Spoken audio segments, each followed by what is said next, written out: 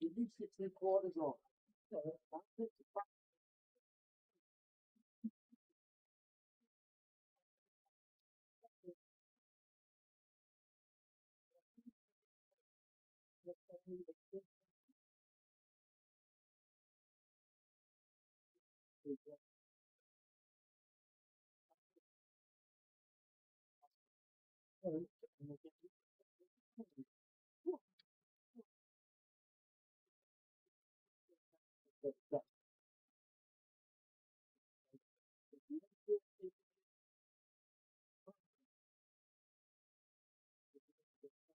It's something the near to her is basically going back.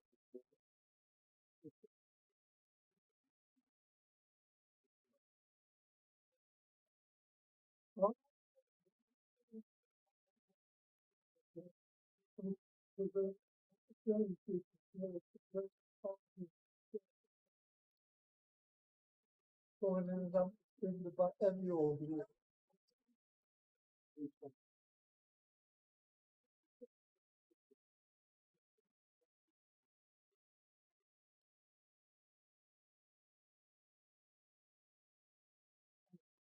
it's very drawing. Reverse straight. It's something you never saw. No, but the times you should be hit on the head and the back of fear.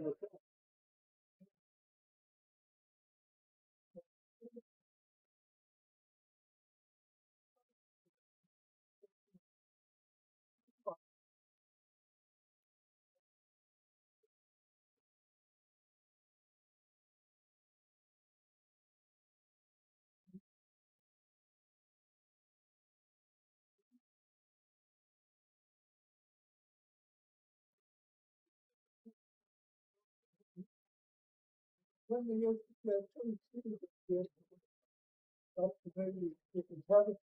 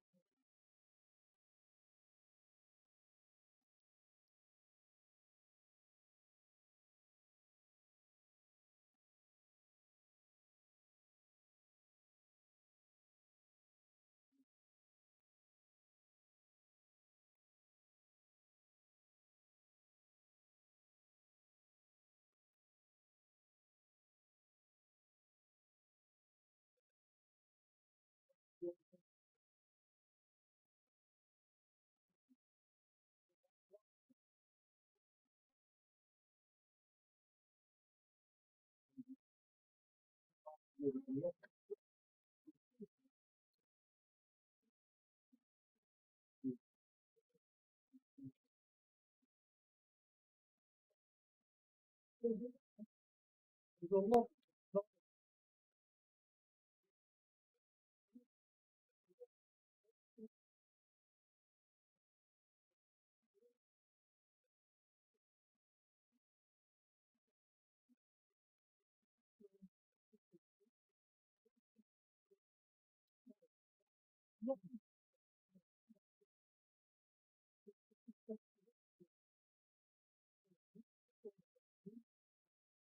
Your ball was there. So you could get in and up there, take it. Well, that's really good. What you're doing good.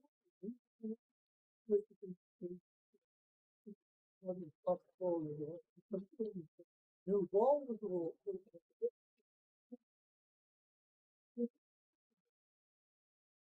So much started started up in one door for it.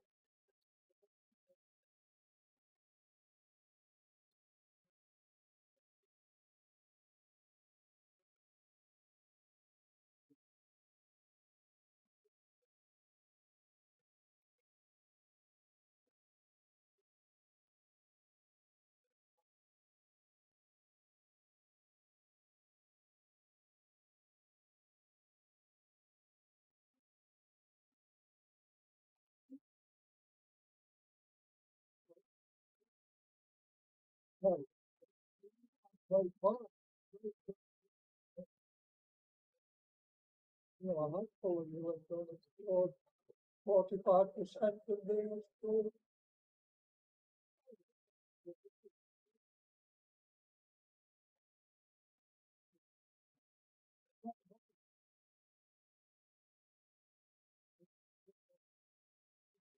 Never, you should never remember. It's called the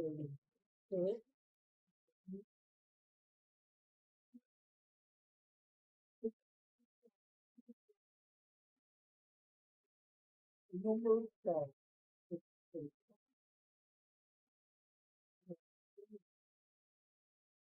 You're doing because you put the opposite again. So very rarely you if you got but when the opposite well,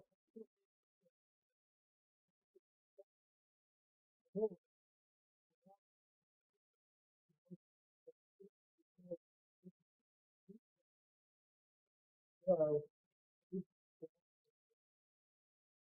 this is like really good.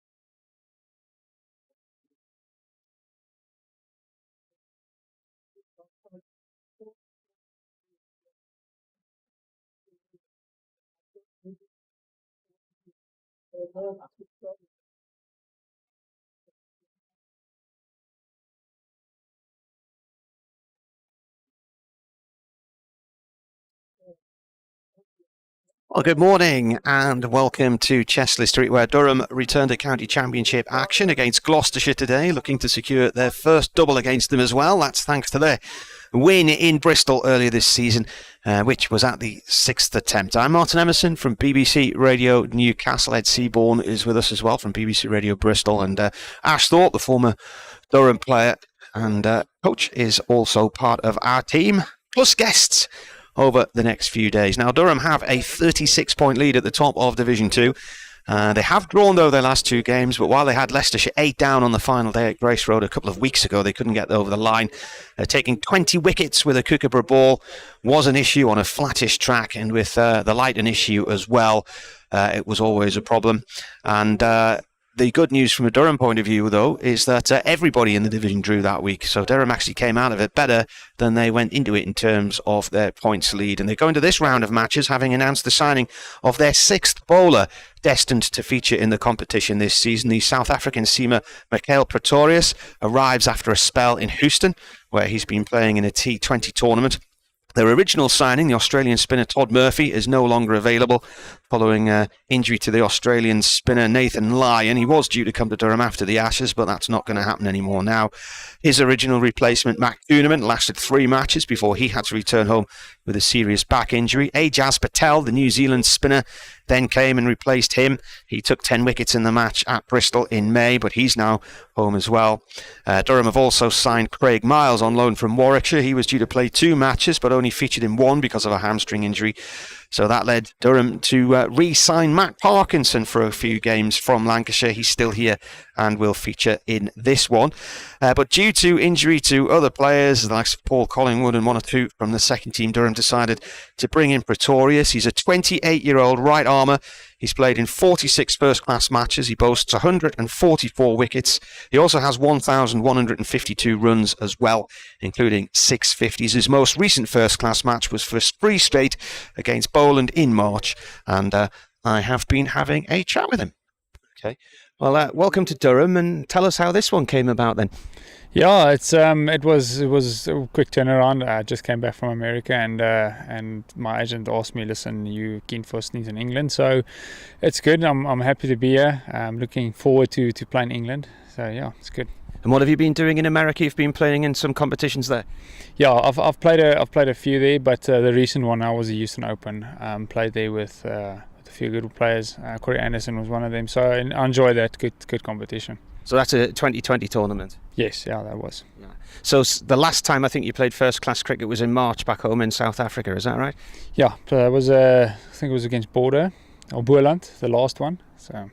But you've been keeping yourself fit, obviously, in America, and fresh to go here. Yeah, luckily back home, there's I can practice there. I didn't really have an off season, which I enjoy. I haven't had an off season in a while, but keeping myself busy and ready.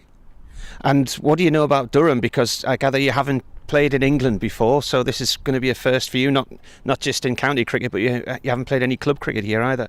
I haven't played club cricket. I haven't played in England either, but I mean, just by looking at the conditions, it looks good. I think a lot similar to maybe what you'll get in Pretoria on a good day, but as from around the cricket field, don't know much.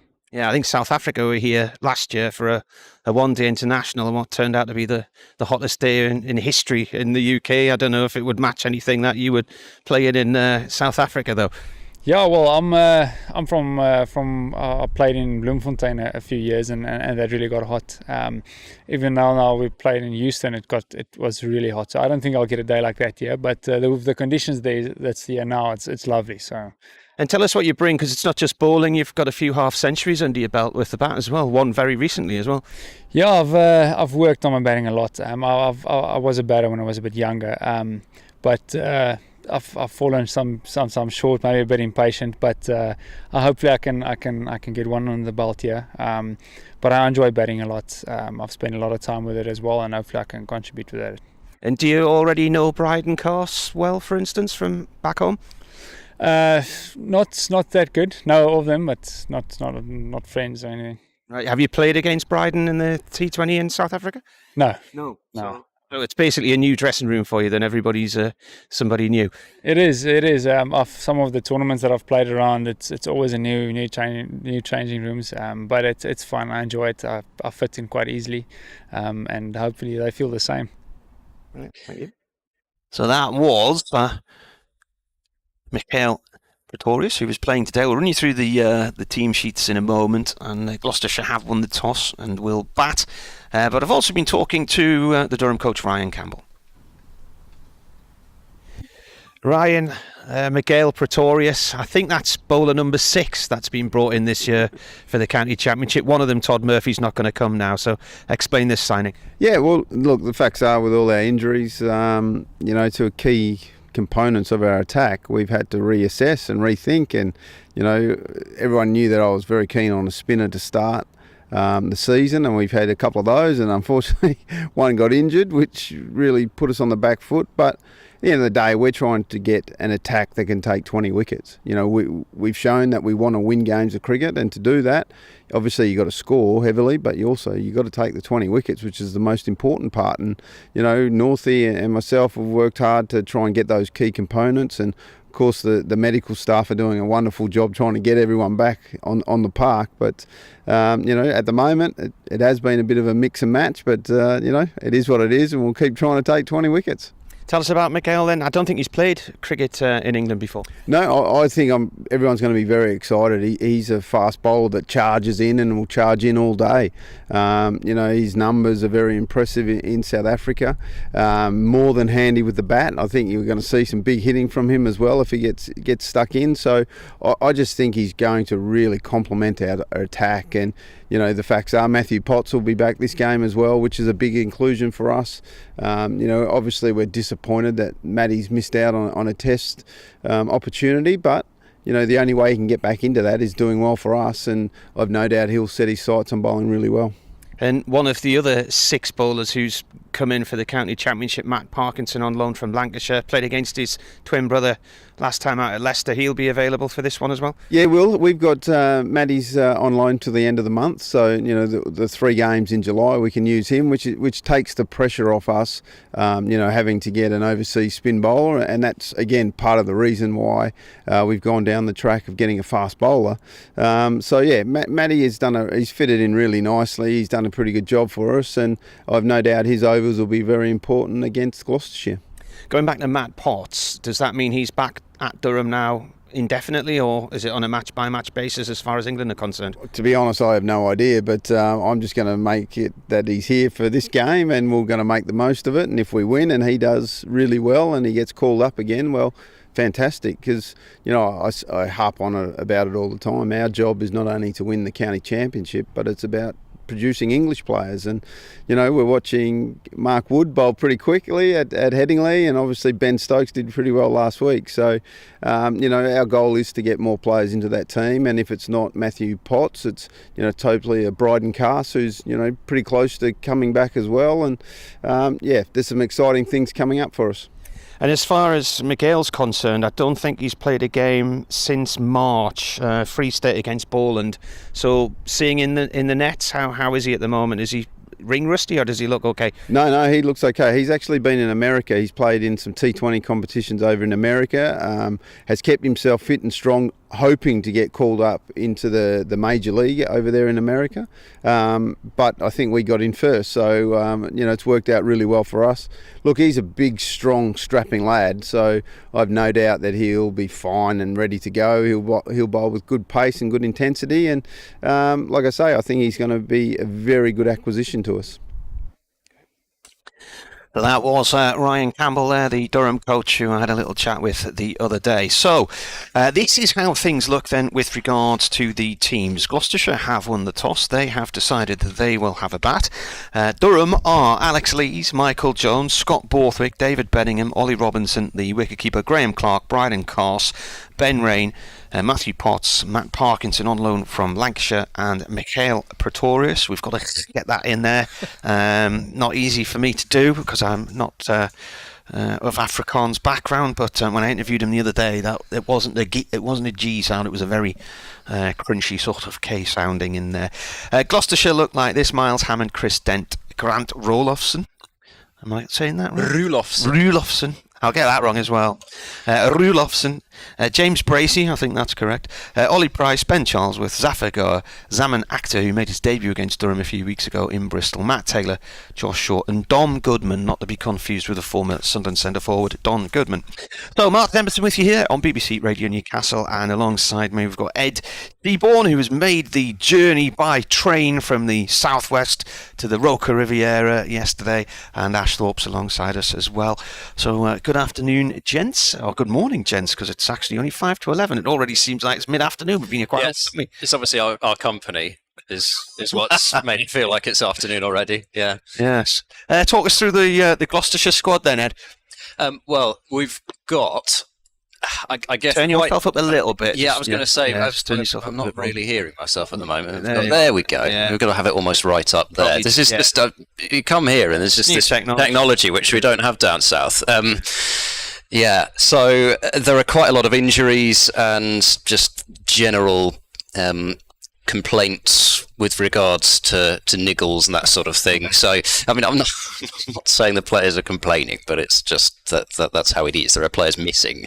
There's a raft of injuries and workloads being managed, that sort of thing. So Tom Price isn't playing. He's got a lower back issue that he's had for a little bit of time. I think realistically it's been hampering his bowling for a bit. So he's not playing. David Payne is still missing, coming back from his ankle surgery, so he's still not playing in red ball cricket, has played all the T20. Then Ajit Singh Dale, who I think I'm right in saying played in the reverse fixture down at Bristol. He's also missing. He's got a knee issue. So that's really three of your absolute frontline seamers who are out.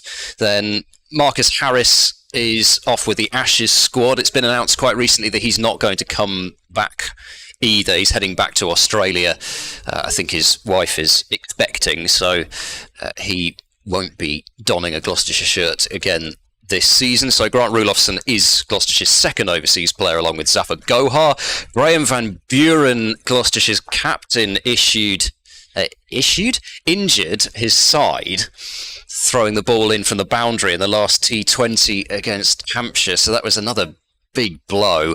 And so it means that James Bracey is captain, keeper, and would assume he'll bat at 6 as he has been recently. But the batting order has been a bit of a movable feast of late, with Ollie Price in particular having batted at 3, where he made a was it an 85 against Leicestershire. Then he went down to 7 and got his debut century against Yorkshire at Headingley last time out in the Championship. So it'll be interesting to see where he comes in. The open slot seems to be maybe at 5, but we'll find out, because Gloucestershire are batting. I mean, Gloucestershire will hope they don't find out, Gloucestershire supporters that is, will hope they don't find out until quite a long way into the day. But it's Charlesworth and Dent to open the batting.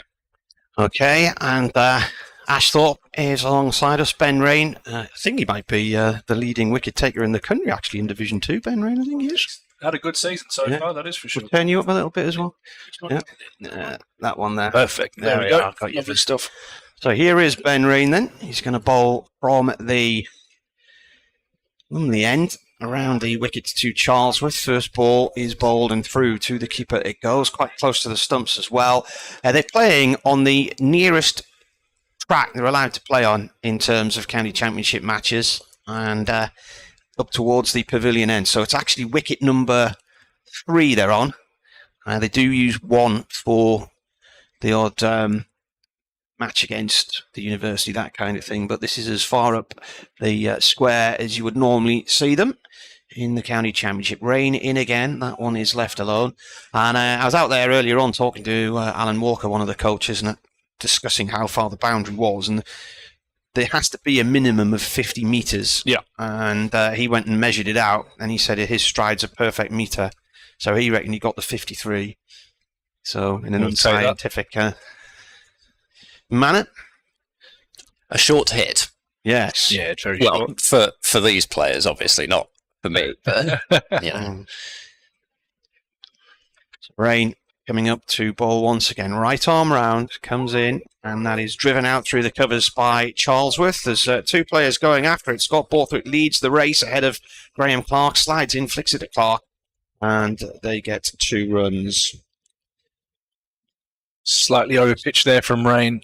Charlesworth just easing onto the front foot and pushing it through the covers there.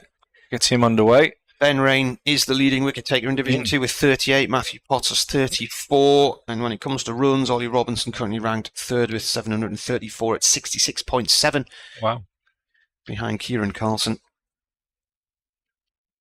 Next ball is bowled by Rain, and Charlesworth leaves that one alone. It's been some good numbers posted by the Durham boys so far this year. They've started the season very strongly, and we'll hope that continues at home. It's a very strong lineup, especially when you look at some of the bowling attacks that we've had in recent games, and that's no disrespect to the lads, but when you've got the likes of Potts and Cast back into your bowling attack, it certainly adds some bite to it. And the new signing, Pretorius. Rain comes in, that's left alone as well.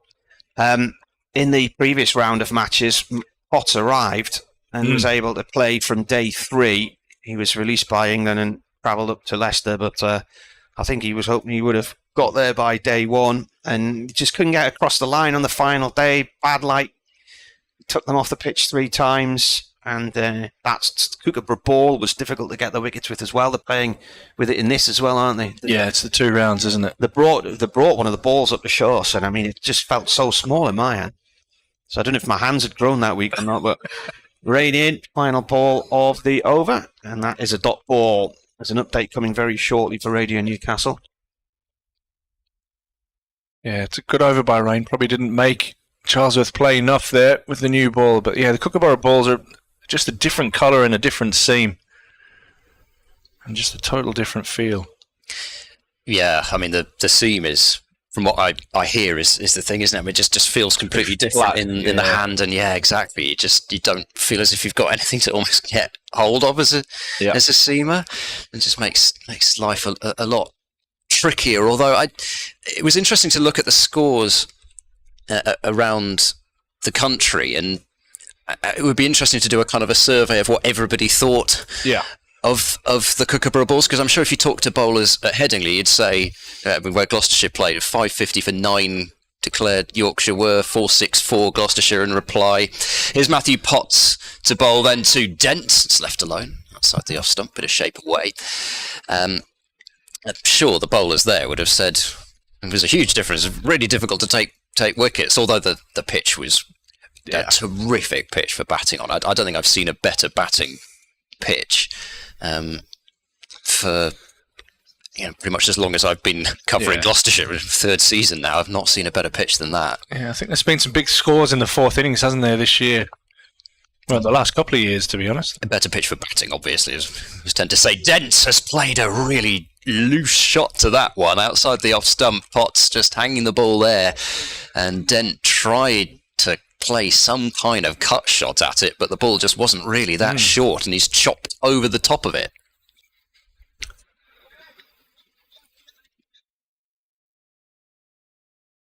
Yeah, Durham leading by 36 points at the top of the table, while Gloucestershire yet to win a match. They had a badly weather-affected start to the season, so they come here second bottom. They've won the toss and have decided to bat, and midway through the second over, they're 2 without loss. Matthew Potts bowling here. He's been released by England, so he can play in this one for Durham. They've also given a debut to the South African seam bowler, Michael Pretorius, and Matt Parkinson continues his loan spell from Lancashire. Commentary on the BBC website and the Sports app.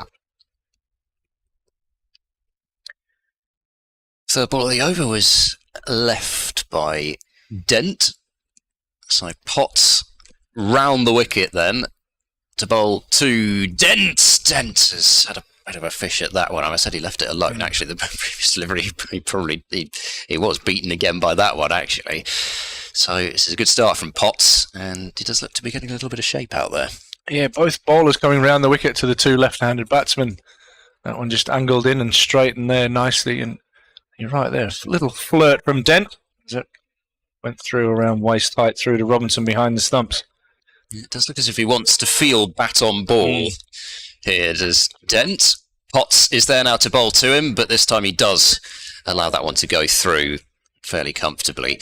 He's not been playing T20 cricket for quite a while, Chris Dent. He played the first few games of the T20 and then was announced he was basically taking a personal break from T20 cricket, so he will have had some time to really get set in with the red ball, but at the moment it's him who looks to be wanting to field the bat on ball, and Charlesworth, who was playing the T20, has been leaving the ball alone. This time he lets that one go through, comes maybe back in, whether it was off the angle or through the air, but it certainly looked to move as it went past him. We'd have to look again to see how much it did before it got to him. That's a good start from Potts, a maiden over, and Gloucestershire remain 2 without loss. Yeah, it's a good leave that from Dent. Probably swung a little bit more after it passed the stumps, given that obviously illusion that it was closer to the stumps than we thought, but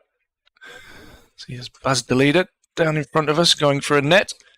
Back from his heroics with the Netherlands, getting them to qualify for the World Cup. One of only four players to score a century and take 5 wickets in a World Cup match. An ODI, yeah.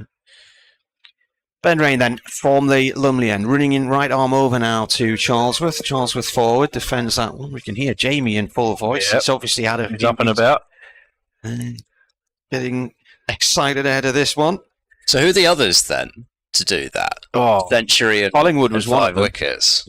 Okay. It's a good question. That is, you'd be there guessing for ages with that, so I'm not even going to bother.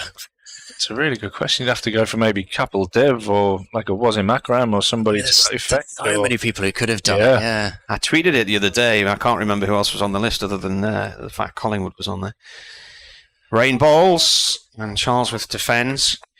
And just looking at my stats here, what's Charlesworth's best score this year? He had a 71 against Durham in Bristol. 87. 87 not out against Sussex and Bristol as well. And Dent always seems to get runs against Durham. Well, it's usually good news for Gloucestershire when Dent gets runs. He hasn't got a ton yet this season. Got an 83 against Worcestershire at New Road in the second innings there. But certainly a batter that's usually very important for Gloucestershire's ambitions in any match that he's playing in. Oh, we've got the funky fielding already here. What's this? Third over of the day. We've got Alex Lees in it. Silly mid-off trying to put Charlesworth off, the left-hander. As Rain comes in and bowls. And the ball finds its way to Leeds, but there's about 3 or 4 bouncers first. The side screen at the far end of the ground wasn't actually there when I arrived this morning. They were still putting it up. So there's a scaffold there, and they've got white sheeting attached to it. But you can actually see through it and see a white car in the background there. So I wonder if that might be an issue anytime any vehicles come into the car park later on. I think that was where the stage was at the weekend. Was it Rod Stewart? Rod Stewart and the Culture Club. Oh, right. And then the Who are here next weekend, is that right? Who? Something like that? Mm-hmm. The Who? Yeah. Absolutely. As you might say in Hetton, the Wee. The Wee? Wees. Rain to Charles with your balls. Ball runs out to Borthwick at mid-off. So I was hoping to have a full week off last week, but it never ends up like that. I managed to get 2 days off. Went to the Tall Ships on Friday at Hartlepool, which was lovely.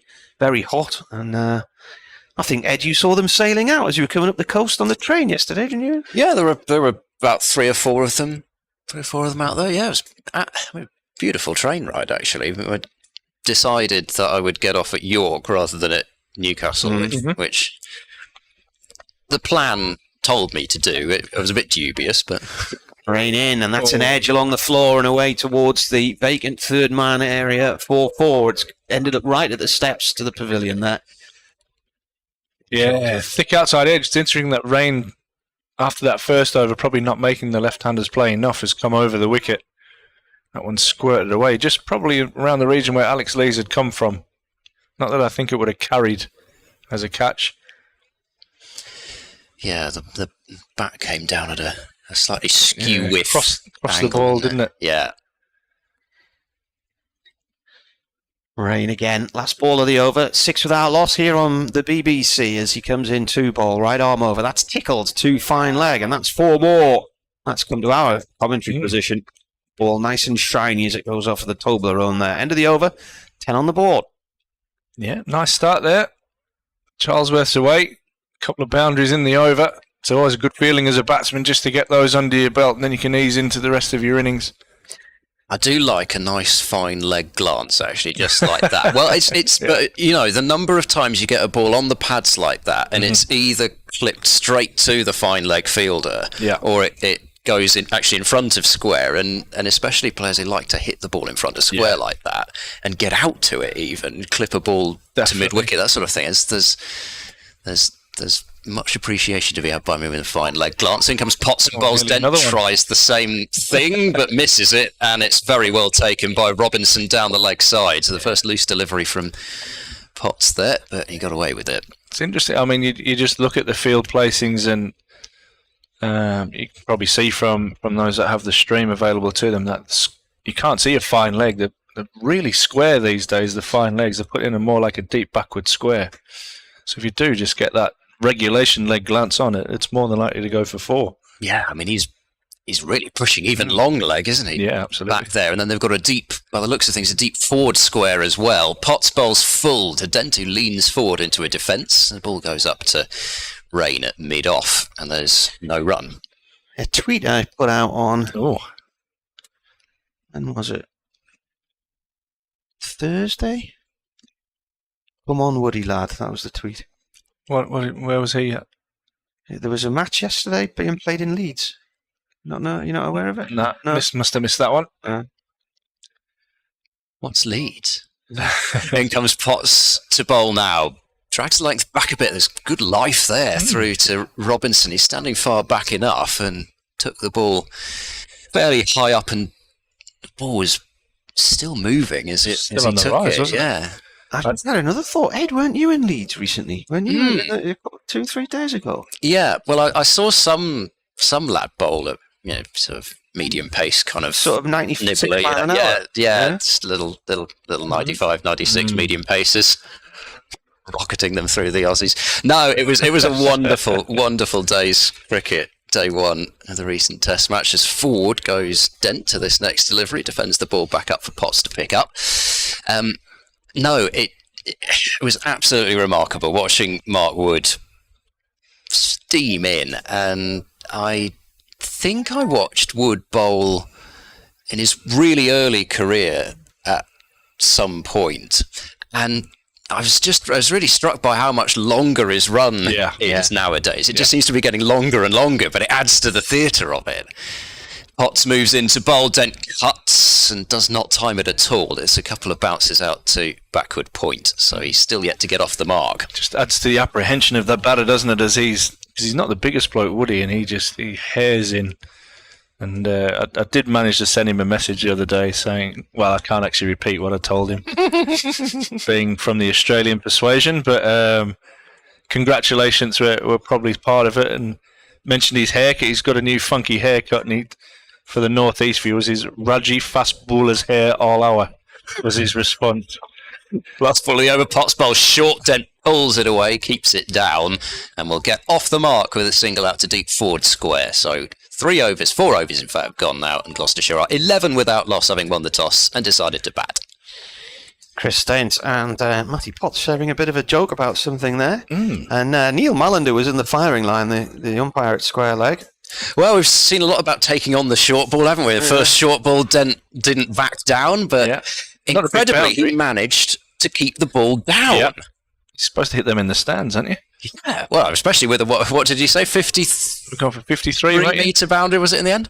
Wax strides. Yeah, that was Alan Walker's stride, so it's probably a 50-metre boundary, isn't it? It's not far off. It's as close to the pavilion as they can play. Yeah.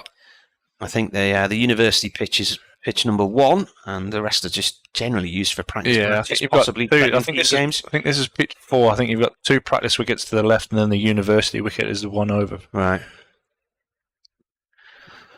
11 without loss. Rain from the Lumley end bowls. It's left alone by Dent. I think actually as much as his long run in, the most incredible thing about watching Wood is that he can bowl that quickly and then he'll stop after about 2 paces sometimes. Well, exactly. When he's not falling over forwards. It's just amazing. And the speed. And when you see players like Labuschagne and Smith, even though he didn't get them out, I mean, he got Khawaja with a ball which will grab the headlines, but he's making Labuschagne and Smith jump about.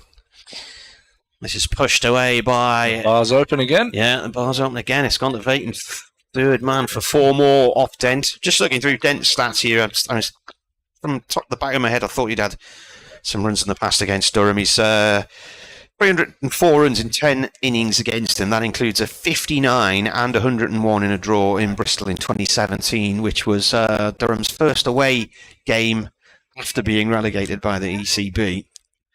And, didn't take us long for us to get that one in, did it? It was Durham were on top quite a bit in that game, and he kept dragging it away from them, and then they kept getting back into the action again, and then eventually it rained on the final afternoon, ended in a draw. Just had confirmation from Vic that the uni pitch is number 3 and this one is number 4. So thanks for that, Vic, and hope you're feeling better, mate. Rain in, bounces through to the keeper. Has he been under the weather? He's got a little bit of an ear infection, mate, apparently, which is, I think that along with a toothache are probably the worst ones, aren't they? Yeah. So, we've missed his pins out there in all weather, out on the ground, but... I had an ear infection a few years ago now, and I went deaf for about 3 weeks, and then when your ear reopens again, it's weird, suddenly being able to hear through it again. So we've got Mark, Barry and John pulling the strings out there on the grounds in front today. Rain in. And Dent pushes towards point. Clark dives forward, gets a hand on it, and then it ricochets off towards Borthwick, wide mid-off, and they get a run. It's a pleasant day, and there are not as many people in as I thought there would be. And it's such a lovely day. I'm wondering if 1 or 2 have looked at weather forecasts for later in the day and have been put off, but it's gorgeous out there at the minute. 22 degrees. It's a healthy-ish crowd over towards the members' side, but as you would expect, away to our right in the Durham University standard as it is now, it's pretty sparse there, which is probably about 150 metres away from the action, actually. Rain comes in and bowls through to the keeper. What's that flag on the centre of the pavilion there? That's, I assume... Is that a Gloucester flag? Your binoculars are pointing towards the Gloucestershire flag there. There's the blue in the middle, and then the variety of... It actually... up the yes. I thought initially it was some form of pride flag, because there's no badge on it. No, that's the Gloucester flag. Yeah, I'm sure at one point I was told that all the exact shades of colours along the top and the bottom. There is a yellow, a green, a red, a brown, all sorts. Rain balls, last ball of the 5th over. That's gone off the square leg for 1 run. For Charlesworth, he'll keep strike. A lot of pigeons going past at the moment. They've obviously just been let out of their cree. In fact, 2 groups of them. Flying in uniform. I was actually quite a fan of Gloucestershire's championship garb when they had those colours kind of around In the V and that sweaters. sort of thing. Yeah, and I think on the end of the sleeves as well. This year they've gone for a sort of a stripe down More yellow and side black now, of aren't yellow they? and black. Yeah. I mean, I still think that they look pretty good. It's But I nice. think a lot of people quite liked the ones with those colours on as well. But Yeah, did you get the yellow and black loom band last night? No. no, didn't. That'll probably be a production process later today, then, I would imagine, from my 8-year-old daughter. The loom bands are still around, are they? 3 slips in the gully as Potts bowls to Charlesworth outside the off stump. Charlesworth does not offer a shot. It's taken by it's not sun-hatted. It's Alex Lee's. No, David Beddingham. Apologies, at second slip. He got the sun hat on. Ollie Robinson doesn't have a sun hat, but it's one of those days at the moment where sun hats are It's an probably option. the order of the day. Yeah, it's an option. A little bit of cloud in the sky, a light breeze coming across the ground. The Durham bucket hat got an outing at Wembley on Saturday night. You're at Wembley, were you? Yeah. Here's Potts bowling, and Charlesworth had a nibble at that one, and I thought he'd nicked it because the ball seemed to move a bit away from him. It was and the body it just language as looked- well, it yeah. did. I think it was obviously just guilt at having played at the ball, but a lovely piece of bowling from Potts, nice and full, dragging Charlesworth forward, and felt he had to play at it, but the ball just seemed to leave him. That's the beauty. Potts has probably been bending the ears of Stuart Broad and working out how he gets such success from around the wicket. Potts goes in now to bowl to Charlesworth, and again Charlesworth has come forward. He's holding the pose of a gorgeous forward defensive. The only problem is the ball's beaten the outside edge. A lot of swing late on there. What he didn't do was follow that one like he did the ball Yes. before. He held the line of the bat, so he's done quite well. As an opener, you're entitled to play and miss. Hasn't played in many games this season. This is only his 7th innings, 221 runs, and an average of 36, 250s. Yeah, I mean, he sort of came into the reckoning as Potts bowls to Charlesworth well wide of off stump this time, and Charlesworth comfortably leaves it alone. Yeah, I mean, he kind of came into things a little bit later on, forced himself into the top order. Basically, Gloucestershire had been playing Jack Taylor down as a sort of attacking 7 or 8, and he'd done a really good job in that position the end of the previous season, but Charlesworth then came in as more of a top order player. As Potts moves in now, he bowls to Charlesworth, who's forward, playing that one with a nice little guide through the covers, and we'll pick up a couple of runs here. Ball running pretty quickly out across the square, but that's the longer side of the ground, so pulled in way before it gets to the boundary, and Charlesworth moves to 13, Gloucestershire 19 without loss. First time I've really noticed Pretorius out there as well, and he is a big unit. Yeah, man, isn't he? Yeah, I've seen quite a bit of him bowl in South Africa. Actually, he's a really classy operator. He can bat as well. Hits a long ball. Not that What, South Africa? necessarily be If you what? doing that. Well, the SA20 was on this past season, so he actually played under Dale Benkenstein, who was the assistant coach for the Pretoria Capitals. That was the franchise that he played for. But no, you always used to get the old Ram Slam T20 as well. As Potts bowls to Charlesworth, and again he's come forward trying to play a defensive shot to that one, and the ball has left him sort of semi-beaten, semi-played inside it. But I think, to be honest, it was mostly beating. But again, as you said earlier in the over, actually, he didn't follow it with the hands, and that's the end of the over. Absolutely right there. And Potts could maybe be a yard fuller to try and get the outside edge there, but he's seems to have honed in on a really good line there, being the bat a couple of times in that over. But Gloucester will be happy there at 19 without loss. Charlesworth on 13 and Dent on 6. I don't know how people have time to watch all these tournaments from around the world. Well, the thing is, what's great is there's an invention which means that you can just press the record button and then you can watch it back at your leisure. That's the word I'm missing, leisure. It's rainbow, come on. Dent. Mixing work and pleasure, Marty, is that where you're going with it? All these people who watch the Big Bash. I mean, I'm on school runs and racing to the office and all kinds of things. You're on time to watch the Big Bash. You're on a canoe halfway across the weir. Yes, that's true. Not in the winter.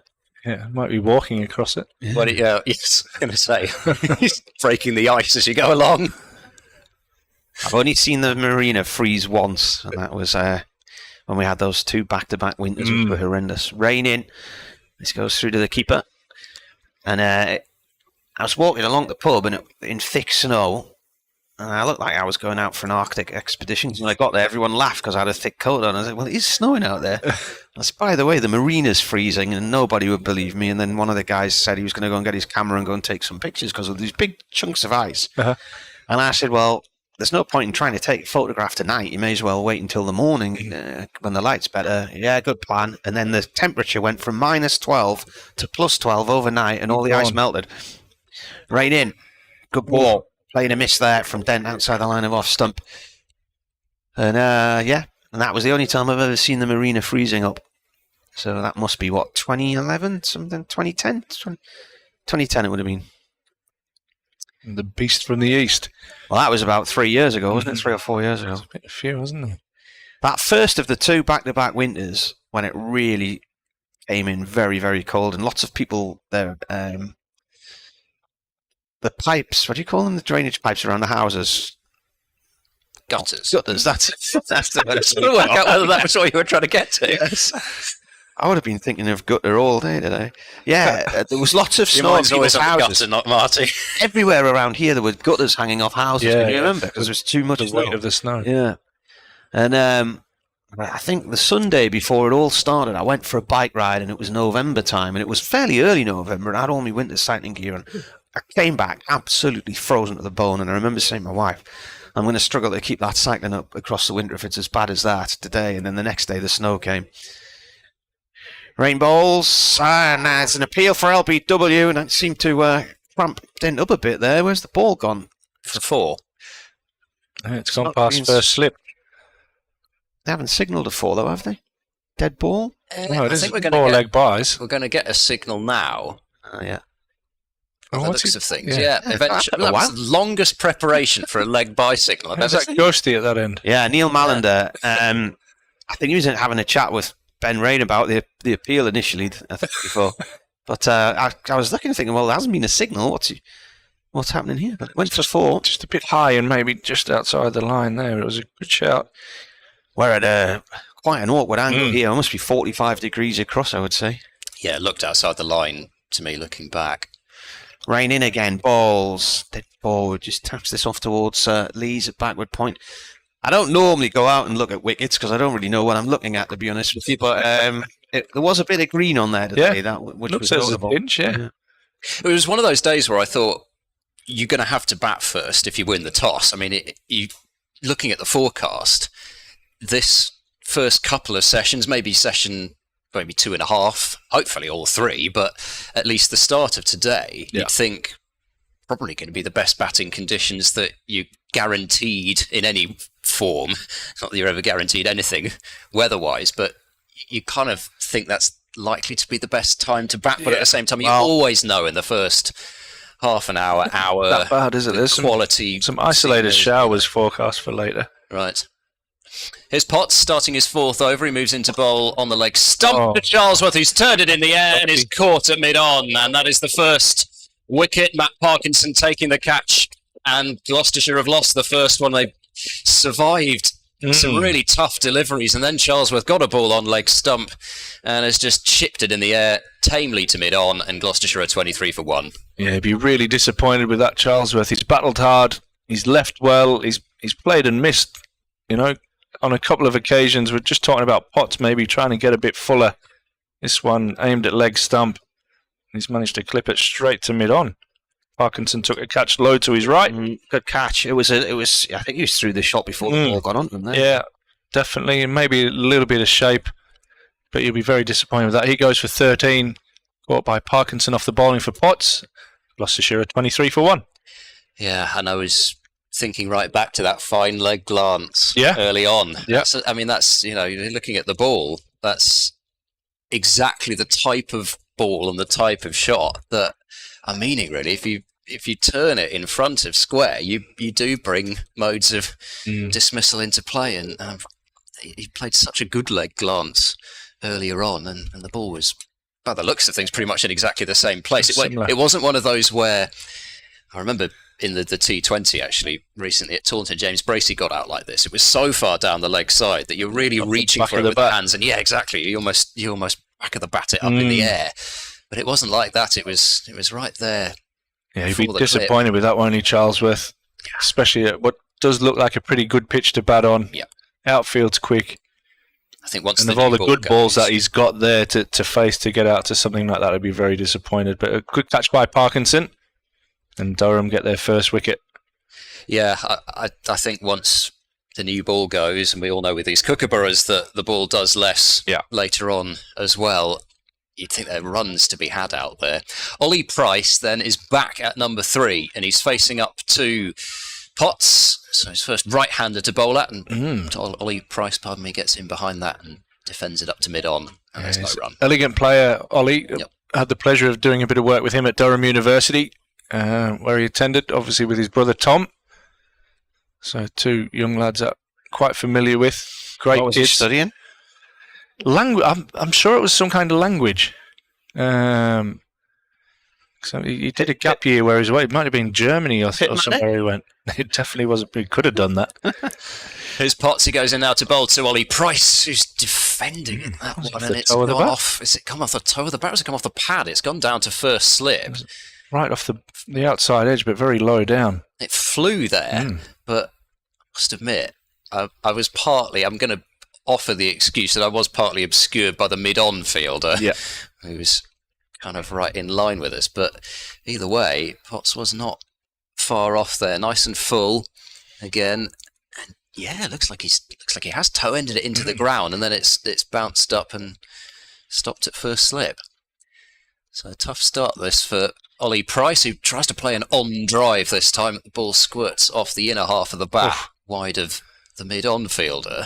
Travascus on a sub there has literally thrown that about 10 metres over Ollie Robinson's head, gone to Alex Lees in the slips.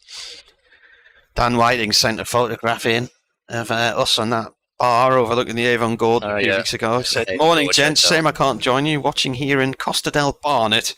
Wishing I could have a cold one at the end of play like we did back in Bristol." And I said, I passed your little football ground on Saturday. And he said, the theatre of disappointment. It was really small, Barnet's ground. Initially I thought it was a training ground for somebody else. Okay. It does look like a training ground, doesn't it? With all due respect. Never been to Barnet. It's a lovely ground. It's just, it does, from the side, look rather like a training ground. Potts bowls now to Ollie Price, who's well forward, head over the ball, and pushing this one up to mid-off for no run. We drove down to Elstree and stayed in a hotel at Elstree, and then we got the bus across to Stanmore. So if Eric the Stanmore Mackham's listening, we were in your manor on Saturday. And then got the tube down to Wembley, and it was only 4 stops, and I have never been as hot as I was on that tube train. When I got off, I thought I was going to pass out. And on the way home, it was about 3 different bus trips to get back. Potts working on a wicket maiden. He's got a bouncer to finish the over. Deep backward square had gone out, and Ollie Price had to make sure he got down quite low for that one, because it was a really nasty kind of skiddy bouncer, which really, if you're not down in that really low position, it was a sort of bouncer where you could duck and still get hit, but he managed to get down. It is the wicket maiden. 4 overs, 2 maidens, 1 for 3 for Potts, and Gloucestershire are 23 for 1 after 8. It's an excellent bouncer that there. Ollie probably north of 6 foot tall, I would say, maybe 6'1", 6'2", and that was had him ducking down on his heels there. Rain to continue. Over number 9 now of this innings, and they're playing and following a ball that's leaving him outside the line of off stump there, Dent. Had a little dabble at it. Goes through to the keeper. Wide of off stump, wasn't it? We're talking about 7 or 8 stumps wide. Yeah, so anyway, Saturday night, went to Wembley to see Blur. Wembley. And that's the first time I've been to Wembley where I haven't been nervous and didn't care what the result was. So, Did you win? they won, yeah. Great. It was a great night. Stress-free night at Wembley. Can't beat it, I tell you. Rain in bowls, and that's more leg side-ish. Played up to mid-on by Dent for a quick single. Picked up by Coss. Yeah, they had the support was Self-Esteem, who seen a few times, who's now making a big name for herself. She was originally in a band called Slow Club with a partner. Saw them at the Deershed Festival a few years ago. Then they came and played at Pop Rex in Sunderland. Mm-hmm. And then on Saturday night, she's on the stage at Wembley. Yeah, it's a huge downgrade, really, isn't it? From Pop Rex, definitely, yeah. And then Sleaford Mods were on as well. They're a couple of angry lads banging out the tunes. From Sleaford in Lincolnshire and Nottingham, the combo. But Blur was fantastic, absolutely brilliant. They were on last night as well. Ben Rain comes in to ball to Price. This is played short on the leg side, no run there. He's still yet to get off the mark after 6 deliveries. On the way back yesterday, we listened to a cricket match on the radio, which I think was in Leeds. Ash, yesterday? No, doesn't ring any bells. Doesn't ring any bells. No. Well, I got up here about 3:30, Yeah. and I thought I cannot possibly check into my hotel while this is going on. My brain cannot handle more than just the cricket at the moment, so I just sat on a bench overlooking Roker Beach, and I just couldn't do anything else. Rain balls defended once again off towards square leg. Should have popped along to Whitburn Cricket Club and maybe had a quiet one and watched it in the bar. Yeah. Well, if Is it not in the bar in the road? Yeah, they've got sports screens in there, I think. Well, I'd say it just I just got in the there. moment. It was just this is just beautiful out here. It was so calm, gorgeous view of the sea and the beach, and just about the only thing that could possibly even slightly calm me down. Having been following this all the way up. Goodness me! Sounds like an exciting game, whatever it was. Rain balls, that stays low. Price pushes at that one, it bounces before it reaches the keeper. Interesting, you mentioned sitting on the seafront watching it, because 4 years ago, when that Ben Stokes innings, I'd left the house. We had some friends staying with us. I think that was an August bank holiday weekend. And we went for a walk around the seafront because England were getting absolutely hammered. There was no way they were going to win. And then my wife rang me and said, I hope you're watching the cricket. And I said, no, we've come around the seafront. Why? She said, get your phone on now. So we sat watching on the seafront next to where you were yesterday. A bit of history repeating itself, more or less. Is that another rain balls? Another game in Leeds, was it? That was another game in Leeds, yeah. I can't remember who was playing in that one either. But your memory's better than mine for cricket, really. Yeah. But, so we sat watching on the seafront, and before we knew it, there were all these guys walking past and like, what? Are England going to win? And there was about 20 people around my phone. And then they won, sitting next to the pier, and you could just hear cheers all down the seafront that afternoon. And lots of people were obviously watching it on their phones. Wow. Well, it wasn't quite like that. Cheers in my house. I couldn't really see many other people who were listening or watching it. But I'm sure they'd all recorded it or something as well. But, but having said that, there weren't as many people out as I thought there might be. So perhaps they were all watching it. Here's Potts starting a new over, bowls to Dent, and Dent lets that one go outside the off stump.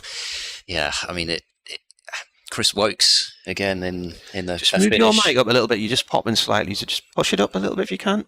This is going to make it click. That's it. There we go. Right, maybe a bit better. Okay. Well, it's missing a whatever you call it, foam thing. Where? The mic. Right. I see. That's probably one of the reasons why it's doing that. Maybe, yeah. But I didn't like to criticise No. the equipment.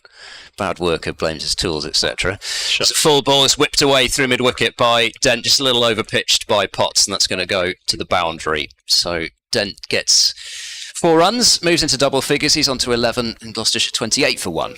Not dissimilar to the ball that dismissed Charlesworth in Potts' last over, but that was much better dealt with by Dent. He just leant on that and timed it nicely through mid wicket. Yeah, I mean, as much as when we're talking about Mark Wood, and he fully deserves the plaudits, because really it was as much his pace that changed the tenor of that match. In comes Potts to bowl, edged and down, I think in front of third slip. They'll come through for a single as it squirts behind. I'm not sure that carried. Fielder, I didn't think it carried live. Sure. But We'll It's tough to tell off the look at it replay. again. If it did carry, it was very low and down towards Alex Lees' right foot. On my Facebook timeline today, so try and remember which test this was. So find the message.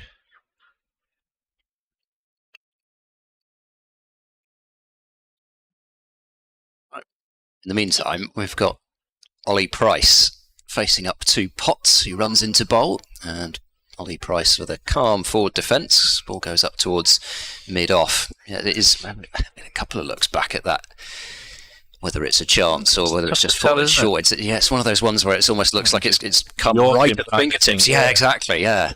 Oh, 14 years ago it was, 2009. So there was Here we go. there was an Ashes series then, wasn't there? Not sure, mate. Yeah. Was that after 2005 or so? You're killing me here. Potts bowls now. Ollie Price with a lovely drive past the outstretched hand of Potts, and the ball will roll over the straight long off boundary for 4 runs, and that's a very nice way to get off the mark. 33 for 1. Just down in front of us here, I mentioned Durham University earlier and where Ollie had come from, and that was a beautiful shot. He's Mel Betts, who is the head of cricket there, is just walking round to the nets with one of the Gloucester boys. Dom Goodman there. Interesting. I'm not sure what the connection would be there. Dom is an Exeter uni. I think probably to do with Dale Benkenstein, and I think they've worked quite closely together with obviously the Price boys and making sure they get what they need. Last ball of the over, drags the length back a bit, not a genuine short ball, but just looking to target the midriff of Price, and he stands tall to play that one out towards cover point, and that is the end of the over. So 5 overs apiece for Rain and for Potts, and Gloucestershire are 33 for 1. Come on then, Emerson. 14 years ago, I put on Facebook, so they choose 2 spinners and leave the country's leading wicket taker out of the team, and then lo and behold, the spinners don't get a wicket after bowling all day. A wonderful decision. So I presume Onions was the man they left out. And that might have been around about the Cardiff test, possibly, was it? Cardiff, that's when they hung on for the draw, wasn't it? Yeah. Well, the man who's just walked into this room would know a lot more about that than me. Monty was in for his batting. Yeah. You do know that. There's a better up spinner might have got him out towards the end, but we'll just leave that there. Going to see Pretorius for the first time now.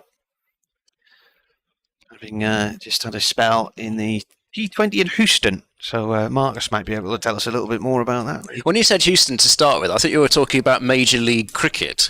Well, yeah, Over well, the that States, hasn't begun yet. has it? No, but that was where my first thought went. Here he comes, right arm round, seam bowler from South Africa.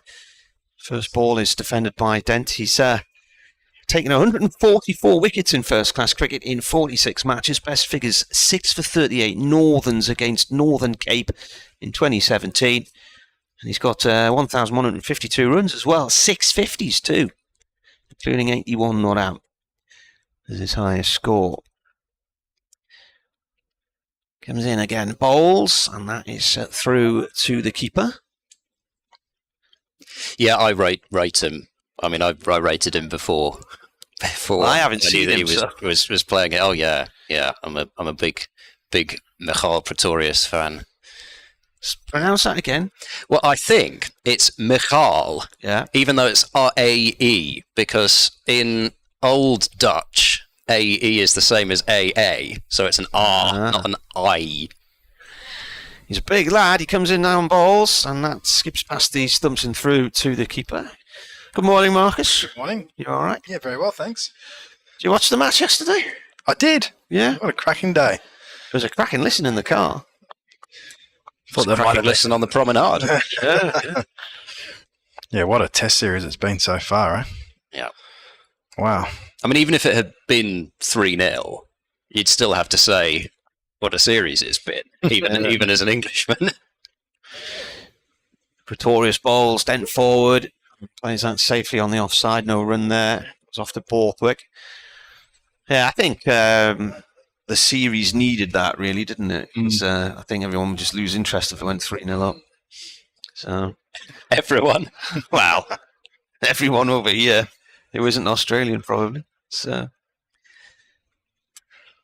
just need to keep the interest, the public interest going. Pretorius in again and bowls. Dent cuts. That's a nice shot. That's away behind point for 4. Straight to the short boundary in front of the pavilion.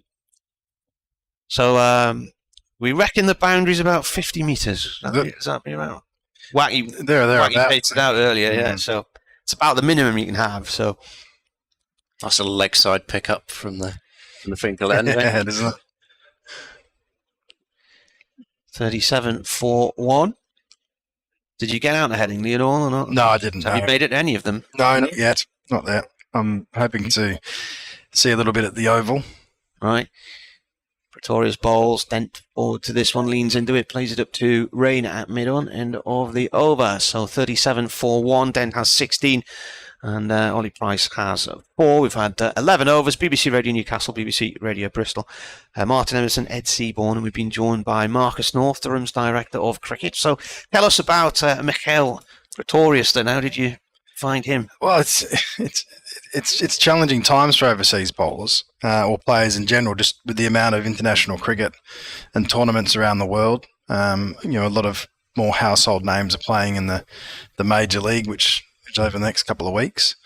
So you go down and you're kind of deep diving into footage and other games and reputations and speaking to people around different countries. Here's Potts starting a new over, bowling to Ollie Price, who's forward into a defence, fielded at cover point, and there's no run. And you're just looking for some recommendations of some good players that might just kind of catch your ear in the style of player and person and character that we're looking for. And Pretorius was certainly one that kept coming up on a number of people's radars. Certainly in South African domestic and international cricket, he's highly regarded, and we thought he'd be a perfect fit for us. Potts running in past the umpire now and bowls, and a tight leave from Ollie Price, potentially on length as much as on line. Certainly some gasps from behind him as he left that one, but all's well that ends well as far as he's concerned. I was doing the maths the other day. I think this is bowler number 6 because Todd Murphy was the original plan, right, then got called up by Australia and is now not coming. There was Matt Kuhneman, who then went home with an injured back. Ajaz Patel came and went. Craig Miles has been and gone. Matt Parkinson's here. Potts is in, bowls a bumper, and Ollie Price gets down underneath that. Yeah, I saw a bit of...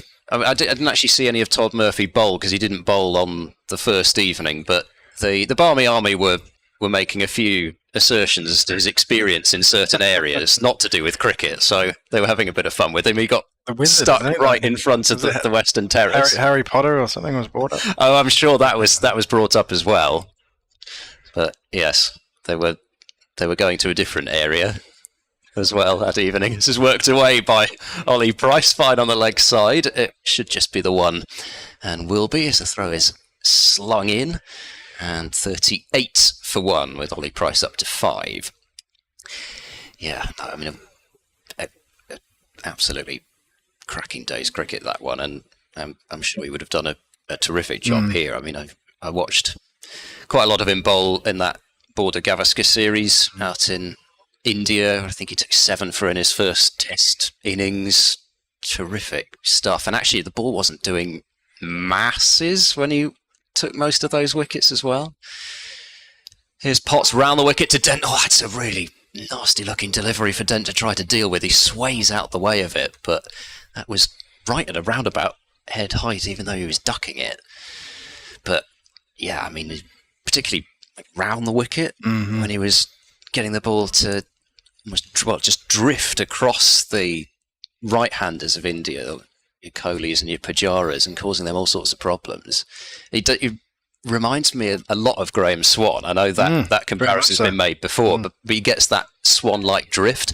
Potts bowls shortened down the leg side. It's helped on its way by Dent. Right to that fielder at long leg.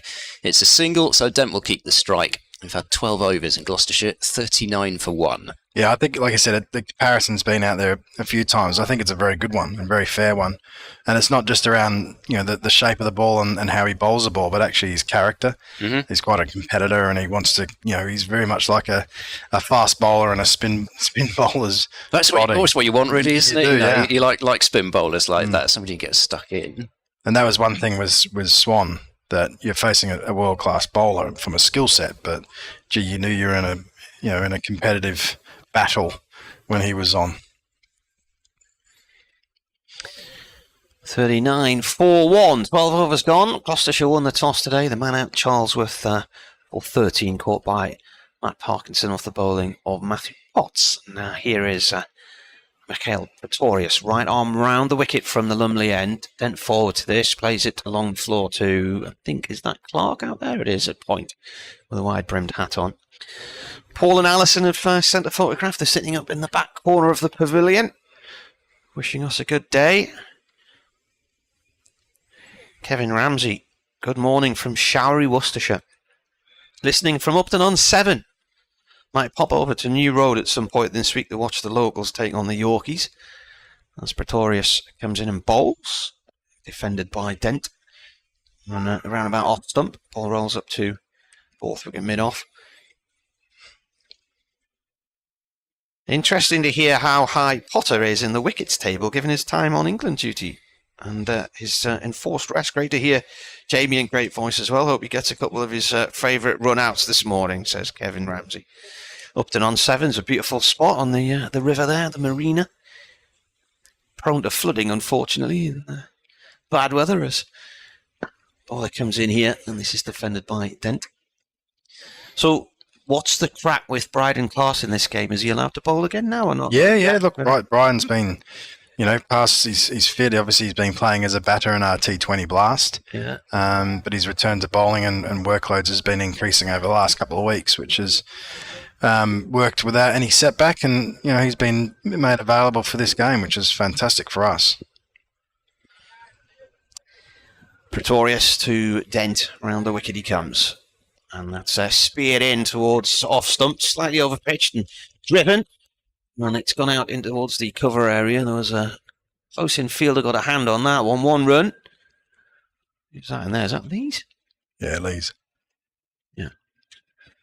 Fielded by 2 runs, sorry. I was busy watching where the ball had gone. 2 runs. So 41 for 1. 10-12 on this day one here in Chesley Street. Bit of cloud cover coming in now. As bowler comes in. Dent wraps that ball against his front foot there, and it comes to rest just on the offside, just off the cut strip. So how many days off did the lads manage to have last week then? Oh, they got a few, and it's been, as you know, following the boys around the country, it's been a pretty hectic schedule over the last 4 to 6 weeks. Yeah. So don't get me wrong, I think we all would have much rather been playing quarterfinals at the back end of the week, but unfortunately we weren't in that stage, and the guys managed to get 3 or 4 days rest and recovery. Dent steps back into his crease as he comes to play this one, defends it. Yeah, I was absolutely worn out last Monday. Got back from Warwickshire last Sunday night, and it had all these plans to do things, go out on the bike, and I just sat vegetating on the settee most of the day. I was just thinking, it just all that travelling in different hotel rooms, and and that's not even playing in the games, So I thought that they needed a few days off just to help recharge the batteries, and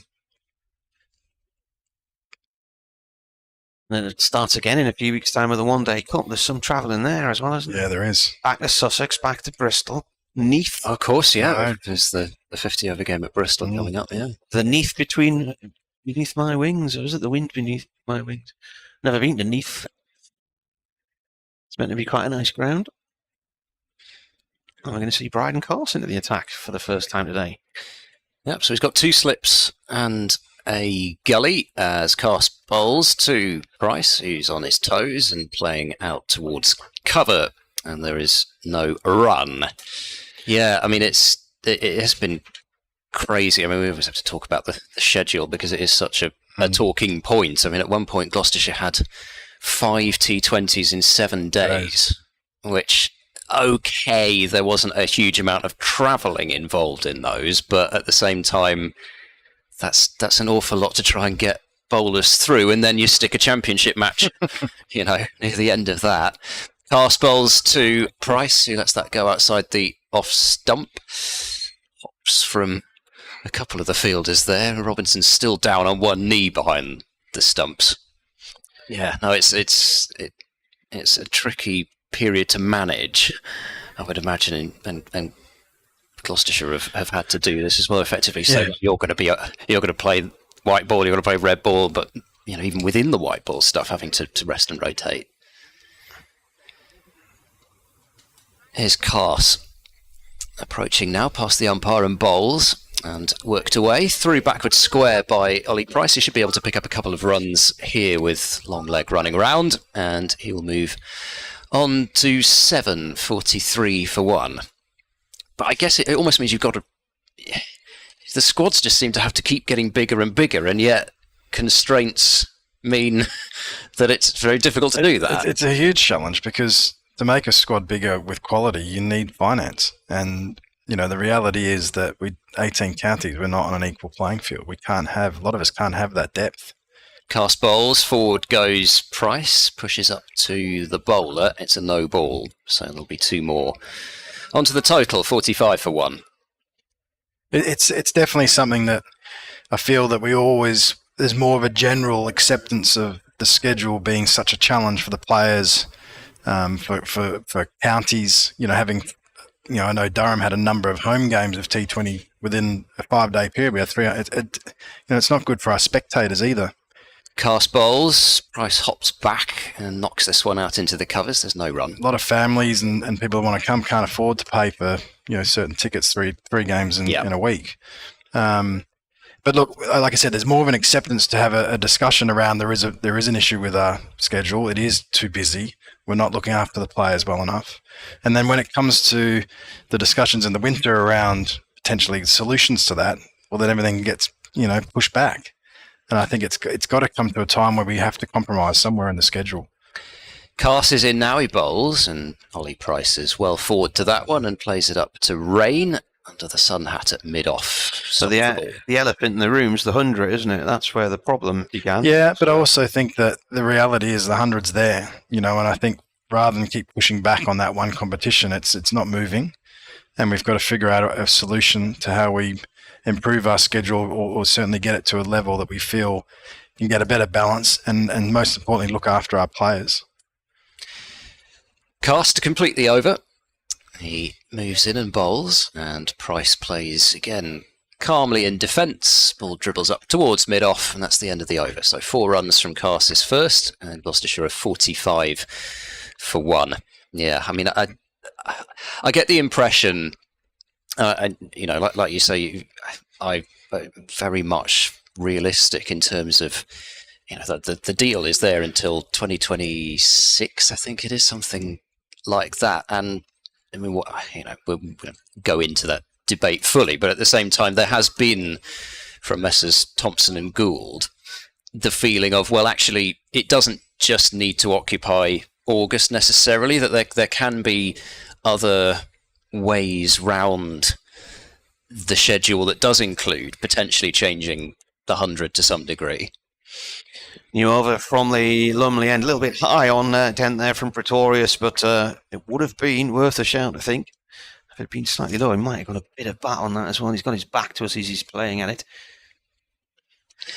But I think just, the idea that there's kind of a look at just what the counties are doing, and then the 100 is stuck. I think it did seem from what I read that it was very much going to be a kind of an open dialogue. Ball in past the umpire. He delivers on leg stump. It's played out through mid-wicket. The outfield is not the fastest on that side of the ground, and Cast chases after it towards the castle. 2 runs. In fact, it's 3, is it? Has he got there in the end? Yep. 3. Not really seen the ball come down this side of the ground today, have we? Yeah, targeting the short boundary. Yeah. To your point, yes, there needs to be a bit of compromise with the 100 competition as well. Exactly when that's played. It's obviously going to be in the school summer holidays. Yep. But it's incredibly challenging. There's been, so many, thoughts and debate around potential reducing games, changing when they're played, when the one-day competition's played, T20, all that. We've had reviews that have come down with recommendations, which are very much extreme recommendations compared to what the status quo is. Pretorius bowls and played by Only Price up towards mid-off, no run there. And I'm yet to hear anybody, certainly in conversations with myself, that think that the current schedule is a good schedule. The only thing I do get back as well, if we didn't have the 100, but the 100's there now, so we've got to find solutions. And there's a lot of benefits that the 100 brings to the summer of domestic cricket. But we've got to find a way and commit to finding that best solution to get a better schedule. Pretorius in again, he bowls, that's left alone. My observation is I think there's too many T20 games, and I think go back to the original regional groups.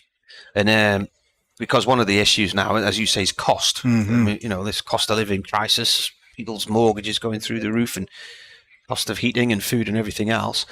And you could then, if there were fewer matches, you could spread them out over a bigger period, but then each game becomes more of an appointment to view rather than, you know, not Northants on a Tuesday night or whatever. This is played back to the bowl at wide price.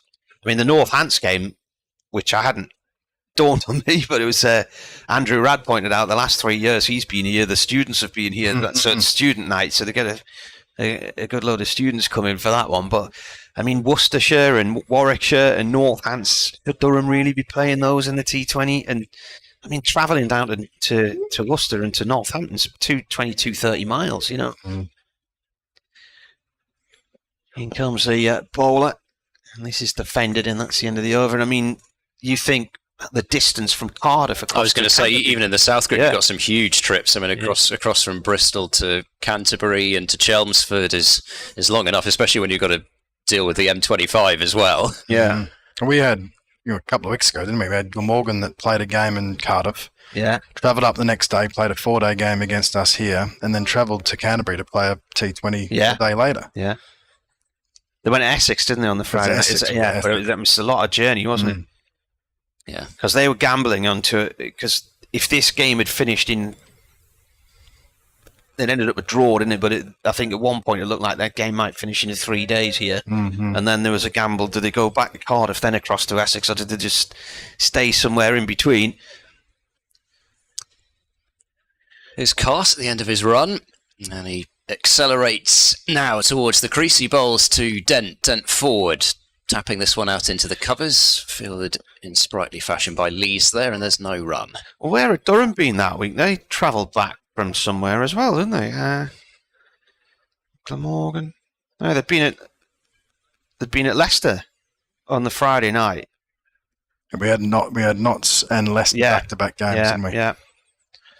Yeah, that has been the one thing about this year's schedule that I've found has been made it a little bit easier. Yeah, in terms of where they've been held, the matches, as Dent leans forward and plays this time up to mid-off Borthwick Fields, because Gloucestershire have had a back-to-back at Merchant Taylor's and then Chelmsford, and then to finish the season it was Hove and the Aegeus Bowl. So at least it made sense that they could stay somewhere kind of halfway between the two for those two, and it cuts down on a lot of things, including the dear old environment. As Cass is in, bowls Dent with a firm forward defence, sends it out into the covers again, and there is no run.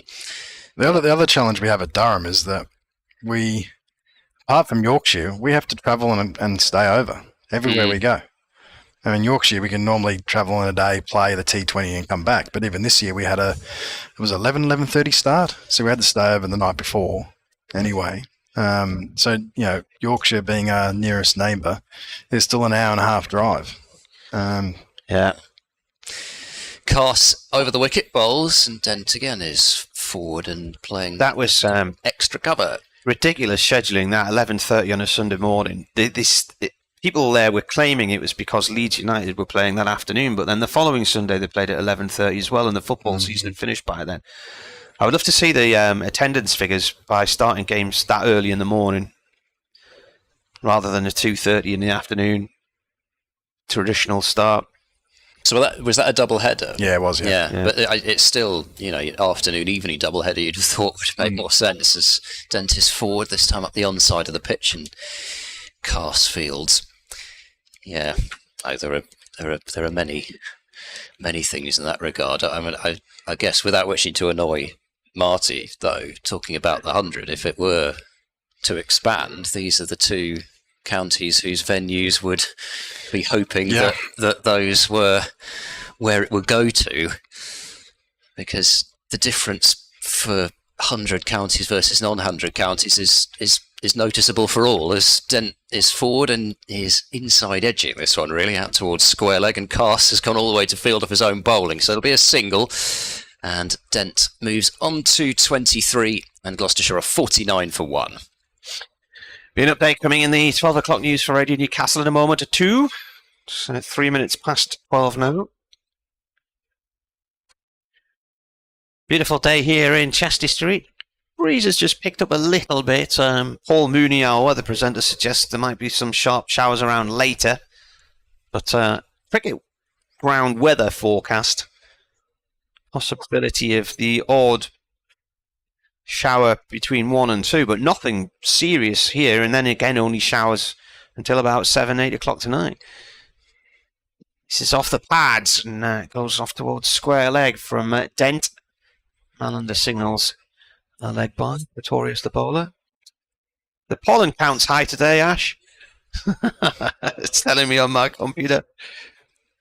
So it's going to feel like 22 degrees by about 2 o'clock this afternoon. That'll do for me. There's the 50 up for Gloucestershire. 50 for 1, 16.1 overs.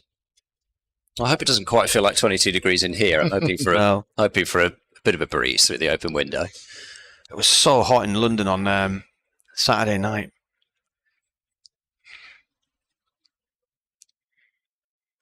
Pretorius in, bowls.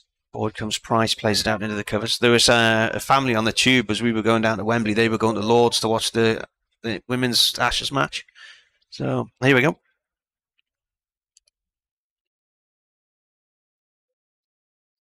Yeah, Gloucestershire have just reached the 50 mark, 50 for 1 in the 17th over. One man has fallen today. That was Ben Charlesworth, who was on 13 in the 8th over when he clipped the ball from Matthew Potts off to Matt Parkinson at mid-on. Parkinson taking a low catch, diving off to his right. Since then, though, a partnership has developed with Ollie Price on 7 and Chris Dent at the other end on 23. Debut today as well for Michael Pretorius, the South African seam bowler, and Matthew Potts is back from England duty as well. So 50 for 1 in the 17th over.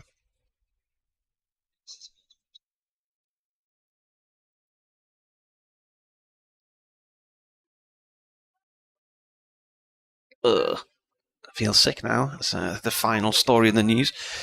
As Pretorius comes in and bowls, and this is pushed out through the covers by Ollie Price. Diving stop from Ben Rain.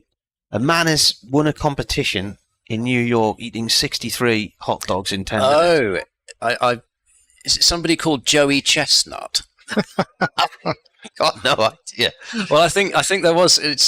I have a friend out in the States who jokingly brings this hot dog eating competition up quite a bit. It is one of the most disgusting things to watch I think I've ever seen, watching them effectively pour the hot dog down their throat without even chewing it or anything off. Joey Chestnut. The runner-up, Jeffrey Esper. I hate that I know that, by the way. Yeah. Pretorius bowls, and that's cut by Price and bounces just in front of Travaskis, who is on as a 12th man. So one of the bowlers has gone off. I didn't see where that pitched because it was right behind the window frame there. Yeah, it was in the ground quite quickly. Yeah. Bounced a couple of times. There was a bit of a puff of dust as it hit that pitch and just a couple of pitches across. I don't think Joey Chestnut will ever come up on University Challenge somehow. Last ball of this 17th over, played away by Price down towards fine leg to Clark. 1 run. 51 for 1. How do you even know if you're any... How would you know you were good enough to eat 60? Well, or that enough to competitive eat 60? eating, I think you presumably, like most things, you start with a few and then you just work your way up to 40 or 50, you know. Any professional's got to start somewhere. It's probably originally an idea from Alan Partridge as a future television programme. Prison Cooking with Bill Oddie was one of them, wasn't it? which I think ended up being a thing, prison cooking. I don't know if Bill Oddie was involved. We've got Price facing Cast now. Still the 2 slips in the gully, and then basically a ring field. 3 on the offside and 2 on the leg side. And a fielder down at long leg. Cast races in now to bowl full dugout by Ollie Price. Does well to jam the bat down on that one. A pacey Yorker. And he keeps it out. This is well, there are quite a few going around. This is a bit of a Marcus North derby, Gloucestershire versus Durham. Every second game, you could say that. Yeah, well, you know. I had two very enjoyable seasons at Gloucester in 07 and 08. Lovely time. I was back there, it was about 6-7 weeks ago we played Gloucester. Yeah. Got a nice welcome. Still some members there watching that. Everyone gets a hero's welcome back in Bristol. What was your experience of the airport? Answer that in a moment. Cast is in bowls, a short ball, it's helped away fine, and it's stopped at leg gully. But for a moment, I thought he had actually helped that straight into the hands of leg gully. Lees. Don't know if he's hurt his hand there, but it bounced sharply, didn't it? Yeah, I mean, for a moment, it's just because of the delivery, it was a ball which really suggested the help round the corner, but that's exactly what they got that fielder in for, and he only moved in that very delivery as well. It was very nearly a cunning plan, which came off for Durham. Cast is in now to bowl, and back to forward defending is Price back up the pitch for Cast to pick up. Yeah, did you get to the airport in good time? Because I nearly missed the plane. No, I got there in good time, and then it was like a party plane on the way home. Oh. So I was the afternoon flight back up to Newcastle. So were you going to kind of, Malaga, or? You can imagine the stag and hen parties that were piling on. Oh, gosh, right. I wouldn't really have associated that route with that sort of a flight.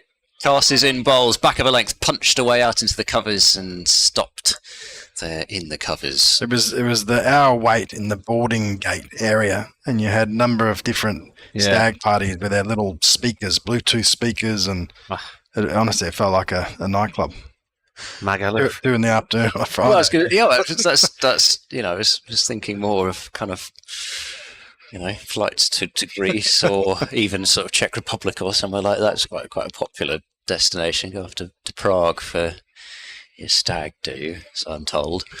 But yeah, Bristol to Newcastle doesn't really quite have the same ring somehow. In comes Carson Bowles, and Solly Price lets that one go outside the off stump. Yeah, Dan Whiting drove me up the airport, dropped me off at the roundabout, and you think you're at the airport. It was a 15-minute walk from there. Got in, and the queues, and I had to say to the woman, look, I haven't got a boarding card printed off. I only booked the plane an hour ago. And so she opened up a new counter to allow me and 2 or 3 other people who were touch and go to come and book in, and then she handed me the boarding card and she said, run as fast as you can. And I thought, this isn't good. And I ran upstairs, and when I got there, the queue for security was miles long, and I just thought, there's no way I'm going to make this flight at all. Price pulls away out through square leg, and although it's the long boundary, it goes very quickly. He got right on top of that one. I mean, needed all the height that he's got there, because that was really banged in by Cast, and it was put away to the boundary. So Price moves on to 12. Gloucestershire 55 for 1 at the end of that latest over. Price coming off the back of that 113 that he made at Headingley. Not a bad place for your maiden first-class ton. 85 and 41 against Leicestershire in the previous match, in the position he's in now at 3. Made that century down at 7, but he's finding some good form by the looks of things after finishing his time at uni. Pretorius to continue here, none for 10 in 4 overs. Potts, by the way, was 6 overs. He took 1 for 14, including 2 maidens. Dent with a fairly openish looking stance here as Pretorius comes around the wicket to the left-hander. Turned late off the legs down towards long leg to Parkinson for 1. I got to the security queue, and it was huge. And I said to the lady who was in charge, I said, I'm going to miss my flight. And she said, well, the only way you can jump the queue is if you persuade everybody in front of you to let you go through. And I said, you must be joking. And she said, no, that's the way you're going to have to do it. So there must have been 200 people in this queue. And I just had to say, excuse me, to about 200 people. Only one person asked, why should I get through? And I said, I'm going to miss my flight. And he said, oh, go on then. And then I got back to the same woman about 2 minutes later. And I said, did you really need to do that? And then Pretorius balls, and this is played by him. And even then, I only made it to the gate with about 2 minutes to spare. And I thought I'd put it fine. And I turned around to say, two of my friends from who'd been down from Sunderland for the weekend visiting their friends in Bristol, they were absolutely red-faced. They'd sprinted through the airport, and they made the gate with about... No, just it was a hot day running through the airport. Crazy it was, but they made it by about 5 seconds, I think. So... Pretorius 56 for 1. Gloucestershire having chosen a bat. It's a short one. It's pulled out towards the square leg boundary. 1 run went along the floor. What was the crack with the hotel last week, Marcus? Because there was a meeting, wasn't there? When was it? 2 weeks ago, wasn't it? There was a public meeting here. There was. I wasn't involved in that, but yeah, my understanding it went quite positively. Right. So it was a consultation with the local residents, wasn't there?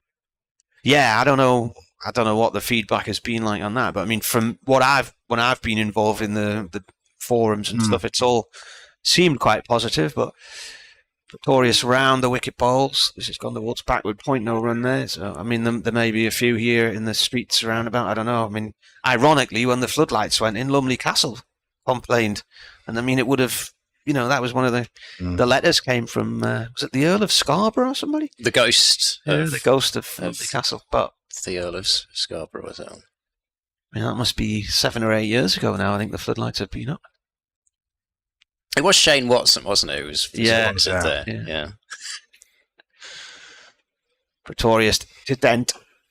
This is defended. It rolls on the leg side. Took his pillow and duvet to Brett Lee's room, I think, didn't he? Really? On the floor. I think that was the story. Well, I mean, I don't know. You probably would pick Brett Lee, wouldn't you, to defend you from? I don't know who else you'd choose. When we did the show in there the night before the Ashes test here in 2013, they had this expert on from Durham Uni, and he said it was probably all down to adrenaline. There's Pretorius balls. Ball flicked away down towards long leg for 1 by Dent, fielded by Parkinson. He said if you've been playing in a game high on adrenaline, you can actually see things because there's too much of it coursing around your veins. He was an academic. And I thought an interesting point, but really, yeah. Okay, adrenaline. What do you believe in? Do you believe in ghosts? Do I believe in ghosts? No, of course I don't believe in ghosts. And you won't either. I'm going to get haunted tonight. Now I've said that in the Roca Hotel. Yeah, the famous haunted room. No, I think that's rather unlikely. Cass kicks up his heels. He's in now and bowls. Dent, he's guiding away out into the covers. Won't find a run there. Yes. I would say I'll believe it when I see it, but I think that's the problem, isn't it? People do see things and do believe. Stuart Manger's emailed. He says, delighted Matthew Potts is back with Durham, but then how will they do in Division 1 if they get promoted? He asks the question. Well, I have the answer to that question.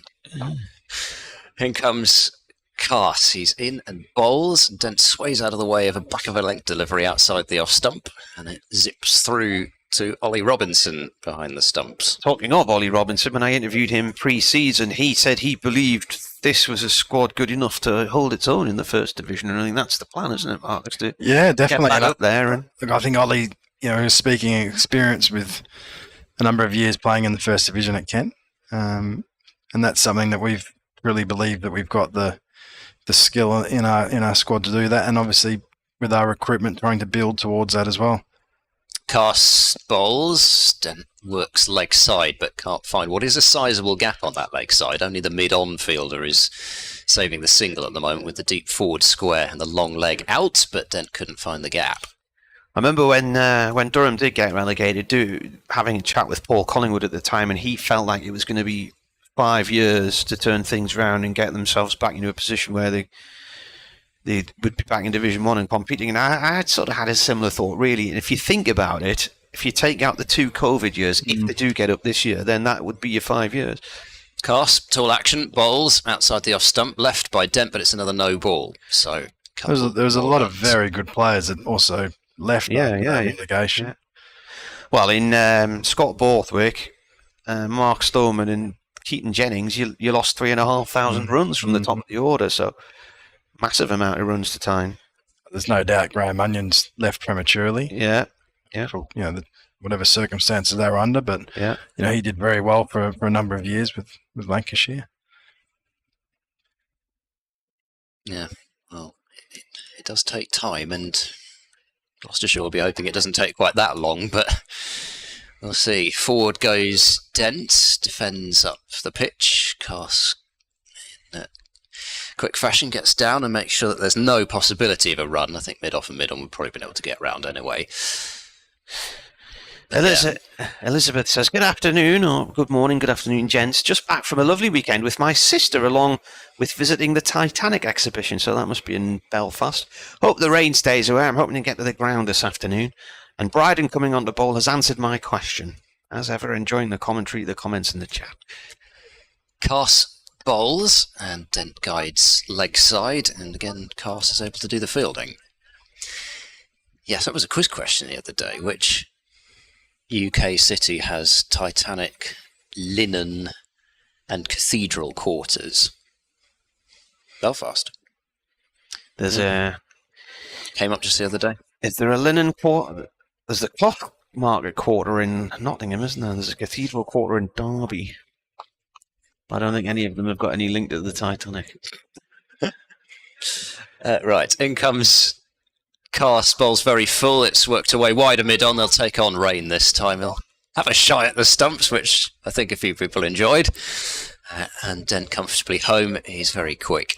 And he, again, has taken a single off the last ball of the over. He seems to have done that quite a bit in this innings. He's got 26 now, and Gloucestershire are 61 for 1 with Ben Charlesworth, the man, out, chipping a catch to mid-on. Matt Parkinson took the catch off the bowling of Matthew Potts for 13, and I suspect he'll probably still be stewing away in the dressing room after getting out like that. And Dent and Ollie Price have looked in reasonable order since that wicket, which fell with a score on 23. Yeah, it's how many balls have they been together now? 79 balls, 38-run partnership. Rain's coming back into the attack to try and break this partnership, leading wicket taker in Division 2 this year. 38 dismissals. Right arm round. Comes in and bowls to Dent. Dent flicks it off the legs, past square leg. Parkinson's chasing it across the square. It's going to beat him, I think, to the rope in front of the old scoreboard. It does. That went much quicker than the ball did through mid-wicket earlier. Yeah, that got a bit of traction going there, didn't it? Yeah. It did follow the line of the square, but even so, well, yeah, it just shows the difference between the mowing on the square and then the slightly lusher turf out towards mid-wicket. You'll be hoping you don't have to look at any more videos for the near future then, will you? After all of the signings this year, and the injuries. Juggling, jeez. Well, the good news is we've got a few of our guys back, haven't we? Potts and Cass has come back, and Coglin's not too far away. Rain in. This is defended. Problem is, it's trying to wrap the likes of Carson Coughlin in cotton wool, isn't it? Because it's just the physiology of the two of them, and they're never far away from something happening. The way they throw themselves around in the field and stuff as well. I mean, you try and tell Paul Coughlin to calm it down, but he's not going to listen, is he? So these things happen. I mean, yeah, I think there's only so much you can look after them in terms of the cotton wool, terminology. Rain in. This is bowled right about middle, played up to mid-on. Yeah. Interesting touch wood, but some players you just never see spending any time off the field injured, do you? And without naming anyone. I wouldn't name anyone. No, I think I mentioned this a few weeks ago, but you look at the appearances of certain. Yeah. Well, like Chris Rushworth, for instance, I can't really remember him being injured much over the years. Every so often with Ben Rain, actually, I look up to see a Durham bowler without much on top, and I think, oh, that was Chris Rushworth. It's just defended by Dent. It's gone short to Potts, just on that leg side. A couple of strips across. It's just still so odd not to see him. Anytime you come up here to see Rushworth bowling, yeah. Well, the two leading wicket takers in the country a week or two ago were Rushworth in Division 1 and Potts in Division 2, and now Rain's the leading one in Division 2. 2 balls left of this 21st over, 65 for 1. Rain in. Dent turns the ball off past square leg to Parkinson at deep square leg for 1 run. Yeah, I mean, you're talking about the whole cotton wool business. I mean, in terms of England recently, I mean, there was very much the feeling of, well, we can't just wrap Stuart Broad and Jimmy Anderson up in cotton wool anymore. We just basically got to play them, play them until not quite until they drop, but just instead of trying to protect people all the time, get them playing cricket while you can. Yeah, I mean, you've got to treat them all as individuals, and some bowlers or some players seem to be more robust with workload than others. But ultimately, they've still got to play. That's what they're paid for. That's their job. They want to be playing. Rain in. Little dab through the leg side here by Price. He's going to get 2, is he? Yes, they're going to come back for a second. Ball's gone off towards the TV screen. That is the end of the over. 7 from it. 68 for 1 here on BBC Radio Newcastle, BBC Radio Bristol. So the level of support behind it now is probably better than ever, domestic level, with our medical teams, our physios, our S&C, the sports science behind it.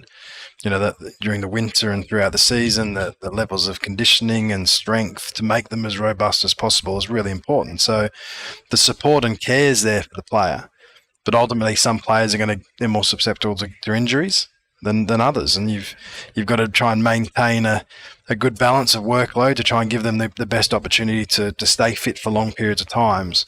But it's inevitable that some guys just pick up injuries more than others, and you're just going to kind of roll with that. Hence why you have the optimum is to have 8 or 10 bowlers in your stable, so you've got that depth for when injuries come, or selection or rotation. But like I said before, they're there to be playing, and we want them playing. Change of bowling then. Potts is back for another burst. And he comes in round the wicket to bowl to the left-handed Dent, who tucks that one off his pads out towards deep mid-wicket. They'll get 1. They will get 2 quite comfortably. So Dent adds 2 and moves to 33. Gloucestershire are up to 70 now for 1. Talk to me about Bas de Leyde, because he's obviously set world cricket alight with what he did to get the Netherlands into the World Cup, and huge for them. But in terms of him as a cricketer, as a person, and as a signing, is Potts bowls full, Dent leans forward, defends up to mid-on, and there's no run. Yeah, look, he's been fantastic addition to us as a squad. He's obviously a very, very talented all-rounder that's had some success at the international stage in the last World Cup in Australia, and obviously in the qualifiers. I think becoming the 3rd or 4th player to score 100 and take 5 wickets in a one-day international. So the guy's got some talent, and we've seen some of that come through in the red ball, and a little bit with his batting in the white ball as well. Here's Potts bowling full. That's edged and in the gap between second slip and gully, and down for 4. Was that at a catchable height when it passed? I couldn't quite tell live, I'm afraid, but it was a genuine edge from Dent, and he's split the gap, and that brings up the 50 partnership between Dent and Ollie Price. Dent's contributed 31 to that. Ollie Price 15, 88 balls, and it's come in just under an hour. He's still a young kid though, and this is his first time in a in a first-class professional environment. Normally, he played all his cricket in Holland and for Holland, and they're very much tournament-based competitions he's had to prepare for and get ready, where coming into a county season is something very, very new for him. Here's Potts approaching, bowling to Dent, who this time gets the middle of the bat on it in defence back up the pitch. And I think he's had some great learnings this year. I think within our T20 blast, the intensity of our domestic competition, certainly, when he was bowling, he was maybe a little bit surprised, and I think that just comes with experience of going into different environments, different competitions. But he's certainly someone that's a quick learner, great character. Here's Potts bowling on the pads of Dent. He's whipped that one away, timed it quite nicely, but he's not going to get more than a single in the end, with that being such a short boundary. And Carse, strong arm, quick to the ball. So Dent with the one moves up to 38, 75 for one. With younger players like Abbas, you're going to accept there's going to be a little bit of inconsistency in performance. But the more he plays and the more he's in our environment and getting used to professional cricket in the UK, I think that he'll become more consistent and become a real key asset for us moving forward. Last ball of the over, with Ollie Price waiting, bat raised for Caster bowl. An attempted on drive from Price, but he's not really got the part of the bat he was hoping for on that, and it just rolls up to mid-on to complete the over. 7 overs, 2 maidens, 1 for 21. Potts could fairly easily be 2 for, though, in that over. It was a lovely piece of bowling. I watched it back. I still couldn't quite see exactly whether it was catchable when it sailed through. My suspicion is it probably would have been, but it floated it up there. Well, sorry, not actually floated it up there, but Past the drive. Yeah, exactly. Yeah, it was full. Got a bit of a way movement. Dent would have felt he had to play at it, but in the end was pushing a long way away from his body, and that's, I guess, Matthew Potts all over. This cooker for a ball, Marcus. This is bowlers have got their work cut out, haven't they? Yeah, look, I think today we're seeing a very good pitch here. This is a toss that we would have certainly won, and every one we would have batted first. Rain in, bowls, defended. There's a little bit of greenery in it, but I can look at a wicket and not have a clue how it's going to. Even Vic, the groundsman, says the same thing. He prepares the wickets, but he doesn't know generally how they're going to play. But there's a little bit of green in it.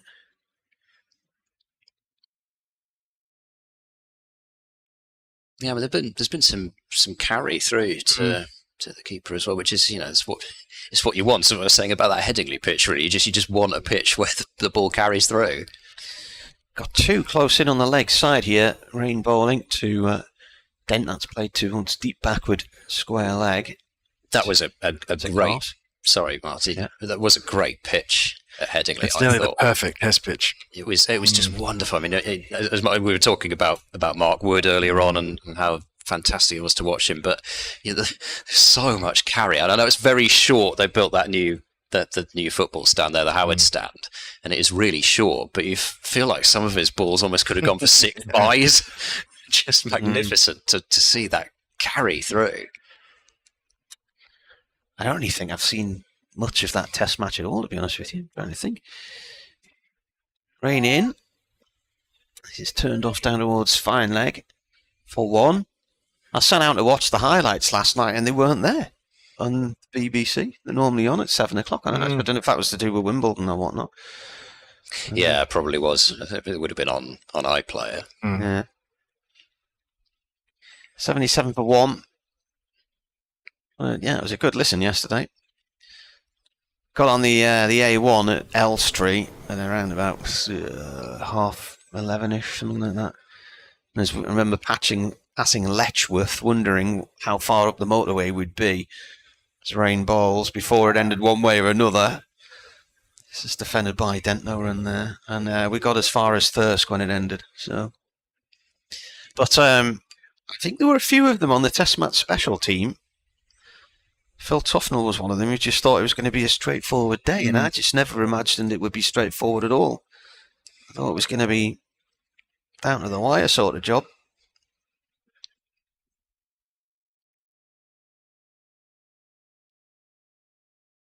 Dent is on 39, so that's a bouncer from Rain. and he ducks underneath it. I think- on one knee. So part of it is because we got so used to these big final innings chases, you forget actually it's quite hard to chase 200 runs in the final innings. Yeah. You know, in many cases, obviously not in every case, but you just become so used to white ball style chases, and then what has happened under Stokes and McCullum that it's easy to forget. I mean, you know, especially when you've got fast bowlers who can, you know, they've got something to bowl towards themselves as well. Never mind the batters who've got the target to go for. Rain in, that skids through low and is defended by Dent. Plays it back up towards the bowler's end, and that is the end of the over. Yeah, I think Brooks' innings was superb yesterday. I think Wokes coming in and having that partnership towards the end was definitely one of the reasons that Wokes was selected because of the batting, give it a bit of extra strength in the batting there. And to do that under the pressure of the reality of the consequences, if you don't chase that down, the Ashes is done. You know, you're 3-0 down. So pretty impressive from those guys. And those kind of chases of 220, 240, 250, they're tough. Yeah. Sometimes it's easier chasing the 350s.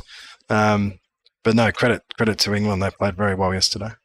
In comes Potts to bowl to Ollie Price, who defends robustly up towards mid-off. There's no run. I mean, we talked about Wokes' return and how impressive he was with the ball as well as with the bat. And I think they were mentioning that game against Pakistan at Old Trafford in the COVID year, which Wokes finished off as well. But I mean, I was listening with some considerable tension, but it didn't seem as though Wokes actually kind of offered up very much. Potts bowls and forward goes Ollie Price to play the ball up to mid-off. He managed to calm me through the airwaves by the way that he played. But talking about Brook as well, considering he'd had that one innings up at 3, that was on the evening that I saw, and really, he's a funny player because when he seems to be out of nick, he looks like he's not going to score a run. Never mind, you know, get to 10 or something like that, scratch for a 10. He just looks like he's going to get out almost every ball. But as Potts bowls, and that's a firm drive from Ollie Price, but Rain will slide across on that bare patch there and prevent runs. But just to, I guess, go from there to looking like he does when he's in form, and goodness me, he looks like such a good player. I mean, again, he's a young man at the start of his career, and he's someone that when I was watching him bat at Lords, where he was hardly standing on the pitch, he was swinging that hard. Potts is in, that's worked away up to mid-on by Ollie Price, who won't pick up a run. And you look at this kid and go, mate, give yourself a chance. Like, I don't think you realise how good of a player you are. And you don't have to bat like this. And I think we saw that adjustment from Lords going into Headingley, you know, where he played a mature innings that, you know, he kind of kept his shape. He didn't try anything too outrageous. He still played in his attacking nature because that's just the way he plays. Yeah. And he played such a superb innings and won a test match for his country. Potts bowls full, and Ollie Price leans forward, tries to guide it away backward of square on the offside, but it's well stopped out at backward points. Still no runs from the over. And that was the biggest thing that, you know, from someone that's observing the test match and the series, that I take away, that England looked a lot more calculated. They looked like they, you know, a little bit more humble in terms of the way this Baz ball, which, you know, is what it is, but I felt that the first couple of test matches, they weren't just refining it, whether there was a bit of arrogance or a bit of overconfidence. Potts goes in now to bowl. That's edged, and again he's found the gap. Well, this time it's Ollie Price. Dent has split the gap between the slips and gully, and now it's Ollie Price's turn. That one I got a much better view of with the sun out, and it was very much catchable. You needed a finer gully than the one that they had, and Price gets a fortuitous boundary, moves on to 20, and Gloucestershire at 81 for 1. Yeah, I felt that individually they played to their strengths, but as a team they looked a bit more organised, a bit more ruthless. And over that, you know, four and a bit days, 4 days it was, wasn't it? 4 days of hard test match cricket with some twists and turns and the pressure and the context of that match within the series, then they played very well collectively. And I think if they maintain that level of intensity and attitude to the next 2 test matches, you know, I think it's going to be unbelievable viewing and potentially quite tough for Australia. Ben Rain to start a new over. 24 overs gone, 81 for 1. First ball's left by Dent, goes through to the keeper. I was wondering the other day, when it was going wrong for England the other day, Australia's preparation was the World Test Championships against India. England played a 4-day test against part-time Test Nation Ireland. And you did wonder if, from a preparation point of view, they hadn't quite got it right. I understand what you're saying. I guess if you're looking at that independent games that they played, well, obviously Australia had a lot more intensity and a serious test match to play. Rain in. Short one. Oh, it's a top edge, but it's gone safely down towards fine leg. Saw a few of those the other day. Yeah. Particularly from Travis Head, actually. Seemed to manage to lob the ball into that kind of gap with unerring accuracy.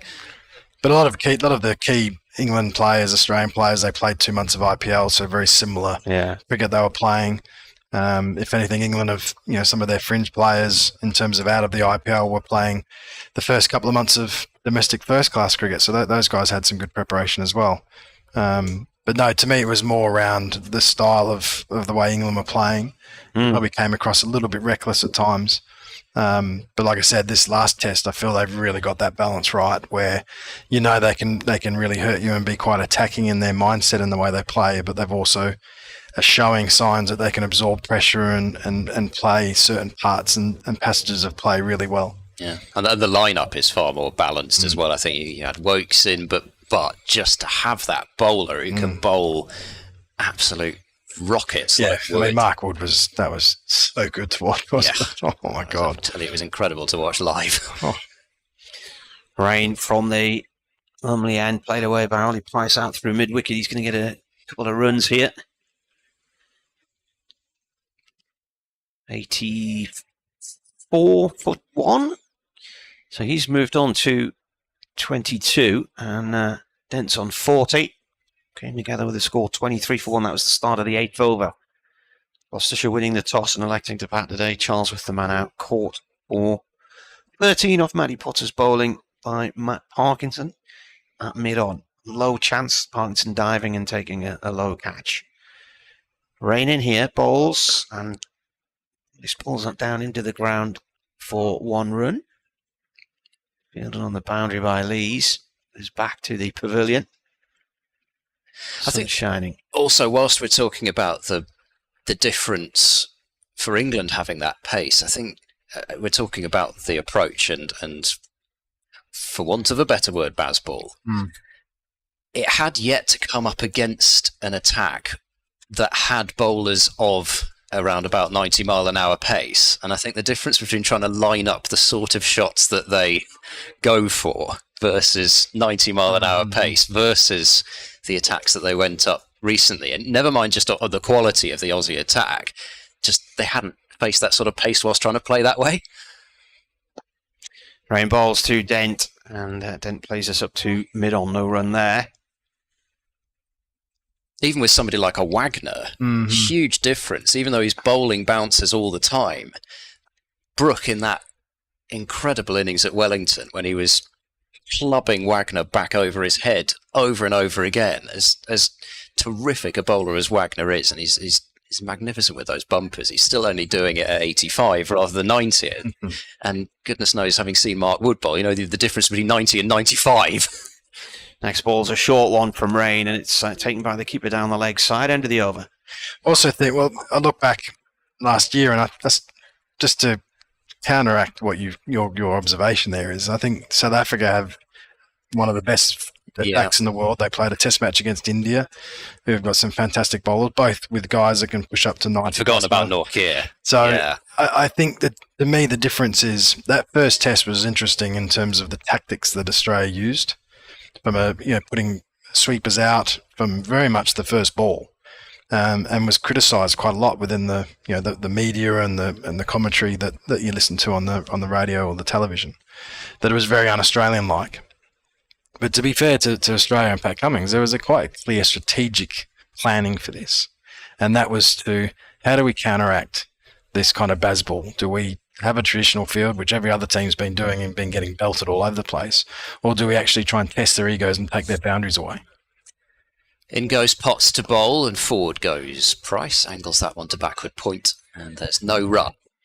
And I think that was the way that they went, and they tried to stick to their plans, but having an unorthodox field to try to counter the unorthodox style of the way these guys play so attackingly now, which other teams haven't done against England yet. So I thought that was quite interesting how that played out. Yeah. They tried to try and slow the game down a little bit, and it was perceived to be quite a defensive, negative tactic from Cummins. Potts is in and bowls. On drive attempted by Price, but he's tried that shot a few times and has yet to quite get the part of the bat that he's looking for on it. And then again we saw the tactics at Lords, which was again not something Australia's always gone to, but to pretty much bowl three hours of bounces at England, and we saw some of the dismissals, and then equally England adopted that same strategy the day after, and equally Australia played that short ball really poorly as well, and that brought a lot of wickets. Potts is in, reaching for that one a little. Ollie Price outside his body gets a thick inside edge onto his pad, I think, there, and ball rolls out into the covers, and there's no run. I was imagining Douglas Jardine rolling in his grave bodyline series with Australia running in and bowling bumper after bumper after bumper, imagining what he would have to say. Don't seem to mind it now, do you? No, I think it's great to watch. Potts is in, leaning forward and leaving his Price through to Robinson. The one thing I would say, I'm covering my tracks now, and I fully admit to that. That South Africa series was really low scoring for the most part, wasn't it? And it was, you could almost say it was as much the fact that South Africa's batting lineup crumbled against England's bowling, rather than England's batting really stamped their mark on that series. Potts is in and bowls. Guiding that one out into the covers is Price, not getting a run. I think you've got to give England's bowlers a lot of credit too, in the way that gives the batsmen the freedom to play. They've set up obviously some pretty decent run chases. Was it the New Zealand series where they kept knocking off kind of between that 200 and 300 mark? And the way that England bowled in that third innings really set up that run chase again. Last ball of Potts' is latest over, and he bowls. The tightish leave from Price, but again, it's a good one, and it's a good over from Potts. It's not produced a wicket, but it is a third maiden for him. 9 overs, 3 maidens, 1 for 25.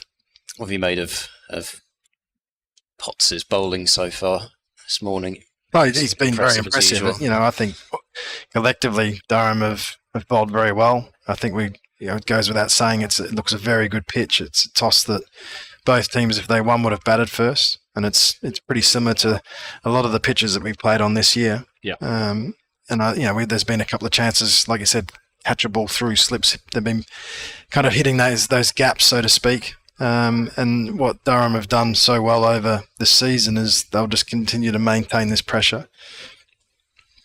As Ben Rain comes in, right arm round the wicket to Dent, who eases forward and pushes this out into the offside. Yeah, it is tough. It's disciplined cricket, isn't it? The run rate just over 3 and over. But you've got to give full credit to the Gloucester batters as well. They've applied themselves very well. They've got the one wicket, which you would say was a pretty soft dismissal, with Charlesworth clipping one to Parkinson, who took a good catch low to his right. And that's days like today where now seeing a bit of funky field placement as well, which I'll talk you through in a moment, as Rain comes around the wicket again and bounces Dent as he just sways away. So there's a catching man at short square leg, there's a catching man at mid wicket, and we've got 2 men out on the hook. Cast at fine leg, and got Pretorius down here at deep backward square. So Durham just changing up their tactics a little bit and challenging the stumps, looking for any natural variation and looking for any errors in judgment from the batsmen, who have applied themselves, as I said, very well this morning. And in comes Rain. Dent backing across in his trigger, and this one does force a little error as Dent gets an inside edge and it trickles out into the leg side to Mr. Potts, who's always on the go. Even when he's off the pitch, he's always on the go. He's a pest. I think he's bowled very well. The thing I've been impressed with him this morning is players can come back from international duty, and like Matthew hasn't got an opportunity yet in the Ashes, and those players can come back and try too hard and try too much. As in comes Rain. This one again is pushed and somehow placed in between those two men on the onside, and Dent will pick up another 2. Moves the score along to 87 for 1. Yeah, one of Matthew's qualities is he's just so relentless in his line length and the pressure he builds with just a bit of natural movement that he gets with his wrist and his skills. So I've seen times where Matthew's come back from international duty, he's tried too much, he's searching for too much, for wickets straight away. And when Matthew does that, he can start to leak runs and be a little bit inconsistent. So I think it just shows that he's come back in a good mindset, with mind on task, and to be how he knows how he's going to bowl well is be bowling, just hammering that length, ball in, ball out. Sounds like a bit of a an easy thing to say, but that's what makes Matthew and a lot of the international bowlers so good, is that they just do not move away from that length. And as a batter, you just know that you're not going to get too many loose balls, so you're always under pressure.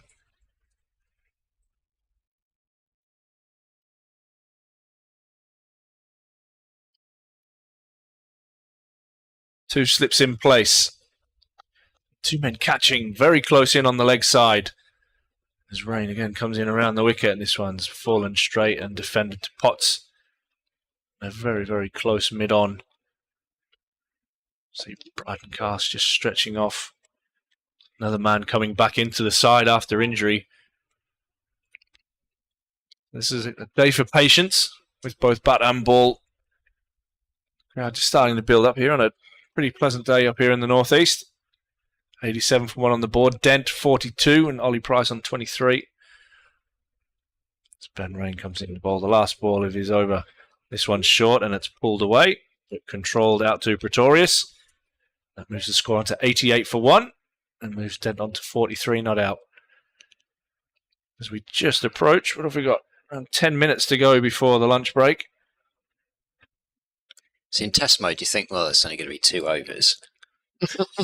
Get 4, yeah. Yeah. We'll get a couple more than 2 anyway. Just having a look there and just feeling the vibe of a bowling change. And Pretorius is going to have a crack this time from the Finkel end. And it'll be interesting to see if Parkinson gets that so-called token over of spin, just to see if there's any bite for the leg spinner. Maybe at the end of a Ben Rain spell from the Lumley end. How have the lads found the Kookaburra ball, Northie? Yeah, they've been okay. I mean, it is slightly different ball. That goes without saying. And speaking to Ben Rain around it a couple of weeks ago when we played Leicester, he actually liked it. Okay. Maybe because he got a few wickets as well, which always helps. I know guys that didn't get a wicket hate it, but look, the seam isn't as pronounced as a Duke's ball. Yeah. We've played on a pretty good batting surface in Leicester, and I think we're going to see one here as well. Yeah. So here comes Pretorius then, bowling round the wicket. He's in and bowls, and Dent lets that one go through to the keeper. It's not like the whole country's come to a halt in the county championship, and we've seen so many runs and no one can get a result. There was plenty of results in that last round, and I think it's a good initiative just to give it a go, try it, see what it's like. A lot of countries use Kookaburra ball, albeit that different conditions and etc. And Pretorius running in. He's there now to bowl to Dent, who's beaten by a lovely ball, which, as if it angled in towards him, drew him into the shot, and then just held its line, or did just shape away a little bit, but. A genuine beat of the outside edge. The first we've seen for a bit it's of for since time, the opening bell, I guess. We saw those 2 edges between the slips and gully, but in terms of one really beating the edge like that, where it's looked as if it's just done a little bit, that's the first for a bit of time. So perhaps the Finkel end is for Pretorius. He's in and bowling and just strays onto the pads a little. He's only going to concede 1 though to Rain at wide mid on. Dent moves up to 44 with that single. Yeah, like you say, probably across all the southern hemisphere. You got New Zealand, South Africa, Australia all use the Kookaburra ball, so it's a good experience for. And I guess maybe the Duke's ball under the pump a little bit over the last couple of years with the amount of ball changes, and I guess it's a pretty big cost because those Duke's balls aren't cheap either. No. Well, we had in the last game, we were lucky enough to have some guests come up. We had Mickey Edwards, the Yorkshire bowler, come up and said that he'd basically never seen a ball change in his career. Pretorius over the wicket to Price, who's forward defending out into the covers, no run. Which, I don't know if he was exaggerating, but at the same time, certainly I can't imagine the scenes being repeated that we've seen so often over the last 2 years, particularly the year before last, but just... Certainly a rare event, wasn't it? A ball change. It would normally be, as a result of hitting an advertising board or being hit out of the ground rather than just after 5 overs of an innings. Pretorius bustles in and bowls edge, taken at second slip. Pretorius gets his first Durham wicket, and he's drawn Price into a drive well away from his body outside the off stump, and the catch flashes through to second slip. And Gloucestershire have lost a second on the stroke of lunch. Bedingham the catcher, and Price goes for 23. He'll walk back ruefully, getting out at that point, having done a lot of hard work. And Pretorius strikes from the Finkel end. Yeah, I guess that's a reward from Durham for their perseverance so far this morning. And that one's thrown a little bit wider, a little bit fuller. I'm not assuming that was intentional from Pretorius, but he's managed to draw a false stroke from Price and a nice catch from Bedingham. Some days, on days like this, where you don't feel the ball's coming to you in the slips, and then that one flashes at pace, and it looked like it might have even been off the toe of the bat. Came at a pretty difficult angle, but he made it look comfortable, as David Bedingham does. He seems to have more time than most mere mortals on this earth. He takes a good catch and an excellent wicket for Durham just before lunch. Gloucestershire 89 for 2. Yeah, I mean, it wasn't a half volley either, really. I mean, he's gone reaching a long way forward. He's like you say, he's looked at just looking at it again, he's looked at the bottom of his bat. Yeah. I think that you can credit the Durham bowlers maybe with having a bit of a tight spell there before lunch, and Price probably rightly has looked to capitalise on a wide ball, but his execution, fortunately for him, wasn't up to it, and Durham capitalised in a maiden wicket for Pretorius here at the Riverside, which is just what Durham needed here after losing the toss. And some days you feel that these days can drift when you're in the field. Yeah. But Durham have done quite well, I think, to maintain some control. They've bowled pretty well. Yeah, and I have to say, having watched a lot of Gloucestershire this season, this is a bit of a theme in terms of losing a wicket, particularly right before lunch. Our first day of the season, singling James Bracey out, but he did get out playing a shot quite not too dissimilar to that, actually, flashing away. It just seems to have happened a few too many times. It brings Miles Hammond out to the middle, and Hammond leaves that one alone. That one doesn't get through to Robinson quite as well as we've seen others do, but it ends a successful over. Ripple of applause round Riverside. Pretorius is now bowled 6 overs, 1 for 14. Gloucestershire 89 for 2. See whether we can squeeze 2 in, or whether Gloucestershire can try and eke this over out and make sure that it's the last before lunch. Yeah, that will give Pretorius a nice feeling there. There's always that little bit of pressure coming into a new change room, that you feel like you have something to prove to your new teammates, and that'll make him feel really good ending the session there with an important wicket. Yeah, I was going to ask Marcus, actually, in terms of the pressure that you feel as an overseas player. Yeah, I guess initially when you come over for the first time, you have that. Well, you have your own pressures you put on yourself, but the expectation you feel that others are putting on you within your teammates or the club or the supporters. So Ben Rain's going to continue from the Lumley end round the wicket to Dent, who defends this out into the offside for no run. And it's because it's different, when you're playing back home, as he would play for his province team in South Africa, or I was playing domestically for Western Australia. It's your team, it's your club. So you're kind of you're in your career, you're in the middle of it when you're starting again in a new county. You know, that first 100 or that first 5 or just contributing to the team, a nice relief that comes over you, and then you can just focus on playing the next game. As Rain bowls this one short, and it's pulled away to one of 3 men out in the deep. And Alec Lees hits the stumps, and that will go away for 4 overthrows. So 5 added to the board. Moves Dent on to 49. Gloucester on to 94 for 2. Unfortunate that, I guess Lees is trying to make sure that the batters are not getting through for an easy run there, and that one's deflected. I guess backing up there is just about impossible with that angle, deflecting off the stumps. This is where basically always in club cricket the batters go to the wrong ends as Yeah. well. Yeah, you always have to tell them to no. It's when it happened, not where you ended up. I think Dent will quite happily sit on his bat handle here just before lunch. What do we got? A couple of minutes on the clock. As Ben Rain comes around the wicket, and Hammond just defends this one out into the leg side as Jamie screams for 2. And that was about 3 yards from the bat. Miles Hammond's coming off a 92 in that match against Yorkshire. He hit 7 sixes in that innings, and he's seen 2 Gloucestershire players in history, according to Adrian Thomas, who've hit more sixes against first-class opposition in an innings. As Rain comes in, and he jumped ducks into that one. That was an interesting way to play that. He was not expecting the shot. No, I don't think he was. He mustn't have been watching, because there's 3 men out on the hook. And yeah, he's kind of jumped and ducked at the same time, and was quite lucky not to collect that one on the melon. Yeah, he was sort of looking a little bit like he was in a sort of umpire band there, sort of down and up and down. Very, very odd. And Rain comes in again, and that's a good leave as that one, with a bit of carry and a bit of bounce, goes, I'm going to say over the top of middle and off stump. Maybe just a little bit wider, but it's an excellent leave. Probably leave that one off length.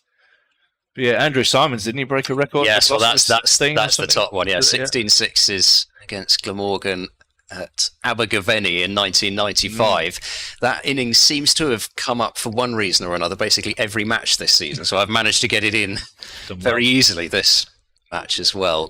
And Charlie Barnett was the other one. What about Ben Stokes? 1934. Worcester, wasn't it? And this one is defended back down the pitch, and I think that will be that, and that will be lunch as all the players head towards the pavilion. And Marty, have you got an update at 1 o'clock, mate? Marty's going to come back and join us, so Marty will do his update. But Gloucestershire end the session on 94 for 2, and they'll be a little bit disappointed to lose Ollie Price in the penultimate over there. And we'll hand back over to Marty, but thanks to Marcus. Thanks, guys. For joining us this morning and giving us his words of wisdom. And Marty, as I said, will be giving an update for BBC Radio Newcastle shortly.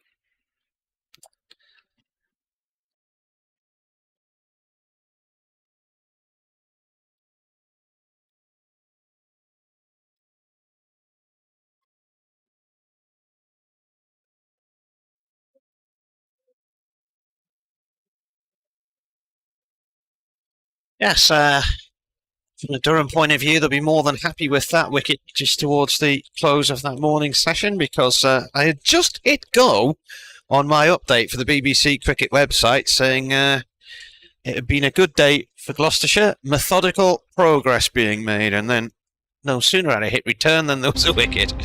So with the dawn of there'll be an update for the BBC in about 4 or 5 minutes time, and then we'll be back with you for the afternoon session, which starts at 20 to 2. Hear our cries now, hear us roar. A team with great prospect has now come forth, who fight for our pride and who fight for the North.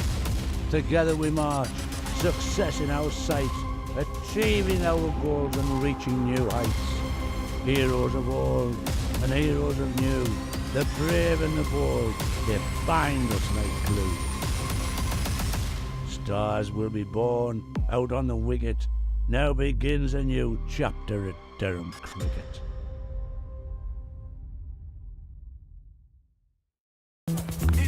Oh, that's 6. That's a biggie.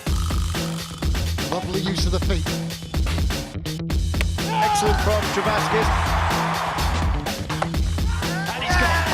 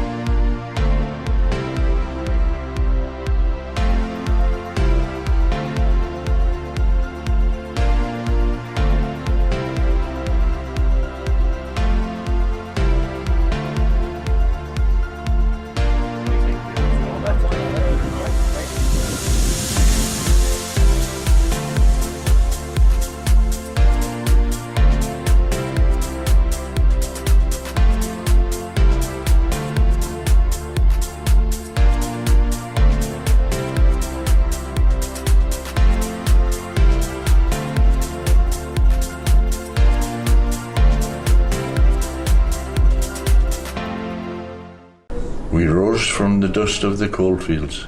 A dream of bringing professional cricket. 30 years later, we stand together. With many successes on and off the field. A trophy cabinet full of silverware. A professional pathway for boys. And girls in the north. And community programmes that both enhance. And transcend the sport in our region. But we want to achieve more. We want to reach every corner of society. Welcoming players for people of all backgrounds. Supporting the community to which we belong. We want to be at the forefront of inspiring generation. Inspiring people to be better players. Better people. Better members of society. We are working hard to welcome everybody. Developing inclusive environments. With a commitment to encourage Equity. Diversity. And inclusion in everything we do. We aim to make a positive change across cricket. Our wider community. We must be accountable. Cricket is a game for everyone. Our programmes are for everyone. Seat Unique Riverside is for everyone. Durham Cricket for the North, for everyone. Durham Cricket for the North, for everyone. Durham Cricket for the North for everyone. Durham Cricket for the north for everyone. Durham Cricket for the North, for everyone. Durham Cricket for the North, for everyone. Durham Cricket for the North for everyone. Durham Cricket for the North for everyone. Durham Cricket for the North and everyone. Durham Cricket for the North, for everyone.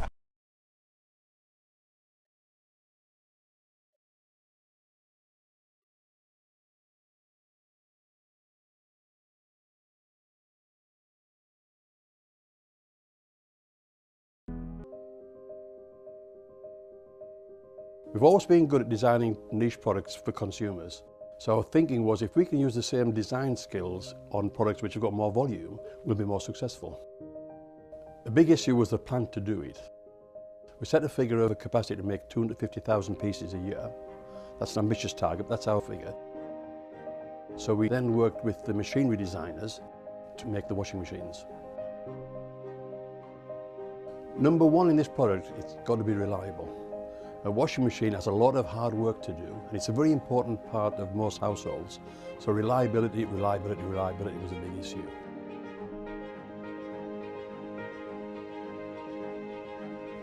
I think any new product, we've got to learn about it.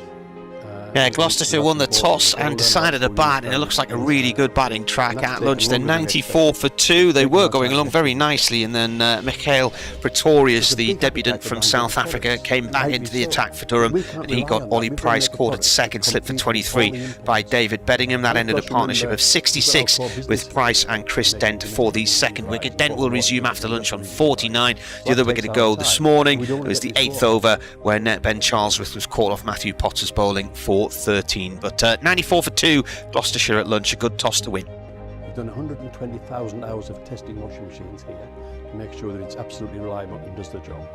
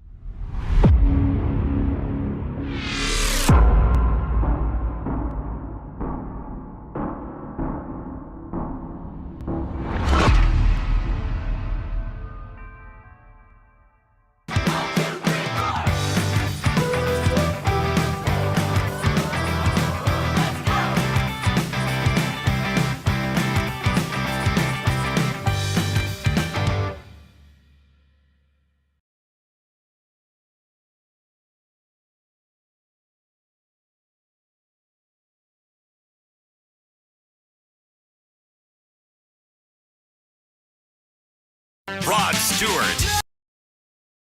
In concert.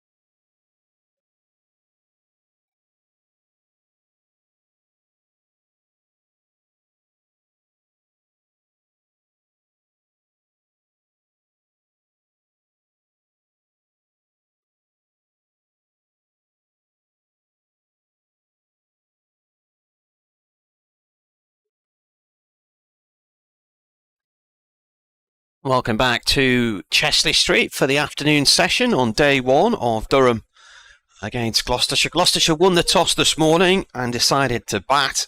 Marcus North, the Durham Director of Cricket, who was with us for quite a period in the morning session, said that had they won the toss, they would have batted as well. So it looks like a good batting track, and Gloucestershire 94 for 2 as play is about to resume. Martin Emerson with you here, and got Ash Thorpe and Ed Seaborn as well alongside me in our commentary box, which we're down at long leg, about a 45-degree angle to the action because they're playing way up the squares close to the pavilion side of the ground as they can get. So Chris Dent is about to resume on 49 and Miles Hammond is on none, and it's Dent who is on strike.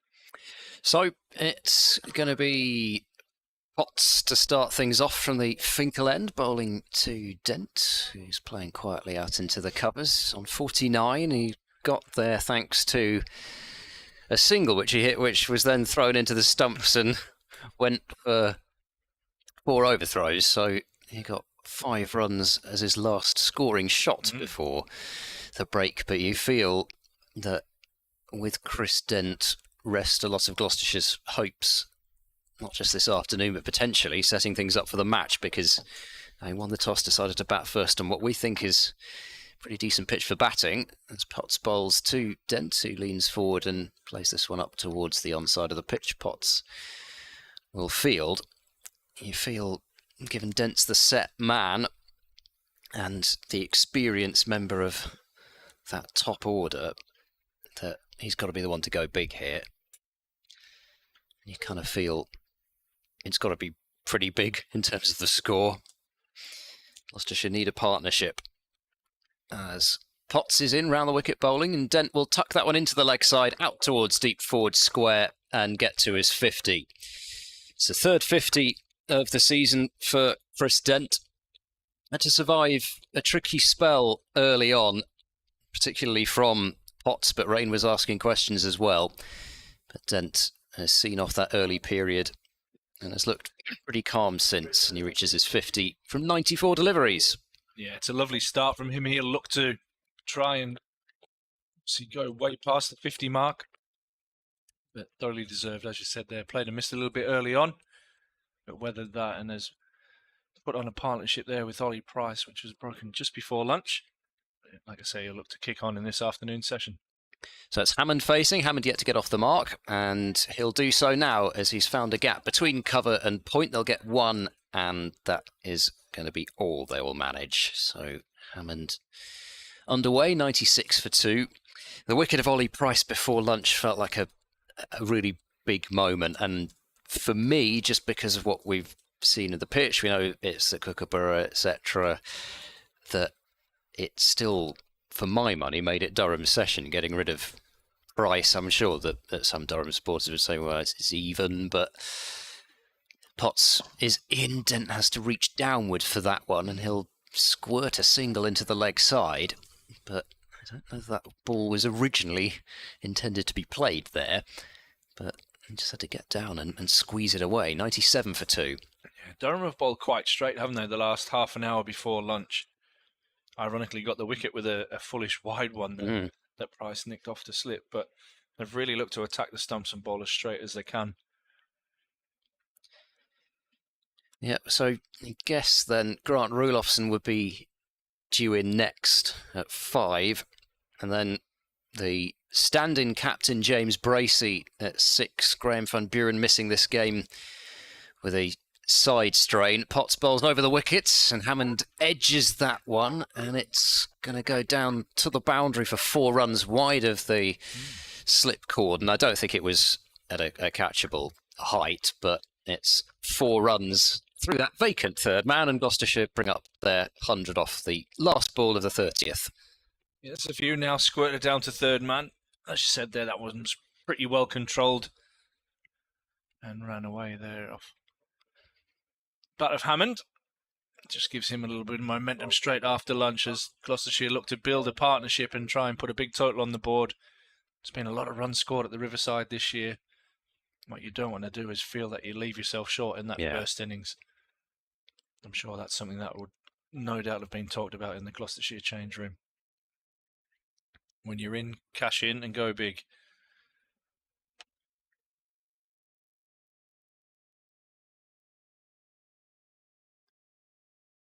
Ends on 51, and there's a long discussion going on here before he's about to face his next delivery.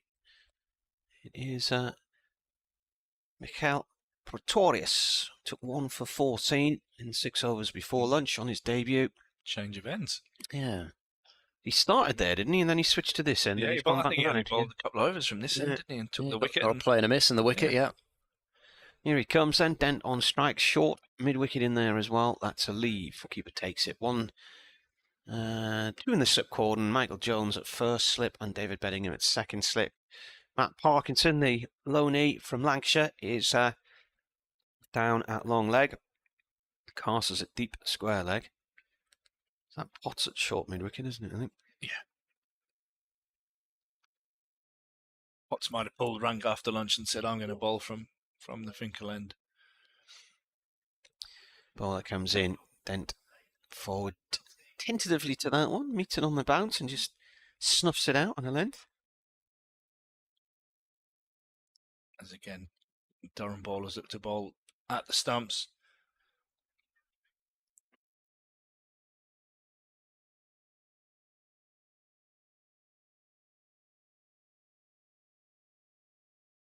A little bit cooler after lunch. It seems a breeze from the southwest, which is bringing the rain up.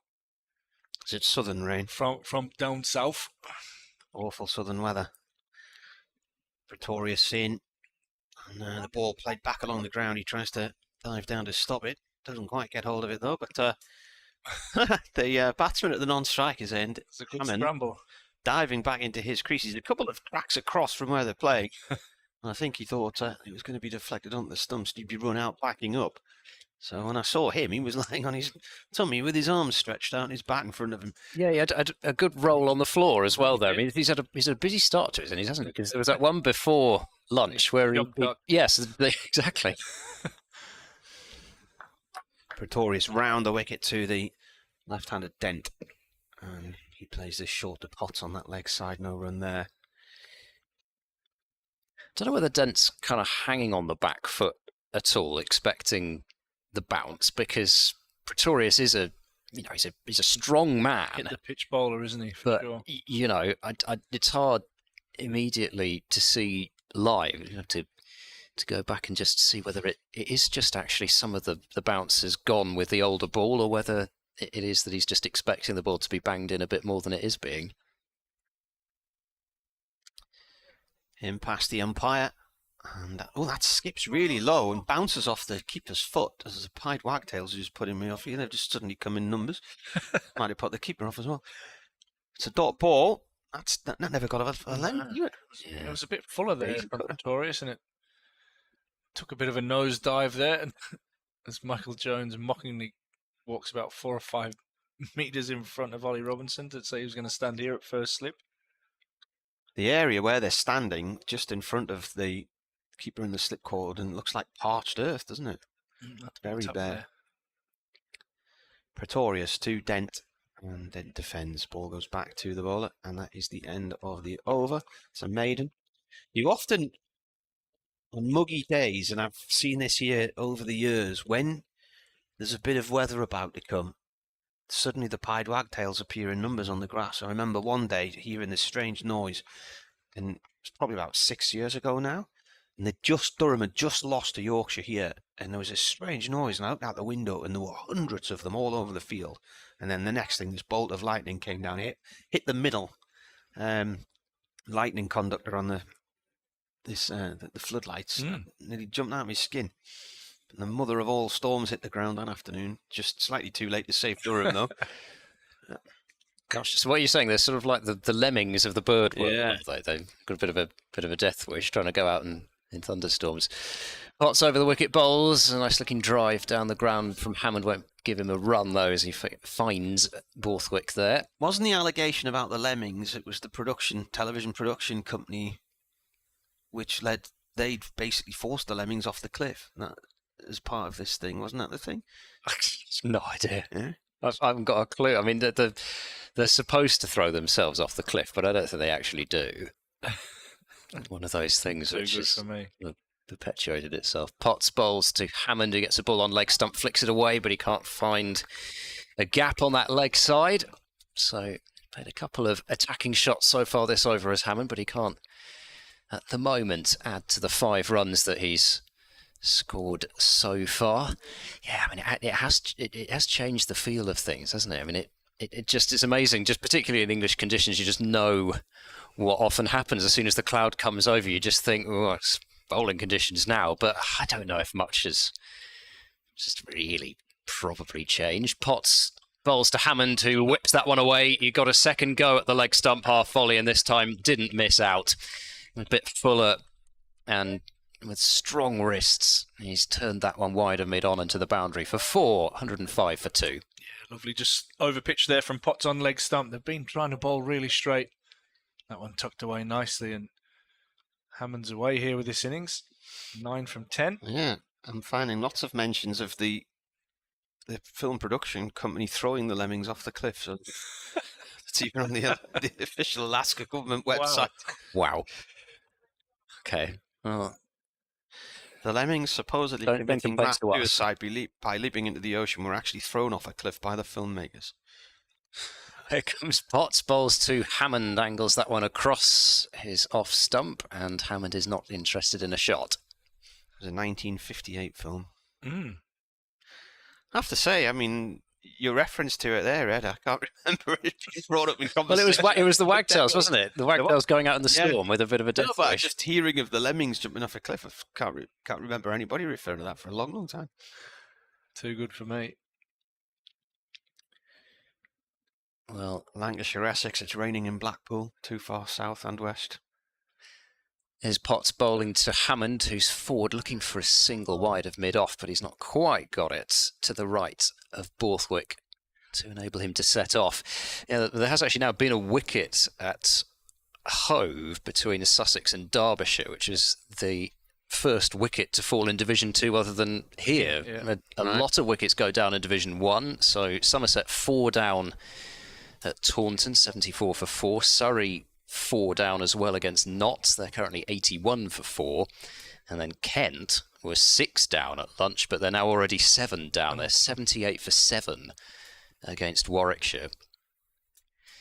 Potts moves in round the wicket. He bowls to Hammond, who's pushing the ball away into the ground and caught in the covers. It's a championship match, though, so nobody's gone up for it. And it is the end of the latest Potts over. He's through 11 already. He's getting through some work. And Gloucestershire 105 for 2. Hammond Dolby's taken 3 for 18 for Warwickshire, and Chris Rushworth has 2. Henry Brooks has the other one, actually playing for Warwickshire for a change, which is the run out as well, I believe. Yes. We're talking about it at lunch. And when you're doing it tough, those things definitely tend to happen. Have you ever been run out without facing the ball? I don't think so. Happened to me. So. It was my 3rd duck in a row. Oh, wow. Is it your fault? Now I'm going to blame the guy at the other end. He doesn't have a microphone. Yeah, absolutely. No right of reply. Pretorius to Dent. This is defended on a length. Wasn't my dad at the other end. I did bat with my dad a few times, actually. But we were playing Bolden away, and I got there late. I tell you what happened was, it's years ago now. This is 1992 when this happened. I'd just put some oil in the car, and I obviously put too much in. As I was driving there was this big cloud of smoke. Yeah. So I stopped at the side of the road thinking, got a problem here. And by the time I arrived at the ground, play was just about to get underway. This is defended by Dent. It runs up to mid-off. So ran into the dressing room, got changed. And I think I was in at number 3. And while I was putting my pads on, a wicket fell. So I basically ran out of the middle, still putting my gloves and whatnot on. Got to the middle at the non-striker's end, and was called through for a single that A was never on and B I wasn't expecting, and got run out. So I probably never even put my gloves on. Just wandered straight back off the pitch again. Pulled by Dent off Pretorius to long leg for 2. Parkinson throws the ball back in, and for a minute I thought he'd thrown the ball behind him, and it's his sunglasses falling off the back of his head. A pair of sunglasses. And he hasn't even realised they're gone. Yeah. He's walked away, and his glasses are. Oh, now he's turned around and spotted them. I think somebody gave him a nudge from the side there. Yeah. Well, yeah. I mean, I suppose it wasn't put there deliberately. Yeah. Don't think it would have been, but still. There were 5 runs added. Was it Leicester a couple of weeks ago? Ball hit the helmet. The helmet, right. 107 for 2. Dent pulls this one off towards mid-wicket. 1 run. Cast comes into field. Could have been a couple of £100 mistake, though, if the ball had hit it and smashed him. I bet he hasn't paid for them. Well, though, I was going to say, with his England call-up and stuff like that, he might have just snagged a couple of bits for free. I remember when suddenly lots of cricketers with England Sentinel contracts all took to Twitter on the same afternoon a few years ago and all said, look at these bad boys that have just arrived in the post today.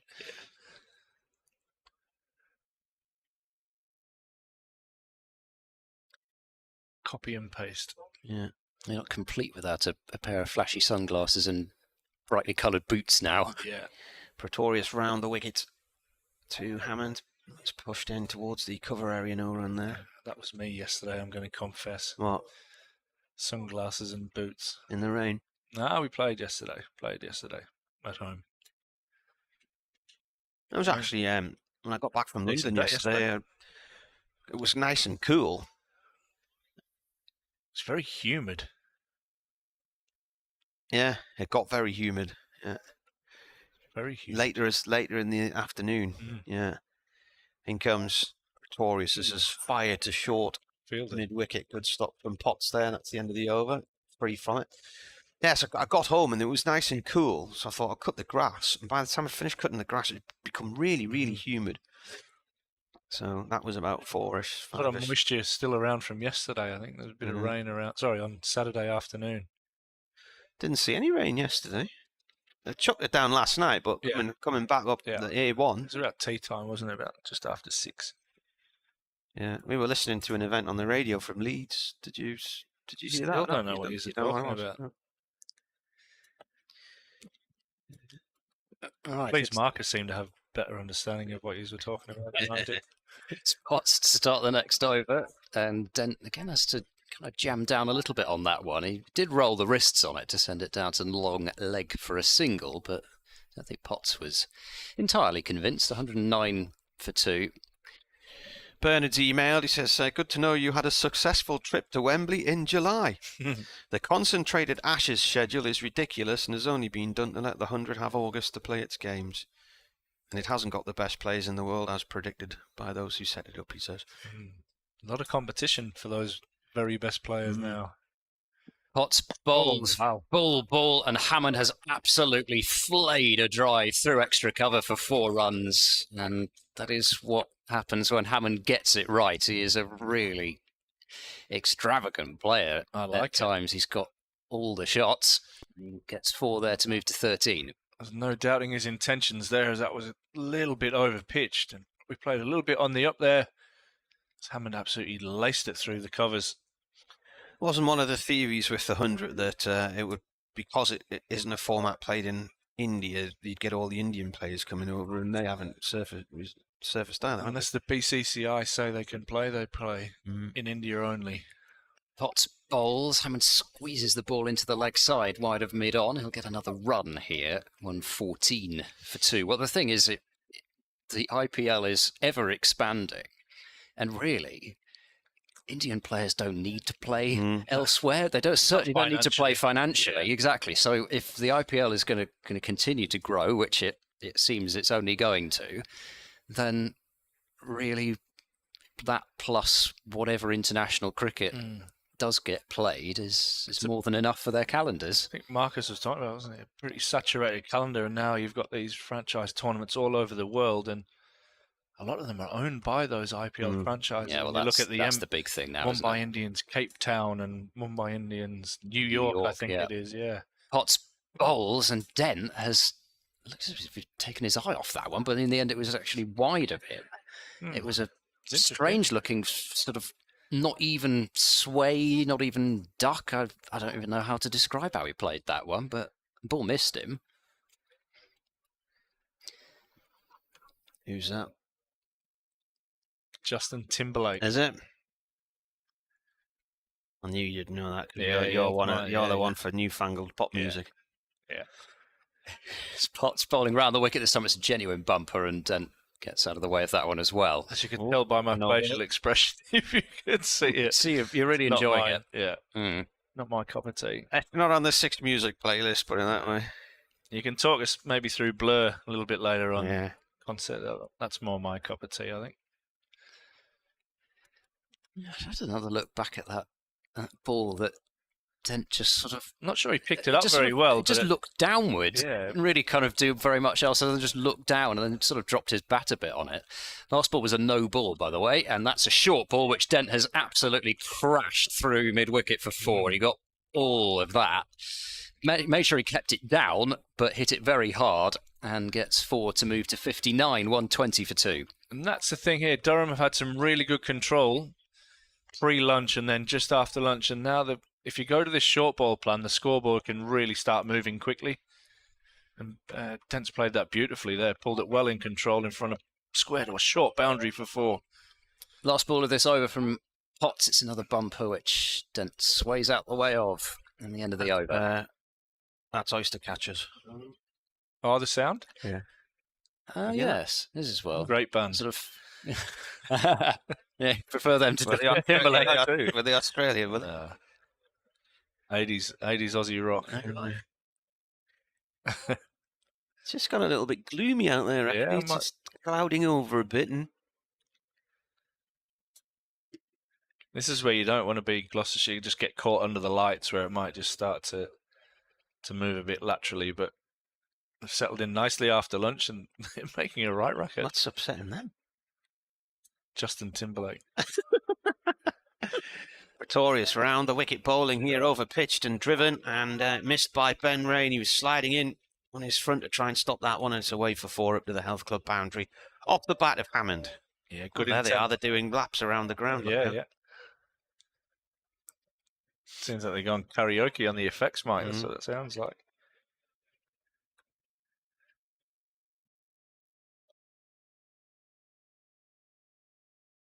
What are you trying to do? You're trying to record it through the window on a bird. Yeah, there's a bird app. A bird sound app. Yeah, which I've got. Twitching app.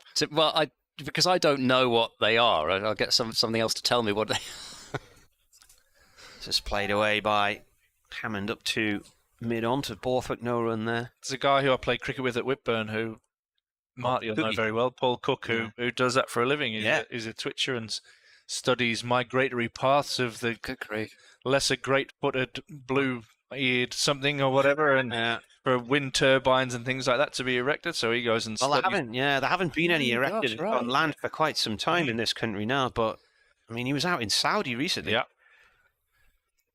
Spends quite a lot of time in Scotland. Yeah, this is played away off towards mid-off. Sending me text messages from a ditch in Saudi where he's counting that wildlife in the middle of the desert because they want to build a city that might stretch 100 miles or something. So, yeah, it used to be a hobby of his. It just turned into a thriving business for himself, which is brilliant. Sure, an awful lot of. I think you've got to be good with your own company, though, hiding in a hedgerow for 10 hours a day. I think he's perfect in his own company, Cookie. Counting rabbits. Pretorius bowls. This is in the air, and it's gone towards Parkinson down at long leg, off Hammond's back, but it bounced a few yards in front of him. 1 run. A little bit more real estate to work with down here for the short pitch ball. That boundary on the other side is very short. Probably talking around 80 yards on this side compared to what we're talking, probably 55 the other way. 125 for 2. Bernard added in his email earlier, Mark Wood has shown the North East can still produce players who can make the difference at test level. Unfortunately, his fitness is fragile, so he needs to be wrapped up. They need to keep him fit. Pretorius round the wicket. Balls pushed off towards mid-wicket. No run there. He was asked yesterday after the test match what he was going to do with his week off, and he said probably play with dinosaurs. Yes, I heard that. Yeah. He's absolutely mental. He'll have had a fruit shoot or something like that to that effect. He's teetotal, doesn't drink. Yes, because he got given the bottle of champagne and got asked what he was going to do with it and decided. It'll sit there as an ornament, or he's be on the shelf in Ashington Club in no time at all. Not last long in Ashington if that's on the shelf. Pretorius in, bowls. Defended by Dent, leaning a long way forward there, leaning right into that delivery. Dot ball, end of the over. 125 for 2.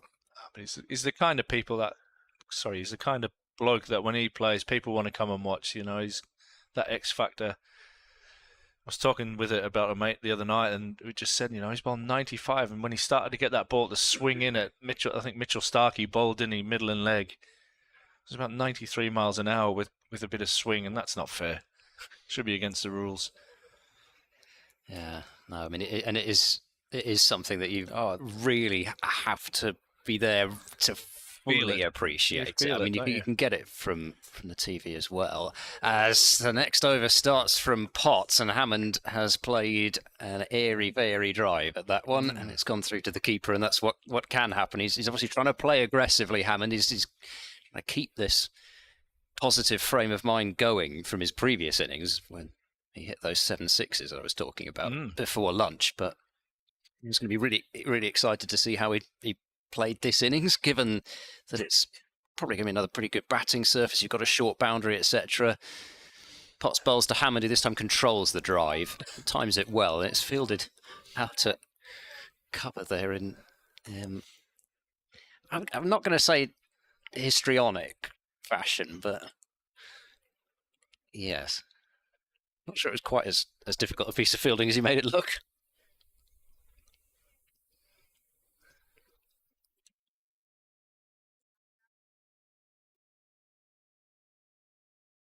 Yeah, Gloucestershire 125 for 2 in the afternoon session. They were 94 for 2 at lunch, having just lost Ollie Price for 23, caught in the slips by David Beddingham off the bowling of Mikhail Pretorius. The other wicket to go this morning, Ben Charlesworth, was caught on 13 off the bowling of Matthew Potts by Matt Parkinson at mid-wicket. But the man who's held everything together for Gloucestershire is Chris Dent, currently on 59, his third half-century of the season, and his third in first-class matches against Durham as well, going back to 2017. So good day to win the toss and bat, which is what Gloucestershire did. They're 125 for 2. Just the one delivery during the update, which Hammond, again, with the middle of the bat, just pushed out into the covers. You can see already how much deeper the cover fielder is. They're not really in there hunting close. There to stop the booming drive rather than the drop and run. Hunting high and low like a hard did. You'll not remember that song, will you? You weren't even born, probably. It's Norwegian, weren't they? They were. They still are. Well, Morton Harkshay. Yeah. It's the first ever song I bought. That Take On Me. My wife was once in a lift with them in London. There you go. Having said everybody's in, we'll push back a bit. We've got a fielder in at sort of short-ish cover point, but Hammond plays on the leg side this time, out towards deep backward square. So Hammond will get a single and move on to 20, and Gloucestershire 126 for 2. Gloucestershire have been talking about this, wanting to play a more positive brand of cricket, and I think it's something which they're trying to take into the future as a more of an identity, and Hammond is certainly somebody who kind of typifies that way of batting. Potts bowls to Dent, who's down low, playing that one off the front foot. Back to the bowler. Cool. I think it's the new fashion, isn't it? That you're trying to create opportunities to get results, especially the last couple of years where the pitches have. I don't know if the pitches and the quality of the actual cricket balls have produced a lot of runs. Yeah, I think what you want to do is give yourself time to take 20 wickets. That's certainly Ryan Campbell's approach to it, and if you look at the way that obviously England have approached it, it's kind of filtering down all the way through, which makes it a better spectacle for everybody. Last ball of the Potts over, he bowls to Dent. Again, Dent is in a nice low position to make sure that he's getting the good part of the bat on that to play back up the surface, and the end of another over. Gloucestershire 126 for 2. Having said that, though, I don't think really going to change too much of what Chris Dent does in 4-day cricket. It's worked for a long time, and I mean, he's got the ability, though. If I'm sure he were instructed to play more like he did when he played T20 very cricket, explosive at the top. Exactly. He kind of reinvented himself a bit, sort of 2019, 2020 kind of area. Pretorius round the wicket to Hammond. It's driven back through the non-striker's legs and away for 4 up the far end of the ground. Just slightly too full a length there from Pretorius.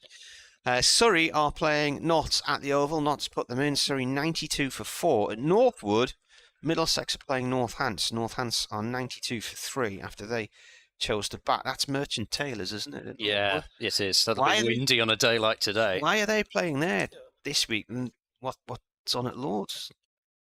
Couldn't tell you. It's a very, very good question. There's no test match on, is there? No. How did Wonder it if they've got already? Rod Stewart.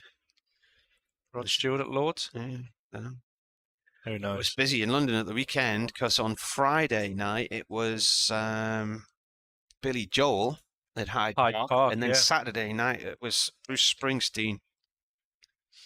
That's more my era music. Bruce Springsteen. Wheels on Fire, that's a good song, isn't it?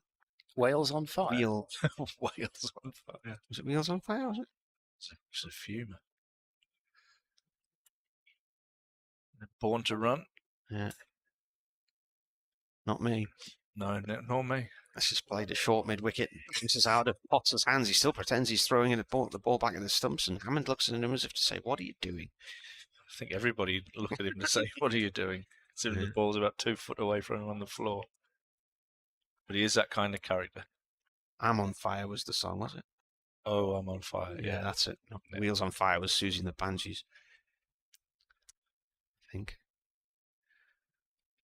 One of his slower ones. Yeah.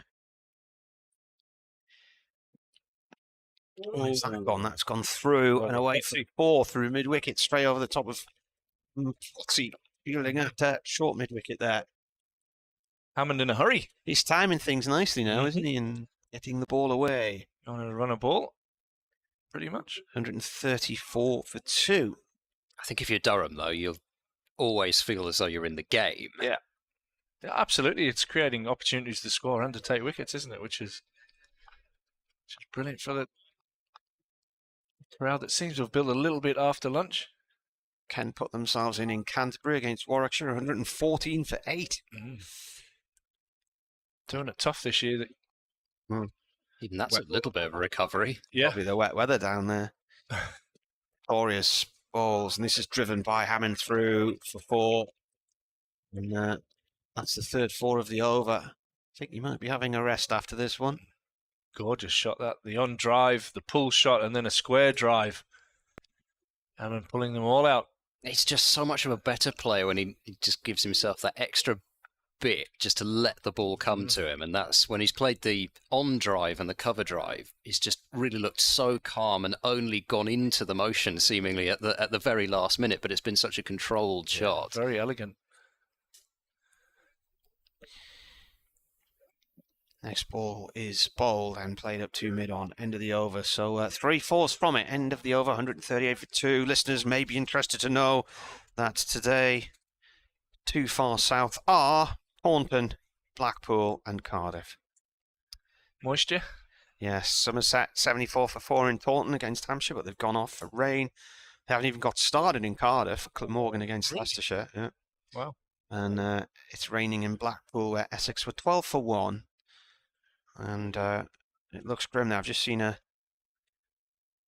photograph from there with the umbrellas up at Blackpool. So they're all up to buy Kiss Me Quick hats and rock instead. Ice cream as well, potentially. Bit of Bryden Cars for us. So we might have a double change coming. Cars on from the Finkel end. 4 overs for 12. Bowled a really good first spell. Imagine it's probably not going to be a long one here, but at the same time, another burst of some pacey stuff from Cars. Who knows? We might even see a bit of Parkinson at some point. Give the spinner a go. 2 slips, no gully, and that short cover point as Cars bowls a no ball to Dent, who jams the bat down on that out towards cover. So another couple of runs there with that no ball. So this morning we were talking about those players who'd Magical 4 taken the 5 wicket haul and scored a century in ODI cricket, and had a look back at who those players were. Probably a more obvious name was the first person to do it. In fact, he was the first person to score a 50 and take 5 wickets in ODI cricket. As Dent dabs that one away out towards backward point, and there's no run. You mentioned sort of great all-rounders. I mean, this was in 1987. Actually, the great all-rounders of that sort of era, but come as a surprise to too many to know it was Viv Richards who was the first to do it. Fantastic player. And then, all the way until 2005, with Paul Collingwood doing it in that Ashes summer, but he did it against Bangladesh. Cars is into bowl, and Dent again is opening the face, trying to run that one away on the offside, but once more finds the fielder at backward point. And, you know, my first thought was, oh, Bangladesh in 2005. And then, of course, I remembered that Bangladesh beat Australia in an ODI in 2005 in that triangular series. Did. Mohammed Ashraful. Wow. Those names that I can remember from my childhood. Extraordinary day that was. I think that was Andrew Simon's incident again, wasn't it? We mentioned him a couple of times this morning.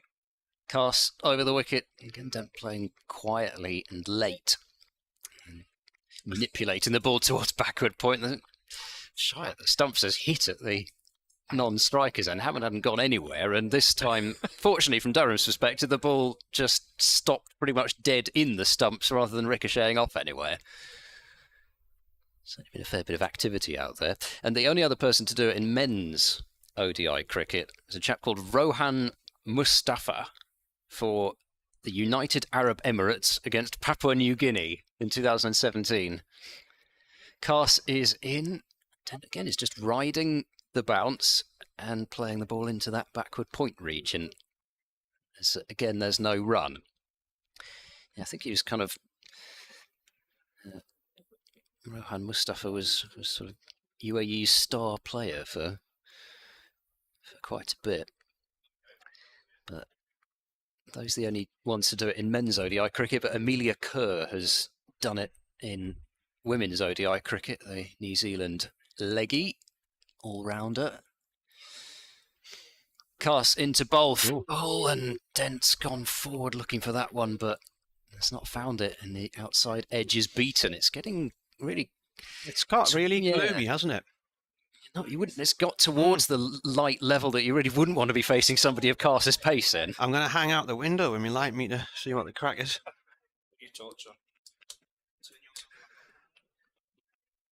Yeah, well, there we go. It's not, it's not going off levels, but it is gloomy. Last ball of the Cass over. He bowls now to Dent. Dent chops at that one and finds the fielder at short cover point. Is it fake? Shy at the stumps this time, and that's all. So Cass completes the over. Just the no ball from it. 140 for 2. Feels like they're just trying to create a bit of energy out there, Durham, with this partnership now moving past the 50 mark. Both batters well set, and Hammond really on the move. He's going better than a run of ball on 32.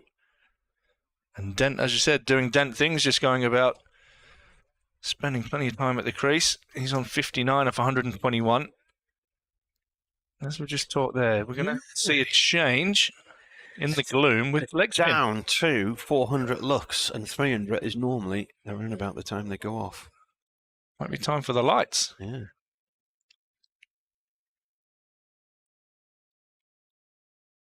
The wind's just picked up there a little bit as well.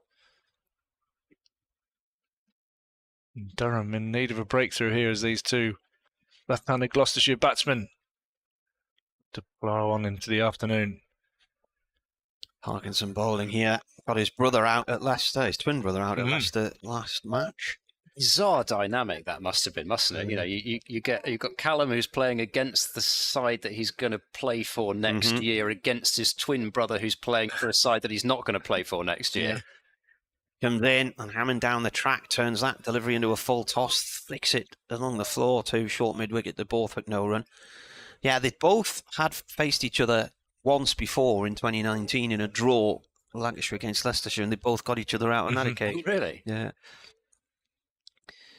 Comes in and bowls, delivers it out the back of the hand, and played back to him by Hammond, who's on 32. I don't really know why they know really, because obviously you weren't going to be lying to me. But, you know. Are these your glasses, Ash? Yeah. All right, snazzy. Michael's actually, I picked up the wrong one. And down the track, drives at this one up to long off for 1 run. Interesting that they've got long one out there on the boundary. Perhaps they saw the 760s in the last innings and thought Hammond's probably going to go after it anyway. Maybe give him a bit of incentive to go early. Parkinson's first over, but also on the flip side of that, you just want Parkinson to settle in.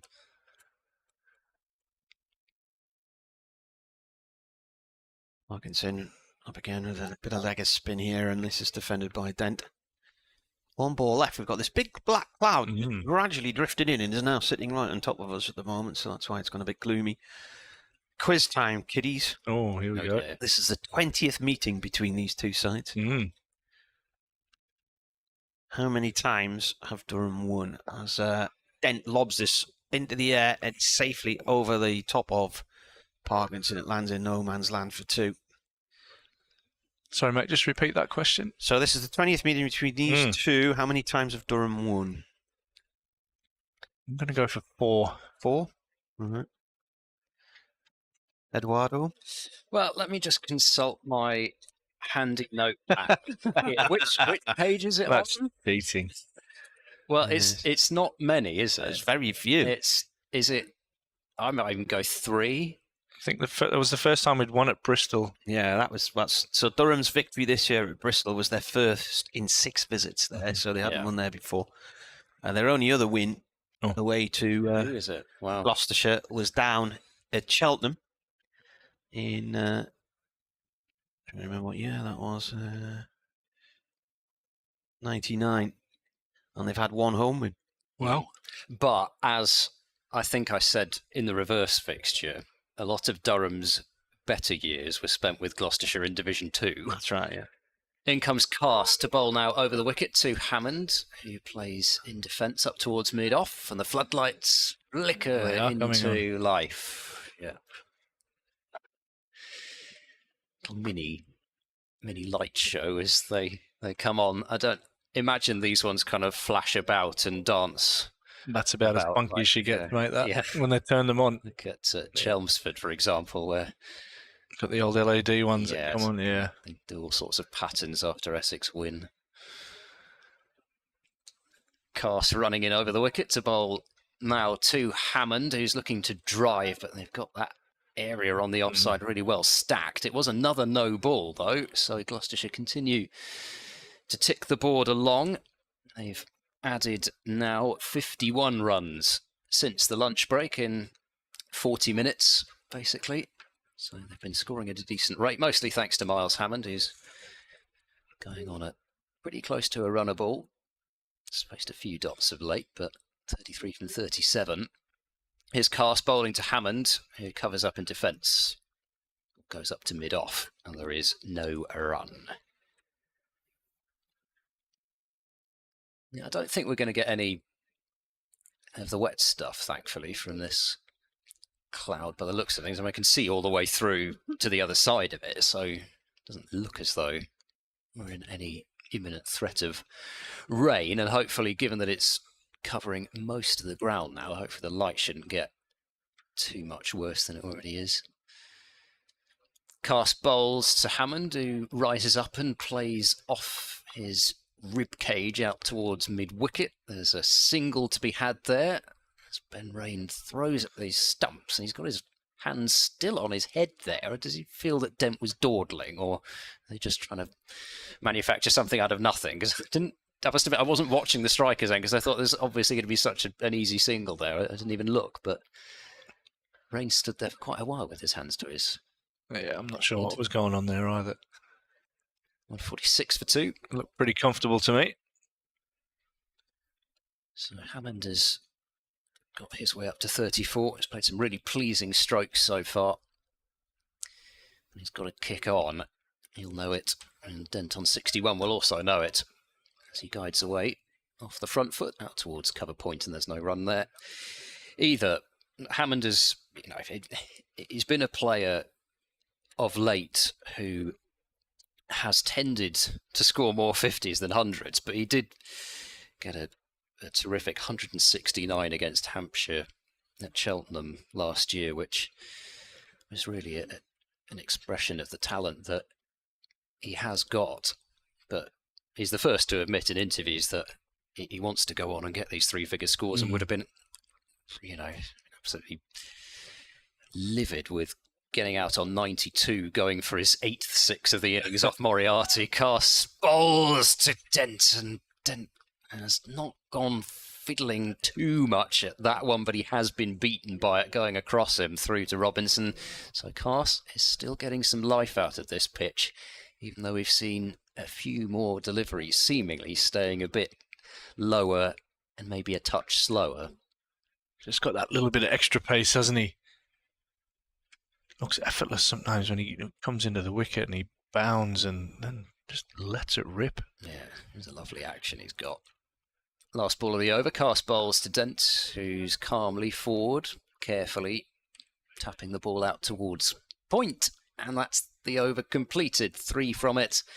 Gloucestershire 146 for 2. Things going along pretty well for them since lunch, but they still would not want to add the old 2 wickets onto the score, and things would look so different, because this really does feel, as we've been saying all day so far, the kind of surface where you've got to make the most of your first innings opportunity.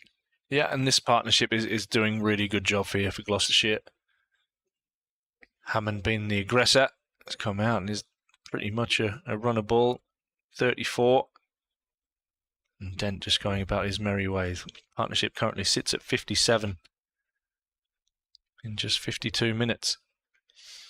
Parkinson in from the Lumley end, Hammond down the track and launches this high down towards the car park end of the ground. 4-6. It hits the advertising boarding low down at the far end of the stand, and that is 150 runs in 40.1 overs.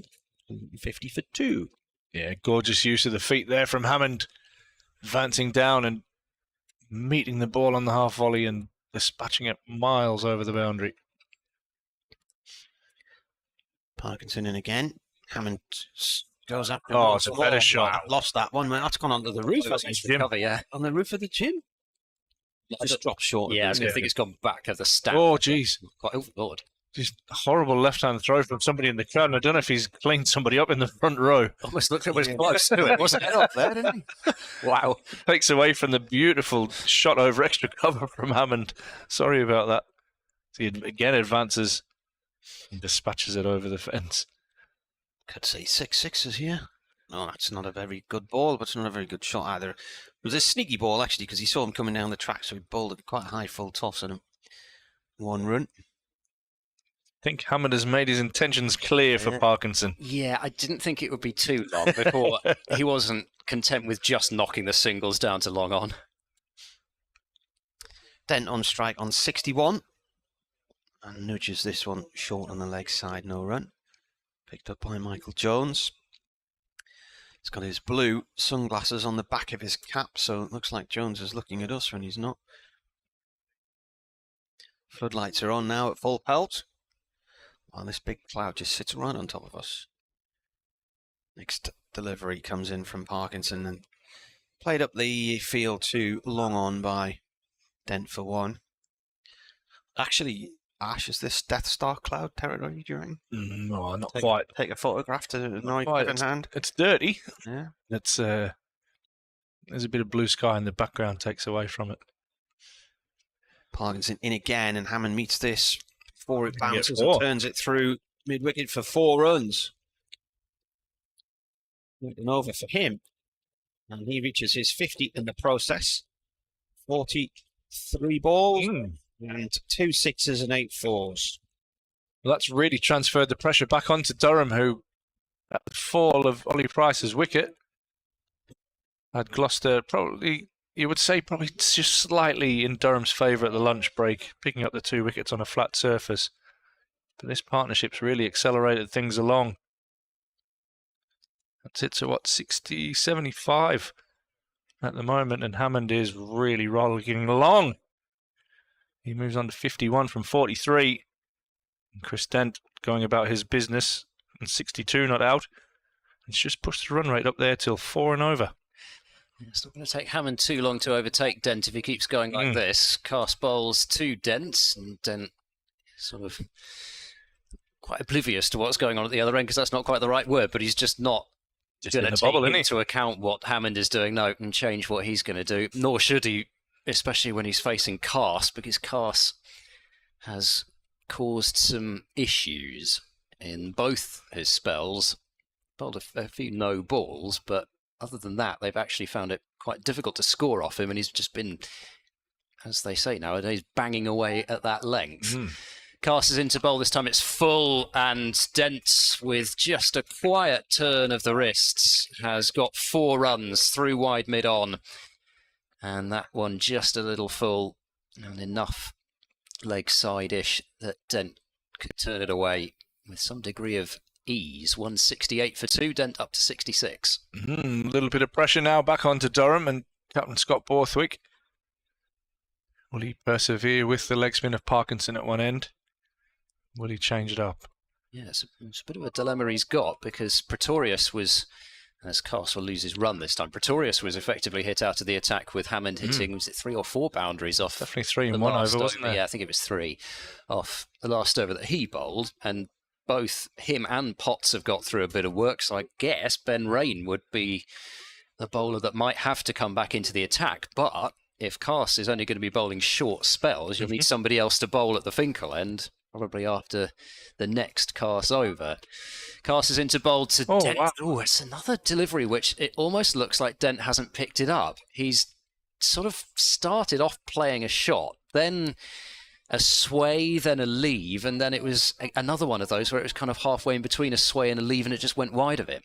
Yeah, I get the feeling he thought that was going to bounce a lot higher than what it did, and he was trying to get his gloves out of the way maybe at the last moment.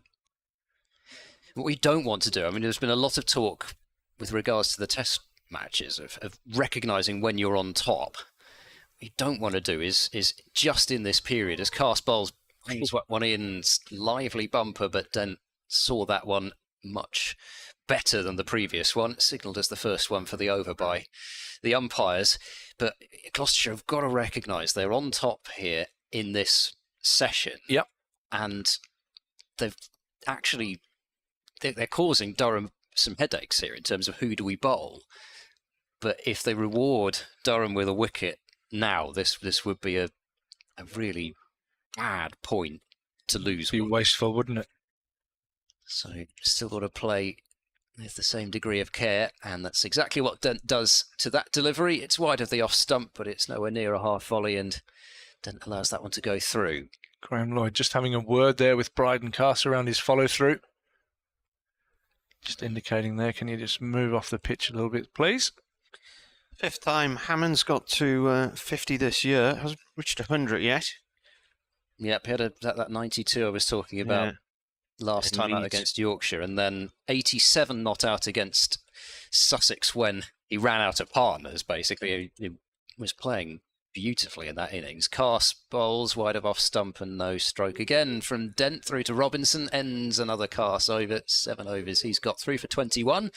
Gloucestershire won 68 for 2. Hammond got a half century in the second innings of the first game of the season at Sophia Gardens, and then another one at Derby as well.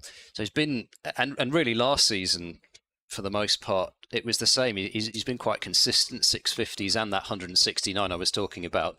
Had a slightly leaner end to the season on some quite tricky batting surfaces, both the one that they played Warwickshire on at Bristol and the surface at Headingley last year, very low-scoring games, but he was probably Gloucestershire's most consistent batter last season. Parkinson to continue then. He's bowling to him. Comes in, and Hammond down the track, waits for the ball to arrive, and then cuts it late off towards the point boundary for 1. He did get 51 in a Gloucestershire victory against Durham and Cheltenham in 2018. It was a red-hot week that week. And that would have been his first season. And in fact, it was the game after well, not his first season, but more of his first full season. I should say he made a century in the previous game, which was his first-class ton against Sussex. Dent plays this one towards square leg for a single. Scoreboard keeps ticking over. Yeah. Damo says, I take it we lost the toss. He did. Yeah. I feel a reverse sweep coming. He certainly got it.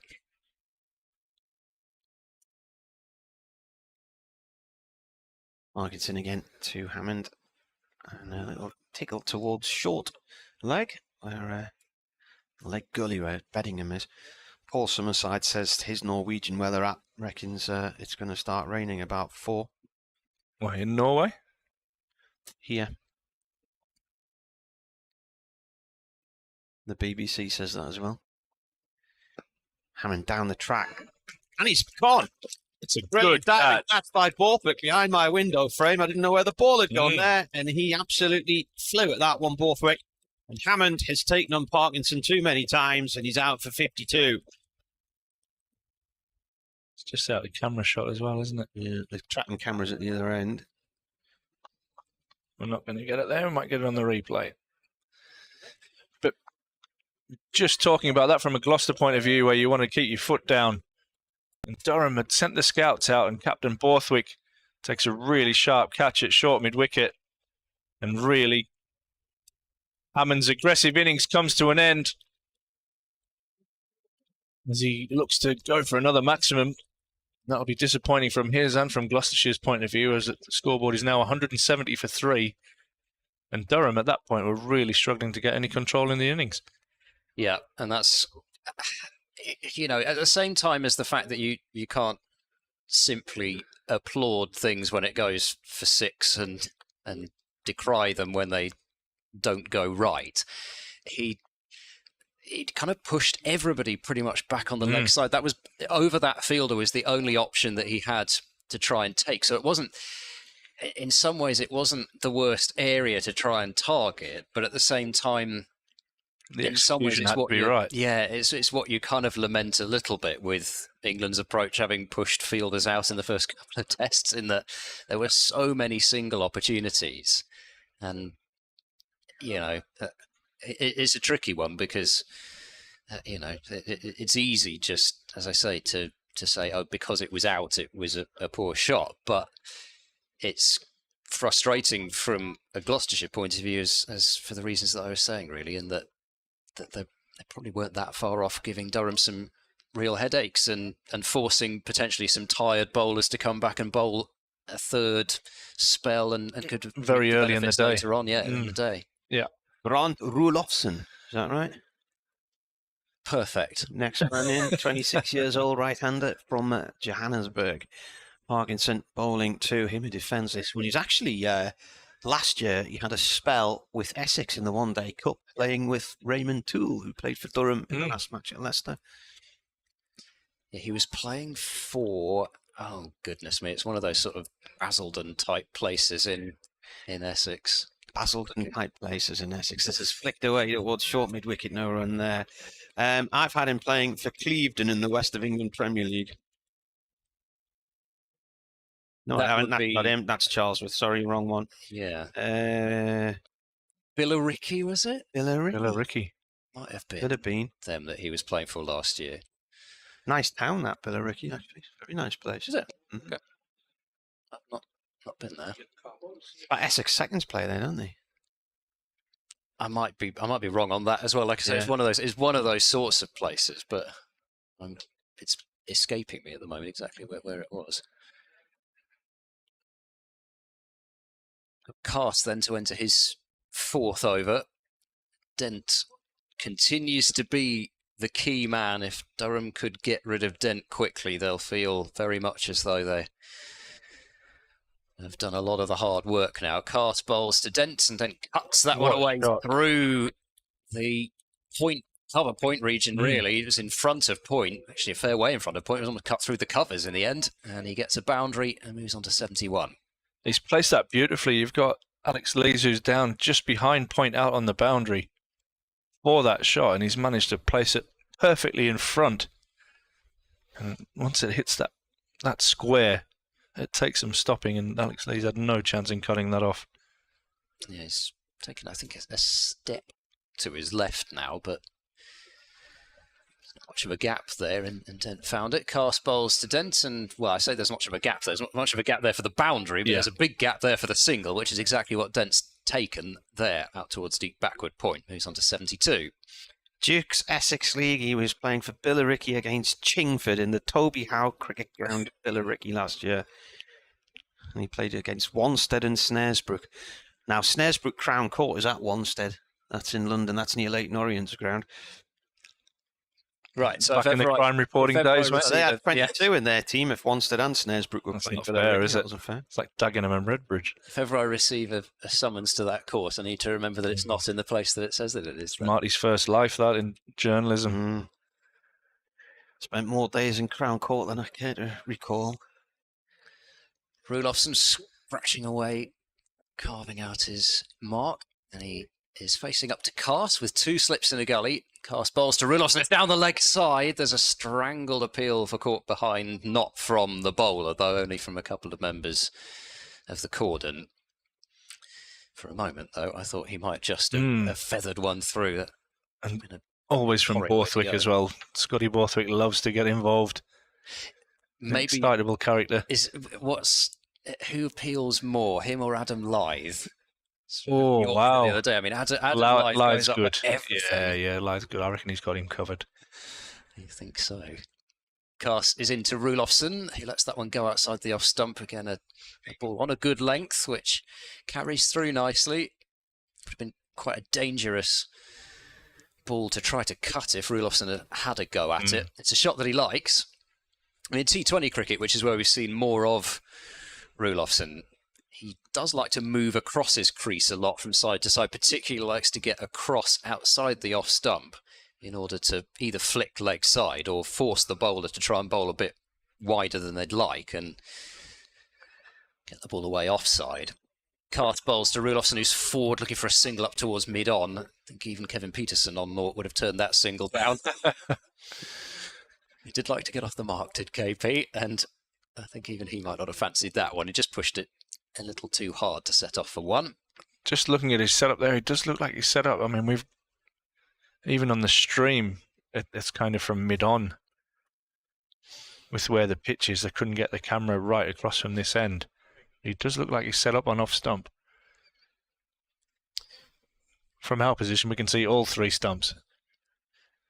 Cast completes the over by bowling to Rulofsson, who's well forward to that one, and just nudging the ball up to Rain at mid-off. So Rulofsson has to wait to get off the mark. Dent has 72, and Gloucestershire are 175 for 3.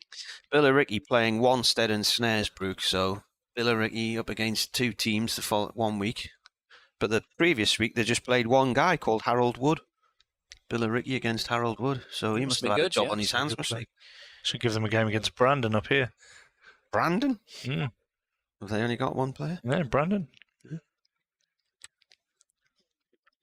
So that he's playing last year in the Essex League, in the Famro Foundation Essex Cricket League, First Division.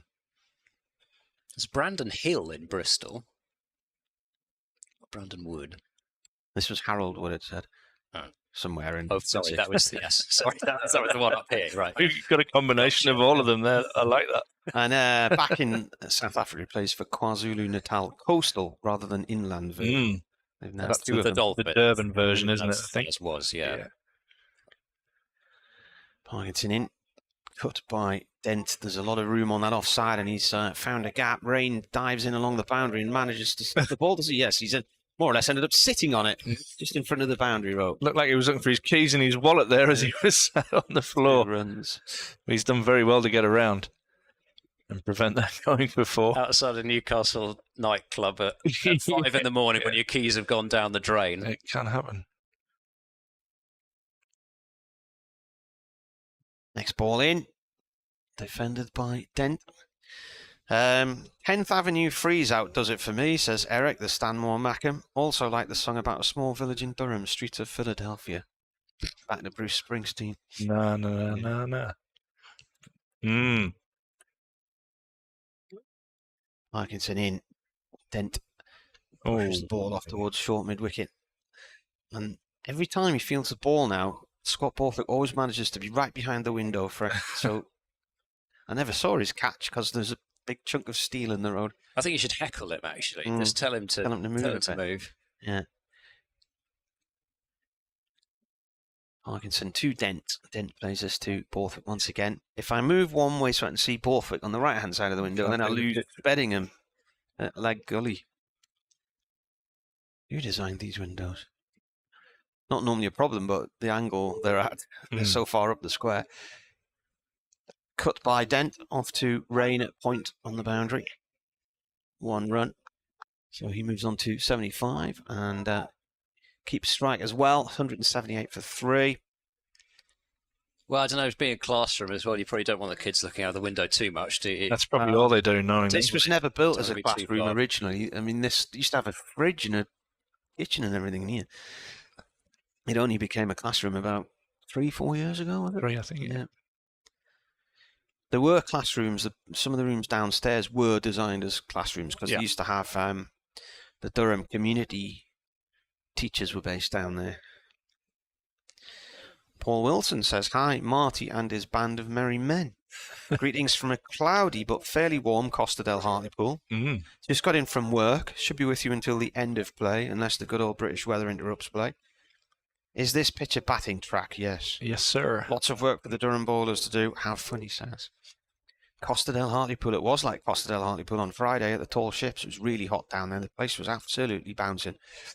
Change of bowling at the Finkel end. We've got Ben Rain coming back into the attack and bowling a ball on leg stump that Dent tries to clip away into a gap that he's found a couple of times in this innings so far, but not on this occasion. Straight to mid-wicket.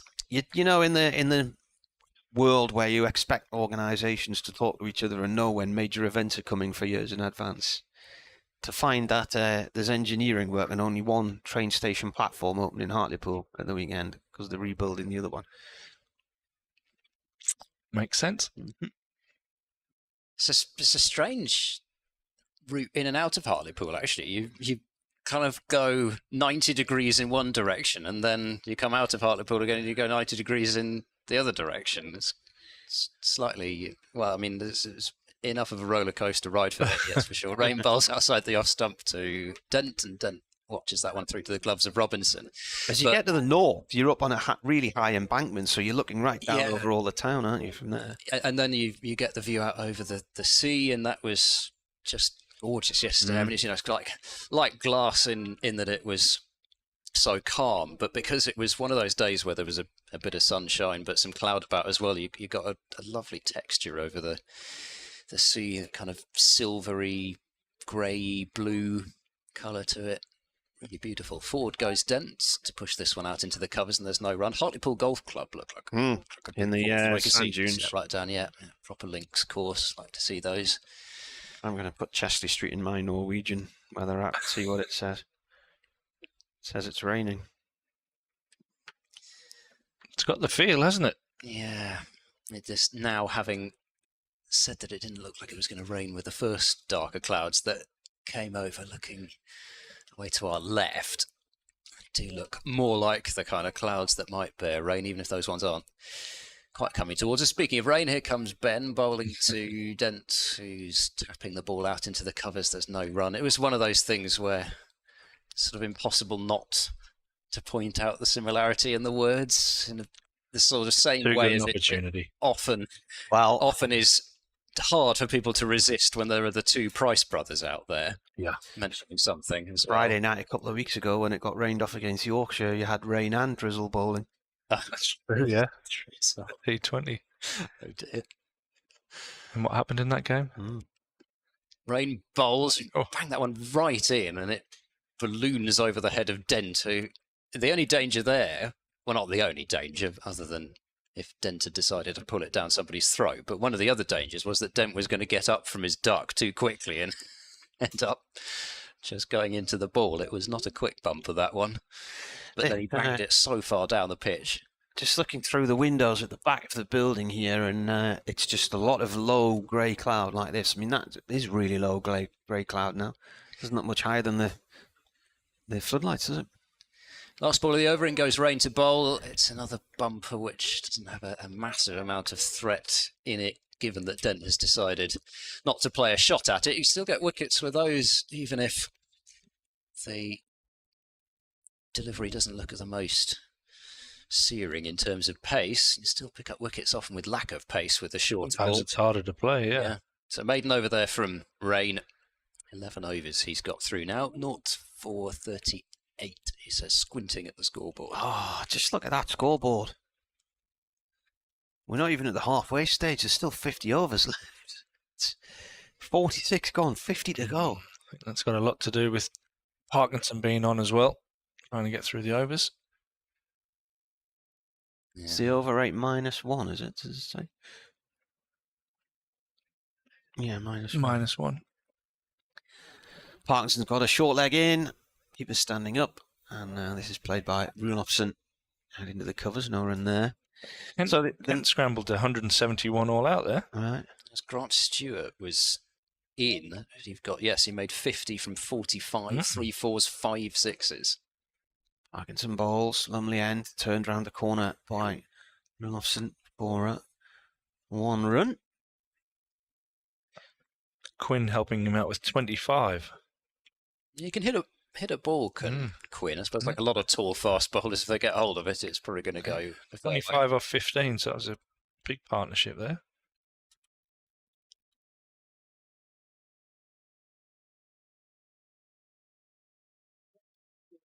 Dent is now on strike. Drop 2 men out to the deep on the leg side.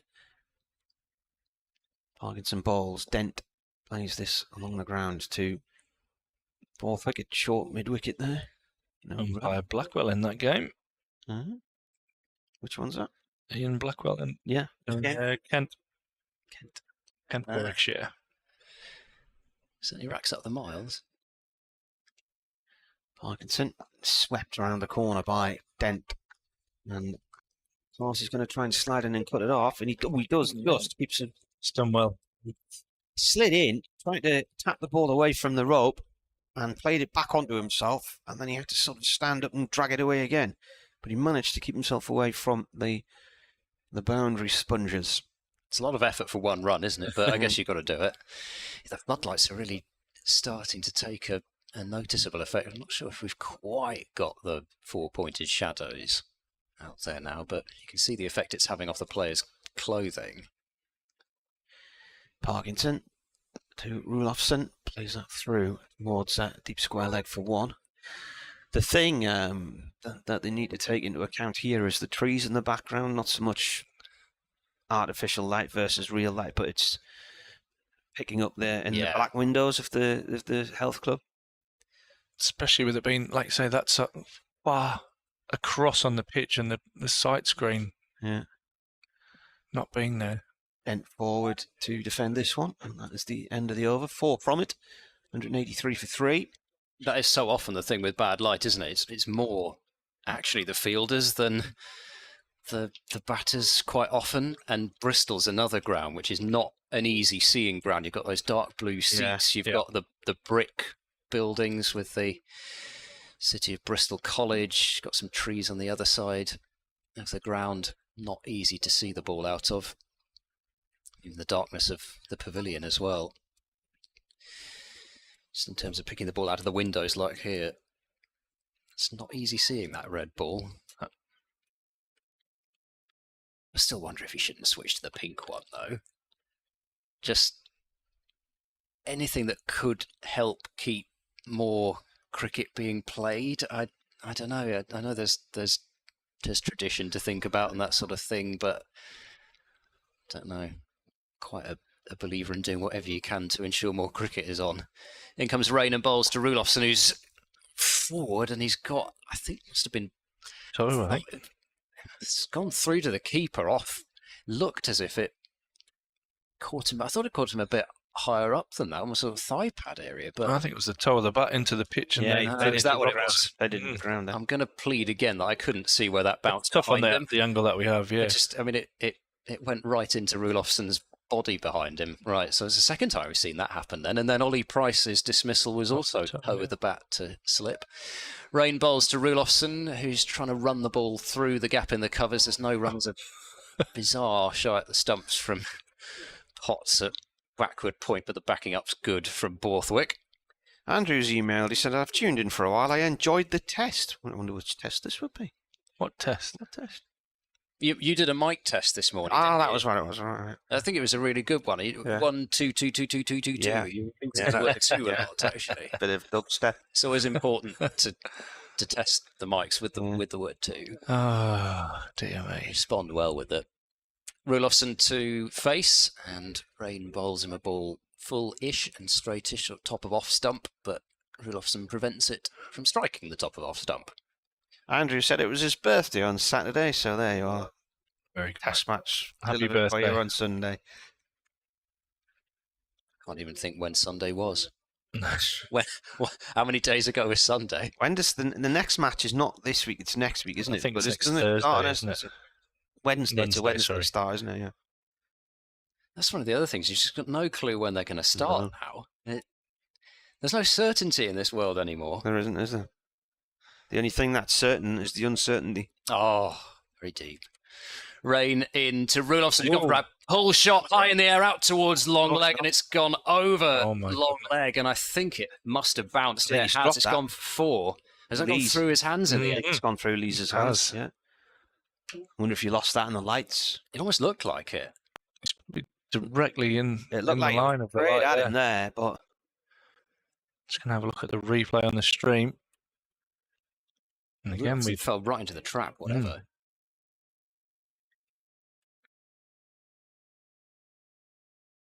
Put it off right at the most pertinent point, but did look like it carried to Lee's just over his head.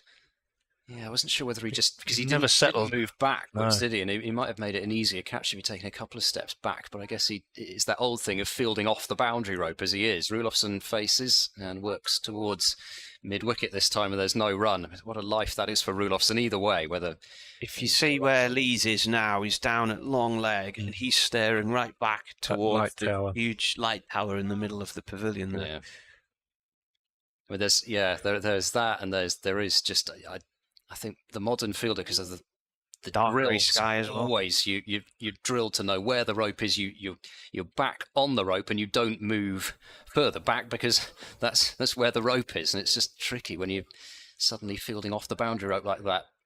Rain bowls to Rulofsson. That's tight to off stump. Rulofsson leaves, but he's leaning on his bat, looking back towards Rain, to suggest that he realises that was quite a tight one, and he's managed by miscued hook or by crook to get through that particular over, but he would have fallen right into the trap that was set by Rain and Durham if he'd gone, and he's going to have to try and make the most of that life or half-life, whichever it was. He's on 6, Dent 78, Gloucestershire 187 for 3. He was on 2 when he played the shot, so I'm going to write that down. It's a missed opportunity on a pretty good pitch. Durham will be disappointed with that one. Liam Travaskis just adjusts his trousers in front of us. Going to see a change in bowling.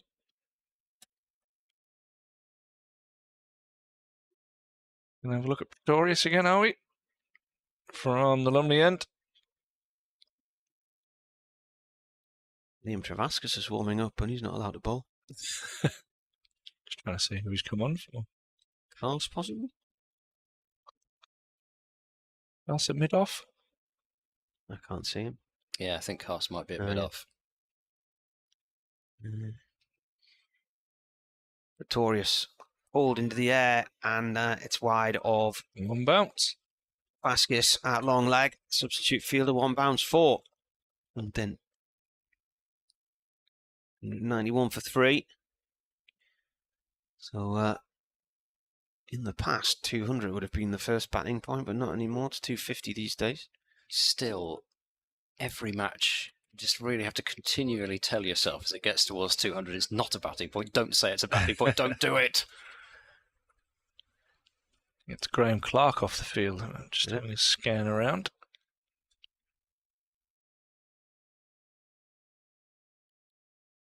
Can't see him out there.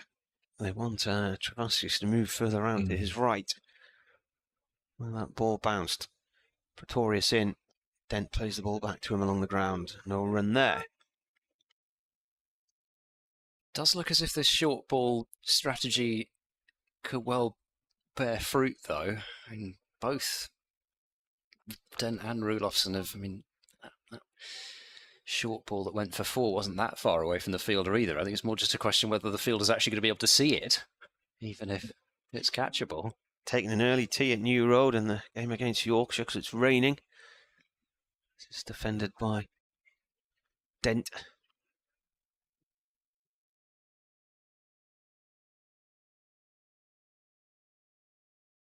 Yeah, Finley Bean opening the batting for Yorkshire. He got his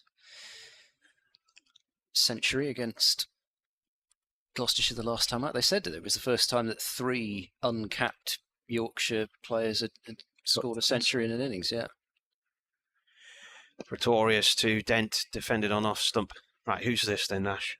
It's 2 o'clock. You know? Oh. Kings of Leon? Just about to the band were. Yeah.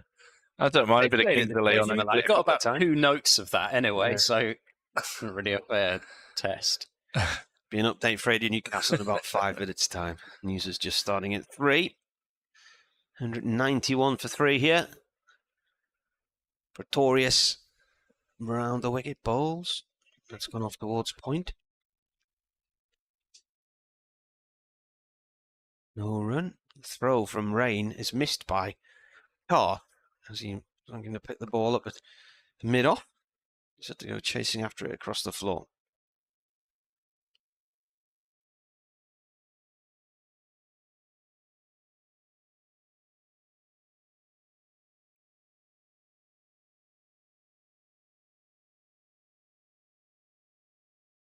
This is off There's your leg glance. leg. Yeah, little leg glance, and it's cut off by Travaskis, just below our commentary position. 2 runs to Dent.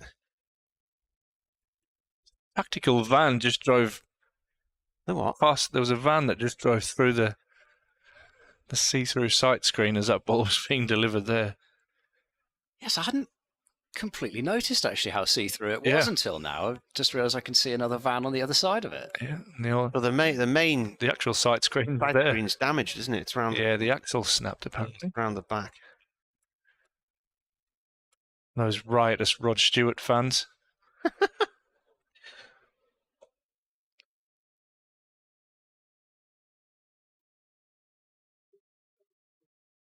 Graham Clark now back with us on the field. Comfort break or something. Mm. We've got 2 slips in a gully, deep square and long leg are both out. We've got a short mid-wicket, 3 saving the single on the offside. Rain bowls full. Rulofsson pushes up the pitch. Rain tries to deflect the ball onto the stumps but misses. Tried that once earlier and sent Hammond sprawling to the floor. Always worth a try, except for the time when it's hit quite hard and you deflect it, but you don't slow it down enough and it goes for 4 when you could have stopped it. But, you know, I guess got to weigh the risk versus reward up of that. Rain moves in, bowls. Rulofsson just plays that one close to his body and on the bounce out towards point. It's quite a nice looking shot actually when he does that. And sooner or later, I think he's probably going to find that gap between cover and point when he does it, or maybe behind point. But there's no risk in the shot. But he can just allow the ball to come to him. He might pick up some runs with that without taking on too much risk. So far, 4 of his 6 runs have come off a hook shot, which may well have been caught. Rain into bowl outside the off stump, a lead from Rulofsson. Skips through to Robinson again. Don't know whether this is just a case of ball older, pitch changing, first hour, bowlers in later spells, but starting to see the possibility of a wicket falling due to lack of bounce, which certainly wouldn't have thought from the way that we started. Pitch still looks pretty green. We haven't had so much sunshine that you'd think that would change too much. Yet, short ball, no ball from Rain. It's a no ball for overstepping rather than for height. Rulofsson ducks underneath it. 185 for 3.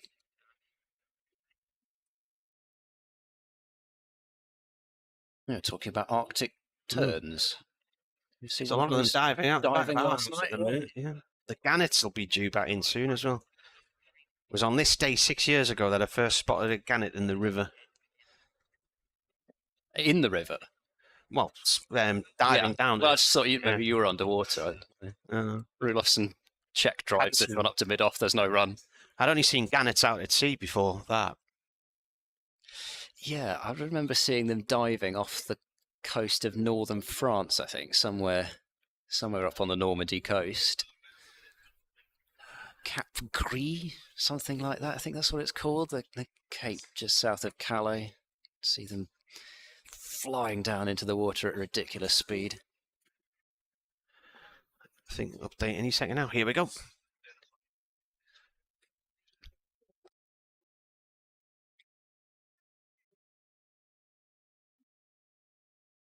It's hard work with the ball because it's very good flat track for batting on, and they're using the Kookaburra ball, the Australian one, for 2 matches this season, and it's tough going with it, really.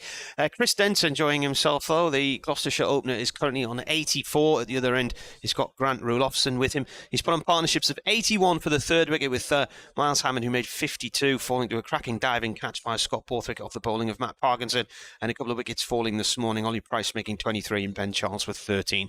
But Gloucestershire currently 195 for 3. The latest rain delivery has been pulled at again by Rulofsson. He took it on and it was in the air for some time out towards those 2 fielders on the leg side who've combined to stop the ball and keep the run scoring down to 2, but Rain's on his haunches thinking, again, I've got him to do exactly what I want him to do and haven't got the wicket. So 2 runs and Gloucestershire 197 for 3. Derek's asking, will you be back at Cubics this year? I don't think so. I think that might clash with one of Durham's games.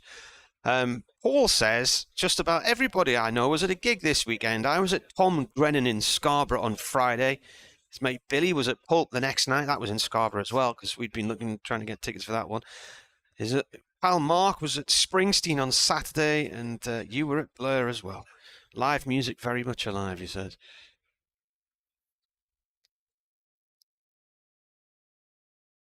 Also, a number of people mentioning the weather forecast and whether or not it's raining or going to rain. Varying apt to saying it is, but it's not. And the murk's now just started to sort of shift to the north of us. So looking at the back end of that front of clouds, big splodge of blackness that's set over us for about the last half hour or so. Pretorius, right arm over, bowling to Dent from the Lumley end. It's played back towards the bowler's end. Putting it down in Worcester, says Jonathan Dodge, the Radio Leeds commentator, hashtag BBC expenses. That says, well, if it's raining and there's no chance of any play, that's when you line all your receipts up, you write down where they're all from, and then you photograph them all and you load them up online. Takes hours.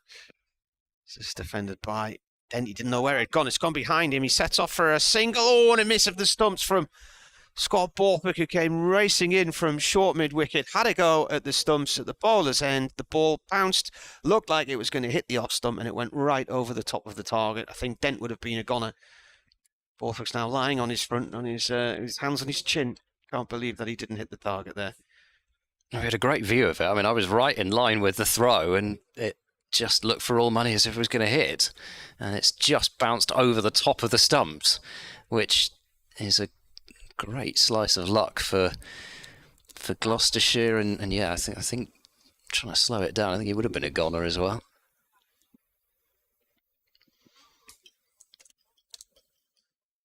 And Rulofsson sort of set off, and then Dent was trying to have a look for where the ball went before he then responded, and that nearly caused his demise. They're living a bit of a charmed life out there at the moment, these two. Just have to get through this little period.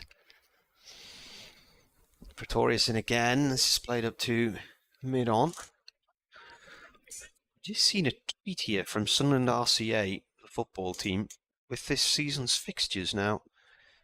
To all intents and purposes, they were relegated at the end of last season, but it looks like they've stayed in the division they were in.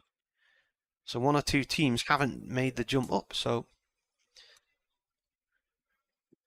they start with Newcastle Benfield on the 29th of July. That's early, isn't it? Here comes Pretorius, played up to mid-off. Oh, well, the odd opportunity to go and buy a losing raffle ticket there again this season, when it begins. Actually, I did win the raffle eventually, after many years of buying losing tickets. I don't think I've ever won a raffle.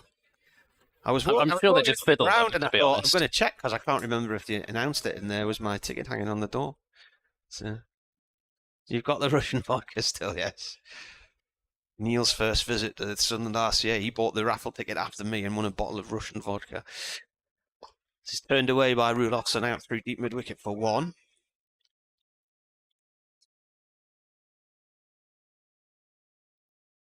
Yeah, well, that's good news for them. Let's hope they can keep the team together this year then. Anth Graham, afternoon Marty and Co. He says, nice to hear a bit of interest in our avian friends whilst the cricket is a tad slow. Believe it or not, a golden eagle was recently spotted up in Weardale. This was one of a handful of juveniles released for a project up at Dumfries and Galloway by the South of Scotland Eagle Project and goes by the name of Merrick. Look it up if you don't believe me, he says. Pretorius bowls. Dent plays this to Borthwick at short mid-wicket. Borthwick with a backhanded throw towards the stumps at the non-striker's end. And it misses the target, backed up by Cars. End of the over, 199 for 3. Passed plenty of red kite and buzzards up and down the motorway this weekend. Yeah, the kites are gradually taking over. Well, yeah. And I mean, I remember back in the early 90s, around about High Wycombe, they'd released a few there as part of an experiment. We were looking at a red kite in Elstree the other day at Boreham Wood. So they've obviously stretched right across. I don't know. I presume it's come from that way. I don't know if they ever released any in Epping Forest around that neck of the woods. But yeah, well, I'm sure that sort of area, you know, that part of Oxfordshire was where they first started, but they're in far greater numbers than the buzzards. Yeah, huge numbers of them. I believe the bit about the golden eagle, but I'm not sure I believe that it goes by the name of Merrick. I think, I mean, I'm not sure about that. I'd have to see video evidence of that. Potts is bowling from the Finkel end. He's bowling to Rulofsson, who tries to, well, he does let that one go. Again, it's a ball which doesn't bounce very much and hops through to Ollie Robinson behind the stumps. I was thinking probably Pretorius and Rulofsson will know each other going back a fair way, because not only would they have duelled in South Africa domestic cricket, but I suspect they probably would have played each other in schools cricket as well. In comes Potts to bowl. Rulofsson's forward looking for a single up towards mid-on. This is a tight one, but it's a well-judged one, with Borthwick having to throw off balance. And Rulofsson moves on to 10 and brings up the 200 for Gloucestershire. It's not a batting point, but it is another 50 runs on the board for them. Yeah, for what I could sort of remember, but had to reconfirm. Pretorius went to a school called Waterkloof, which is, I think, sort of south of Pretoria, north of Centurion kind of area. But the reason I know that's because one of my friends who's South African went there as well. So I knew that Pretorius was a product of that particular school. So I'd imagine, given Rulofsson went to school in North Johannesburg, I'm sure that being two very proud sporting schools, they would have had many a duel over the years, even in their childhood days. In goes Potts to bowl and angled away out towards backward point by Dent. There's no run. Rulofsson went to the same school as some rather illustrious names. Gary Player. Oh, yeah. Brian Habana, World Cup winning winger. Graham Smith, cricket-wise. Quinton de Kock, Neil Mackenzie. So famous alumni there. And Pretorius, as in comes Potts around the wicket. He bowls now to Dent. Dent jams down on that one and the ball rolls up the pitch. Potts in the crouch having a stare at Dent, thinking he's going to get underneath that bat at some point. I don't know how you pronounce this. He was born in Vereniging? Vereniging. Something like that, anyway. Doesn't look like anything like it's written. Vereniging, yeah. It's south of Johannesburg. It's quite a lot of, well, I think it's quite close to Sasolburg, which is the huge power plant. Potts bowls, there's an edge there, and he's caught behind. Second wicket for Potts, and a huge one for Durham, right as Gloucestershire had reached the 200, and Dent falls short of the century. He'd been drawn forward and into a few shots like that, playing at a ball which he felt he had to play at. And to be honest, I mean, looking at that, it first up looked as if he had to play at it. It was the perfect line and length from Potts, and he's got the reward. He's got the massive wicket of Dent, and Gloucestershire are 200 for 4. And yes, he certainly did have to play at that one. That is a beauty from Potts to get rid of somebody who was looking really well set. He was going to get a round of applause appreciatively from the crowd here, but he would have loved to have gone on to get that century. But as I say, it was a really good piece of bowling. And Jaffa. Is Jaffa an A or an ER? I think it's a Jaffa, isn't it? Yeah. You think it's Jaffa? Do you? Okay. Jaffa is in the place. Jaffa's in the Future Heads. Or Jaffa's a singer in the Future Heads. You know, I'm sure I tried to find that out and I got it wrong. We could hear them last night, couldn't we? Oh yes. When they playing some music festival. Across Sunderland. Was he? Yeah.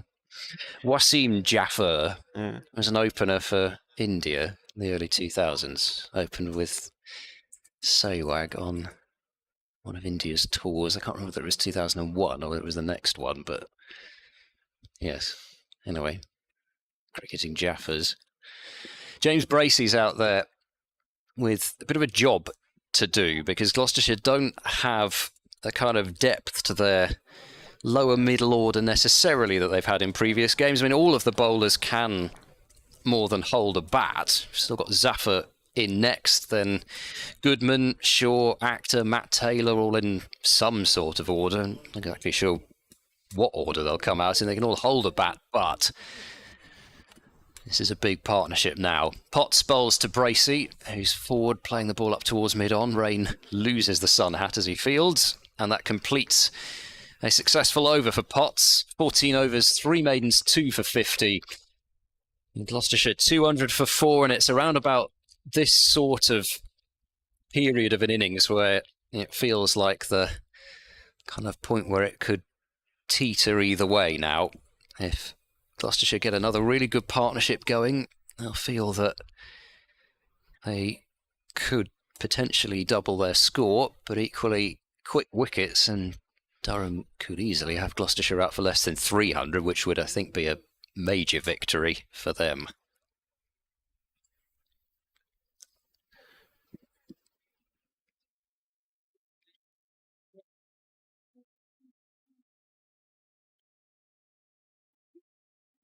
Rolofson on 10. So Pretorius comes into ball, right arm over. And the ball thumped back past the bowler and away up the far end, probably for 4. It is going to go for 4. Just missed the stumps at the bowler's end there. Oh, the official Durham feed's gone with Jaffa with an A.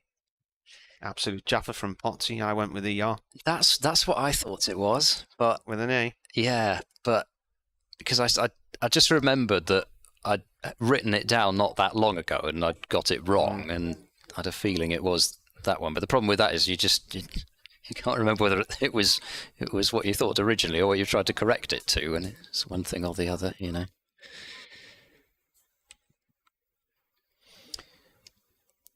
Pretorius again to Rolofson. Defended, runs out to the cover area. Dr. Dan's been busy sketching away today. The 2 bends was his first sketch of the day. Ben Rain bowling to Ben Charlesworth. Quite a long time ago, actually, because Charlesworth was out at the start of the 8th over.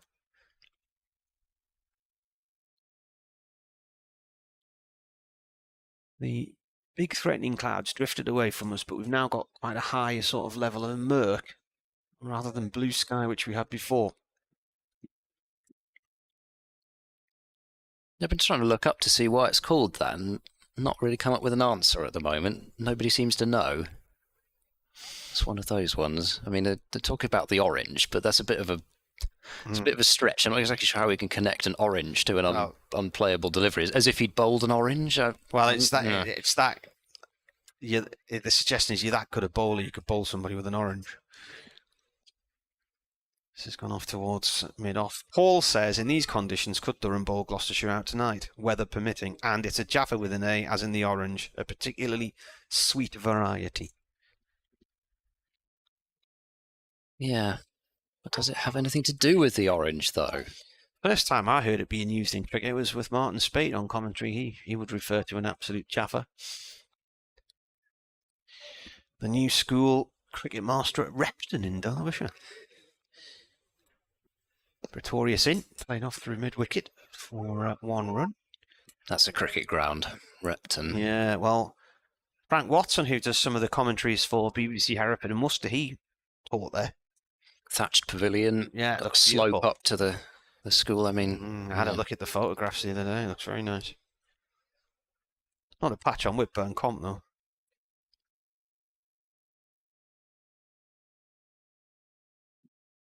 Playing cricket on the cliff tops at Whitburn. Do you have to chase a ball down the cliffs? It's too far away, really. Well, you sold it to me like it was. Well, I mean, what's that place in Devon, Sidmouth? Well, there's one in. It goes down the cliff. There's a cricket ground where Richard Ray used to play on the East Yorkshire coast. That's gone down the leg side from Bracey. And that literally was the ball could drop off a cliff. Something's happened to my Twitter feed here now, and I've got the big picture on the screen. I just don't know how I've done that. I have to get rid of it. Is this a latest feature, do you think? I think so. It's gone away again. I've refreshed it. That's ball of the 53rd over. Pretorius bowls, and it's gone out to the cover area. Dot ball. So we've still got another 11 to go to tea. So it's going to probably be about 4 o'clock tea, or thereabouts, just after.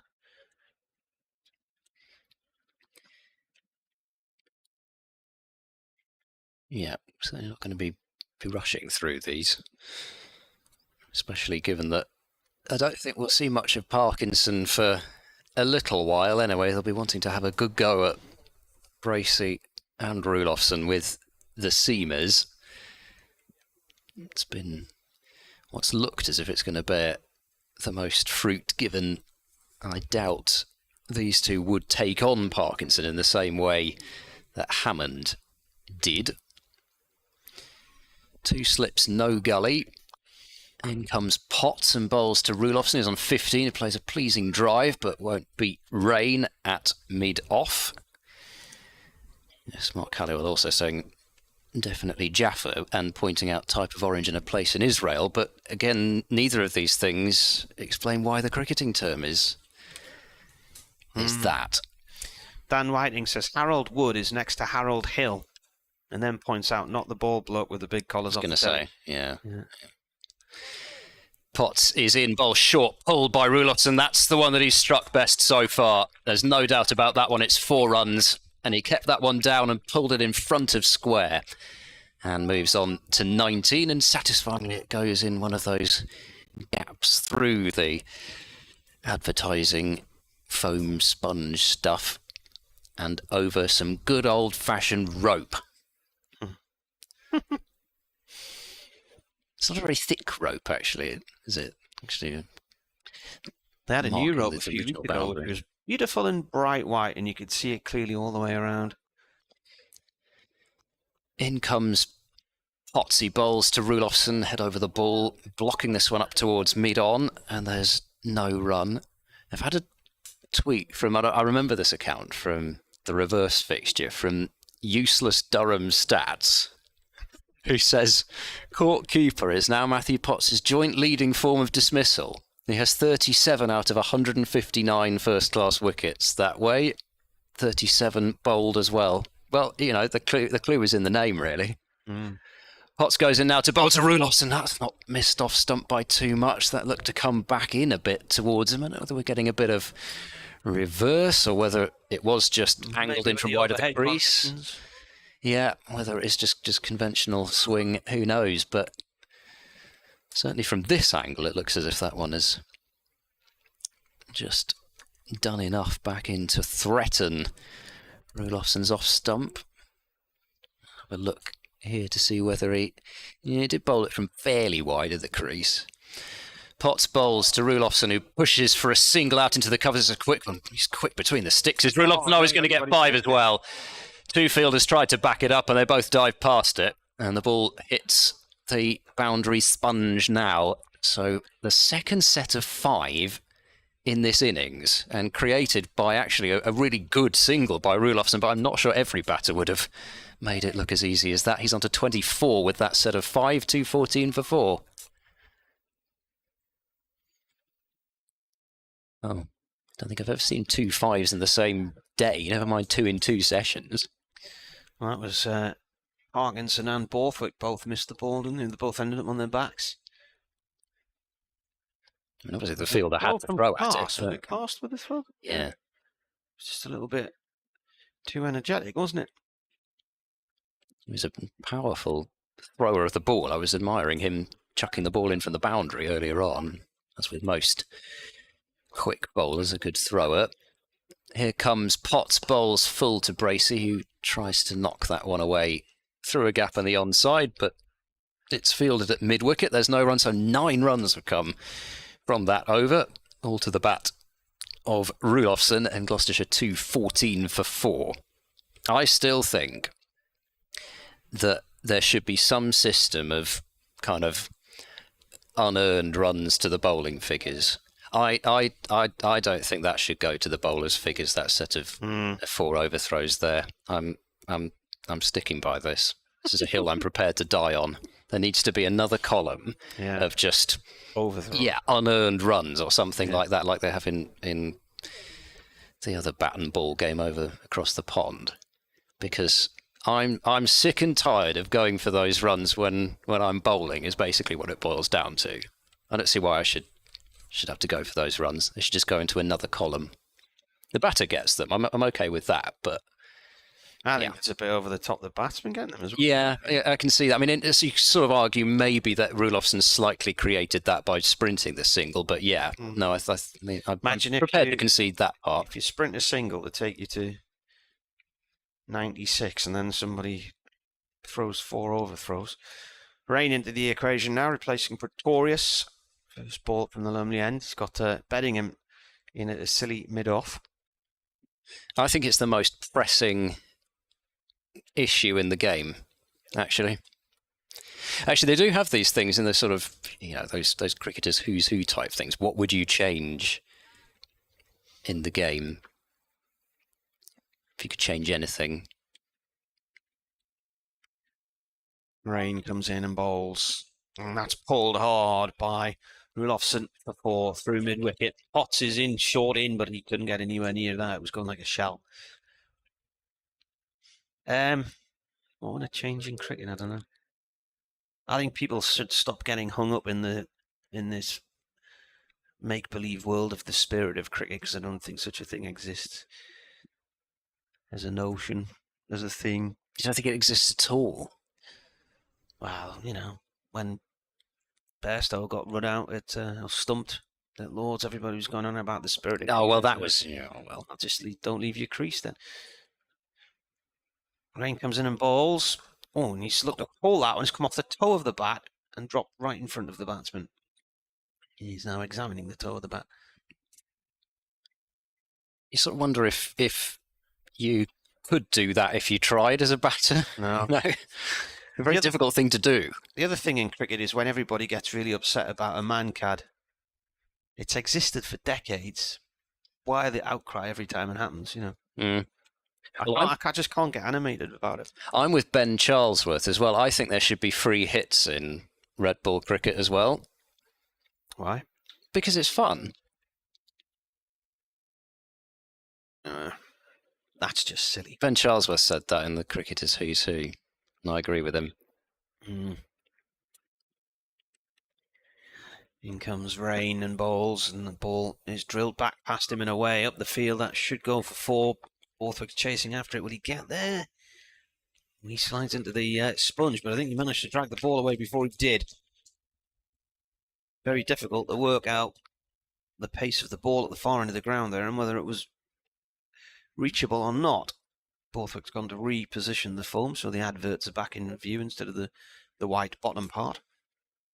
It's another really sweetly timed shot from Rulofsson, even if he hasn't quite got the 4 for it. He's played a couple of those nicely controlled straight drives. Playing on its way into Newcastle. That haze has lifted. It's now the sky's much clearer now. Cloud base has gone higher. Apparently it's supposedly a bit wet, or there's a possibility of rain on the Roca Riviera, but that's what's past us. So that'll be where this low cloud meets the sea.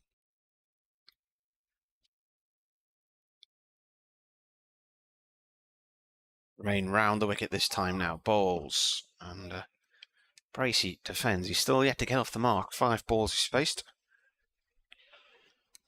Yeah, well, the forecasters seem to be basically as certain can be that we're going to get rain at least by 5. Looking at this, they've changed it even from 90% to greater than 95% chance. Well, we'll see. The other day it was less than a 5% chance of rain, so I stuck the washing on the line and chucked it down about 10 minutes later. That's the Heathrow flight coming into Newcastle. Rain was around the wicket from the Lumley end, turned by Bracey, eventually off the mark. 6th delivery to backward square leg for 1 run.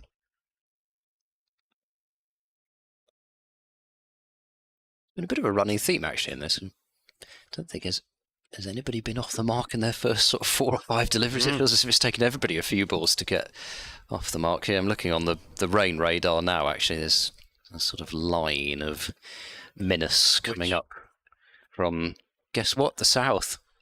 Well, it can bubble up. That's the thing. It can bubble up just about anywhere, and even with their super duper computer systems, they can't always get where it's going to be.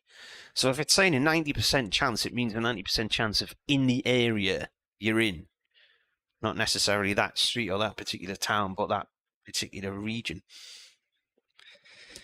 The metropolis of Chesley Street. Yeah. Potts to start his 16th over now. He bowls full, and on the pads of Bracey, he whips that one away. I think he's potentially found, no, he has not quite found the gap for 4 between the 2 fielders on the leg side boundary. He did find it for 2, though. This work from, gets Cast jogging round from the deep forward square boundary, back at a square. Bracey moves on to 3, 224 for 4. He's not captained the side too often as James Bracey.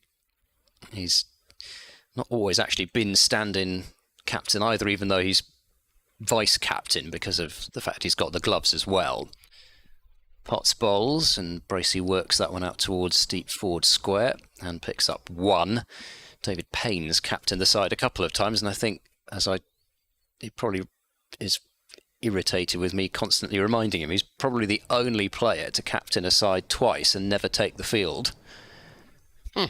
One time was the game that was called off due to COVID in 2020 between Gloucestershire and Northamptonshire after 1 session, and then the other time was Gloucestershire versus Middlesex at Cheltenham in 2021, where David Payne was called up for England after the entire England squad got COVIDed off, as it were.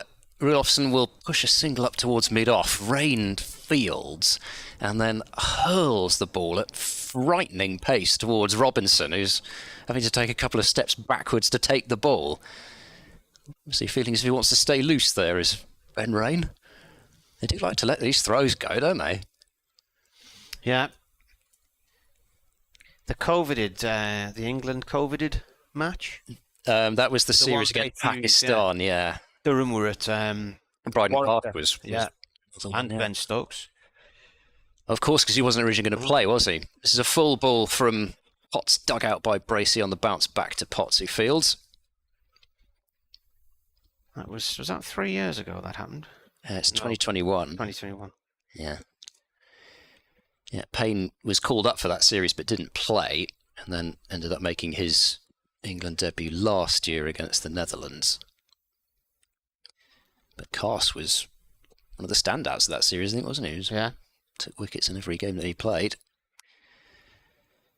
In comes Potts round the wicket, bowls over pitches, but Bracey on drives the full toss straight to Ben Rain, who decides to hold on to the ball this time.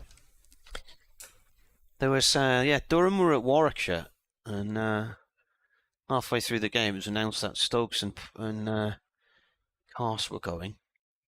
Was there a third Durham player left that match as well? I remember Graham Clark had to come in as a substitute fielder, and Might have even been a match where Ned Eckersley took the gloves off and had a bit of a ball.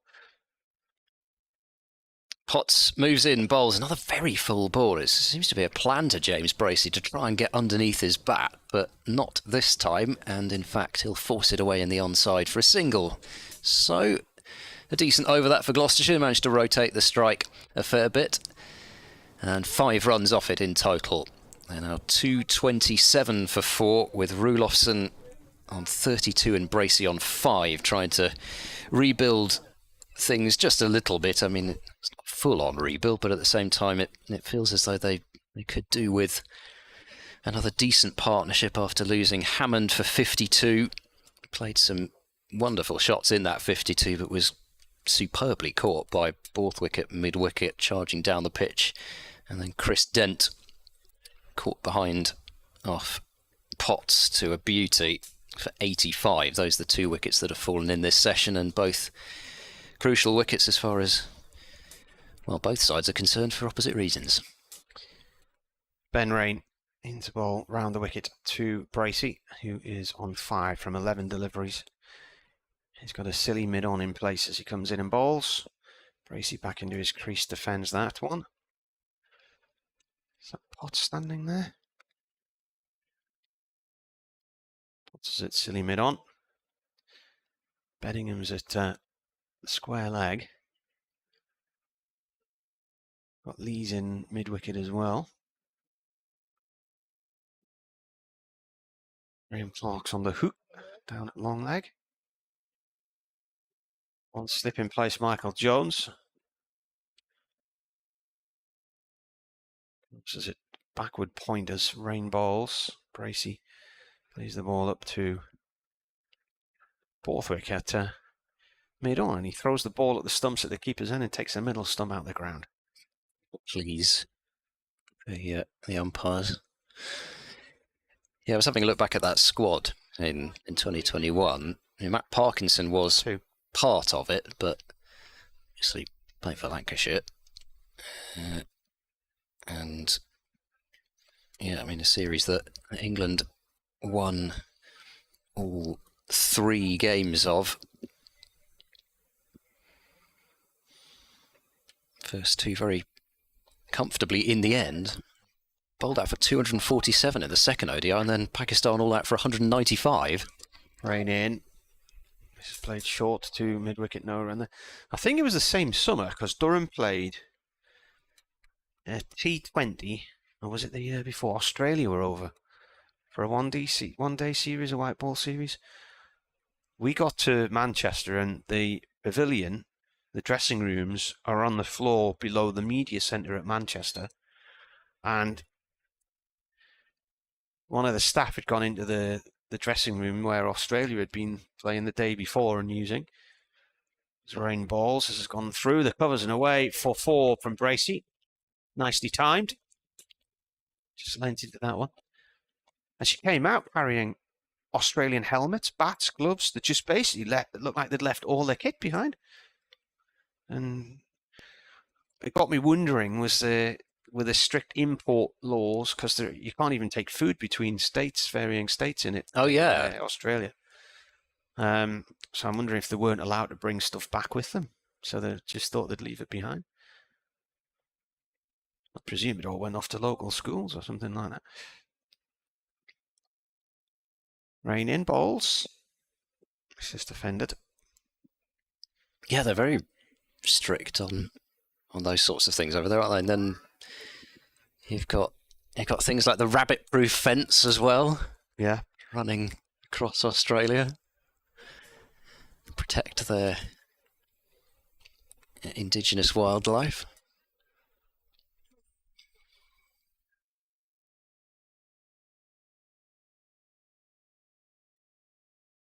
$231 for 4.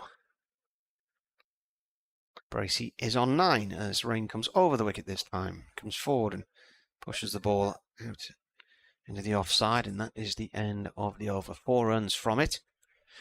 BBC Radio Newcastle with you, BBC Radio Bristol. We've still got 7 overs to go to tea, so just under half an hour. Goodness me, this is going to be one of the later teas of the season, I think, for me. I don't think I can remember a tea break after 4 o'clock on a day, which was just usual timings. Goodness knows I've seen enough teas at 4 or 4:10 throughout this season. It's felt as if basically every day has been like that, because there's been rain on a phenomenal number of days, and then of course you can never make up the time properly, and so you just end up with these adjusted session timings for the rest of the match after the original rain break. Here's Potts bowling to Rulofsson with a lovely looking drive up towards mid-off. There's a shy at the stumps which misses, and add another one onto the overthrows column, because Bracey didn't have his bat down, but I think realistically he was always going to be able to put his bat down in time, and then with the ball being hurled at the stumps, backing up was half done, but only half done, and so it's a single after all that.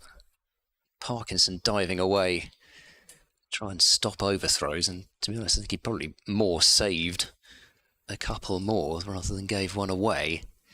So 232 for 4. Potts bowls round the wicket to Bracey, who's forward, finding a gap in the covers. Should be a couple of runs here. Rain airs off in pursuit and then fumbles the ball again, and they probably should be able to come back for a third run here.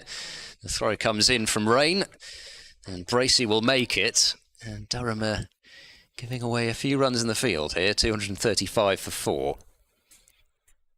This is one of those ones where he moved to pick the ball up all in one motion and then ended up effectively throwing the ball further away from himself.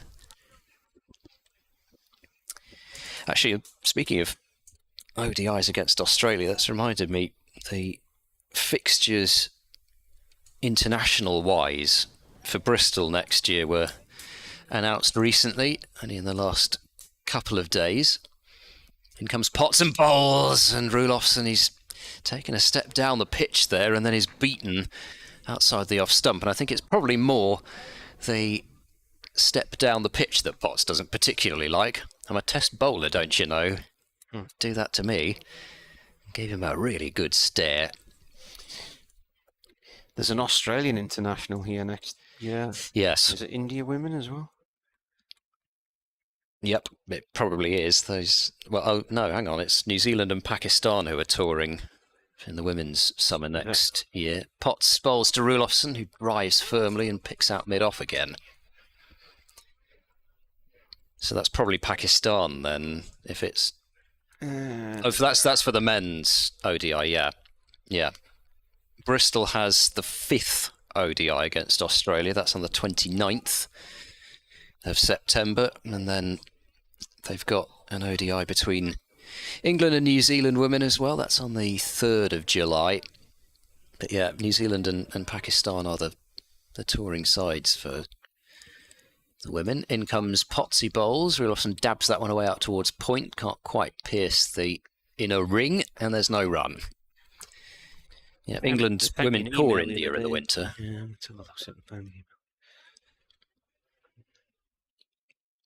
We've got a test match in that tour out to India, but there is no test match for England's women next summer, which is rather a shame, really, given the success of the recent Ashes test match. Potts is into bowl. It's clipped away fine by Rulofsson. He sort of rolled the wrists on it at the last minute, but Potts is standing statuesque with his hand up to his face. Rulofsson's trying not to look at him, and he'll get a single, and we'll keep the strike on 34, and Gloucestershire are 236 for 4. England women will take on New Zealand here in the first of a 3-match one-day series on Wednesday the 26th of June, and then the men's one-day team will make a return to Chester Street when they take on Australia in the 3rd match of a 5-game series on Tuesday the 24th of September. It's one of those things with the women's matches now where a lot of the smaller county grounds have actually been hosting them for quite a long time, but now the test grounds coming in as well. There's a lot of venues for not so many matches now, so it's really having to be shared around a lot. Yeah, because Derby and Leicester have had their share of women's matches over the years, haven't they? Gloucestershire 236 before here.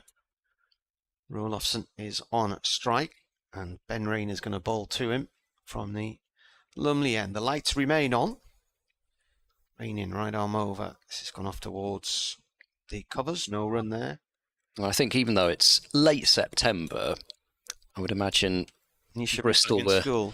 Well, no, I was thinking more that in terms of what Bristol have got this year, where they'll be delighted to have got the Women's Ashes ODI, which is in just a couple of days' time now, all sold out. But England versus Ireland on September the 26th, imagine is a slightly harder sell than Australia versus England at around about that same time of year. Rain bowls. That's gone through to the keeper. I watched, where was I? In Leicester a couple of weeks ago. And there was an international game on the telly. I think it was from St. Lucia. There was nobody there. And it was the West Indies women. And I could see they were playing a team in green, but I couldn't see what the scorecard said. And it turned out to be Ireland's women were there. Yes. There was no one in the ground, which was quite sad to say. It just felt empty. Yeah, it is. Well, it's quite sad what's happening with West Indies women's cricket in general, really. Ben Rain in. This is played by Rolofsson up to mid-off. No run there.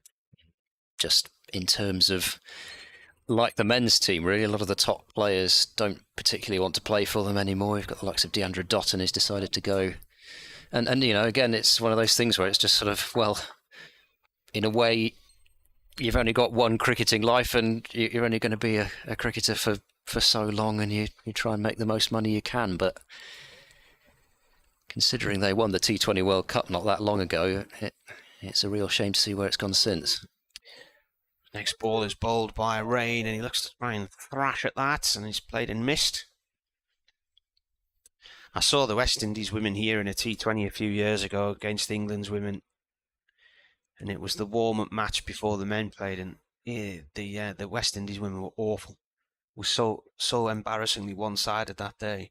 And then in no time at all, they'd won the World Cup, and I couldn't understand how they'd made that jump from what I'd witnessed here to them going on to win the tournament. They can be like that. A capricious team. Rain in, it's a short one, it's hooked, and it goes bobbling down to fine leg to Graham Clark, 1 run. But I mean, capricious, you're going to have to explain that. Well, I think it's sort of prone to sudden changes of mood, I think, is what it means. If I've got the right word. I'm going to have to look it up now. I hope I have. Yes, given to sudden and unaccountable changes of mood or behaviour. See, that's you in your private school education, that, isn't it? I don't think I picked that word up at private school, actually. I don't think it was in physics or chemistry. No. Or certainly not maths. I would have just said they blow a bit hot and cold, probably. Yeah. Does the same thing. Well, they had done. Unfortunately, nowadays it's mostly cold. Rain round the wicket this time to Bracey, who's forward a long way there. Saw that with Dent as well, who's big strides to defend the ball. And Bracey doing the same thing. End of the over, just the 1 run from it. And there are 5 overs to tea. It's 12 minutes to 4. It does feel like it's been a long day, this, doesn't it? The run rate's not been massive, but then it doesn't feel like it's been massive. But looking at the scoreboard, it's 4 and over, which is not really too bad, is it? Yeah, I think it's in some ways it's probably partly a little bit like how it felt watching some of England bat during the Test match, in that you've got quite a few fielders out preventing what would be boundary options, and 4 and over in singles feels quite slow nowadays, especially when we're so used to watching one-day cricket. But 4 and over scored with a boundary and nothing else, it's totally different. We've got Pretorius coming back into the attack from the Finkel end, bowling to Rolofsson, who lets that one go through to Robinson. And by the way, I should just say before somebody takes up arms, I'm not having a go at West Indies women because of the players, because it's really not down to players. It's a lack of investment and facilities and all sorts of things like that, which is why things are as they are. Rulofsson creams a drive through cover point for 4 runs. He really climbed into that one. It was a flowing shot, and probably the shot of his innings so far. Moves on to 39, 241 for 4. Gloucestershire are now approaching a first batting point. Durham having secured 1 bowling point so far. Gloucestershire 9 away from securing a first batting point, and after that shot, Durham have decided that it's time to put the deep point out. So they've got 3 fielders on the boundary now, a deep forward square, a long leg, and that deep backward point. 2 slips still in place. And in comes Pretorius, bowls outside the off stump, and there's no shot from Rulofsson. This is very similar to the standard Aussie field, to somebody like a Crawley or a Duckett now. Probably with the exception of the fact there'd be 3 or 4 slips now, but the standard very much to have those fielders out on the boundary. One of the great things, harp on too much about the day at Headingley, but it was just amazing to see the field they had for Travis Head. No slips in. They had a wide-ish gully, they had a long stop, they had a third man, a fine leg, and a deep backward square. Pretorius bowls to Rulofsson with another drive through extra cover this time. He's not quite timed that one as well as the boundary earlier on in the over, and of course there's a sweeper back there anyway, and so it's a single. Rulofsson up to 40, 242 for 4. But just, I mean, in some ways, I guess you could say it worked, although I think they rightly pointed to the fact that possibly when the ball was hooping about, they could have had a go at bowling full to Head. But he eventually looked as if he might have taken the game away from England with those late runs in the second innings, but it was an extraordinary tactic, and you don't see a long stop for professional cricket. It was an extraordinary position. Of course, he had to make sure he stayed on the offside of the keeper, so he wasn't behind square on the leg side. Pretorius runs into bowl round the wicket to the left-handed Bracey, who calmly pats the ball back up the pitch. Durham used one once recently somewhere. I'm trying to think, was it in one of the last stages of the T20 games or at Leicester, the county championship? I kept referring to it as more as a backstop, but it's the same position, really, isn't it? I can't remember now. Somebody in the T20 just reminded me. Somebody in the T20 had it this time. I think it might have been Hampshire put one in. Pretorius bowls. It's a full toss, and Bracey has timed it through extra cover. And although it's quite a long corner of the rope there, in fact, he's basically picked out where the rope kinks around the corner, as it were.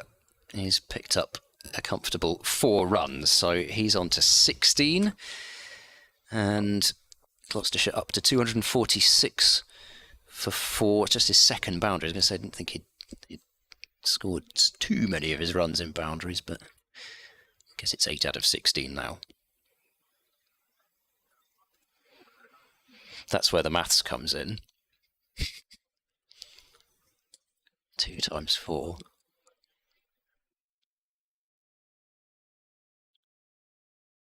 They are on the cusp of a batting point now, then, aren't they?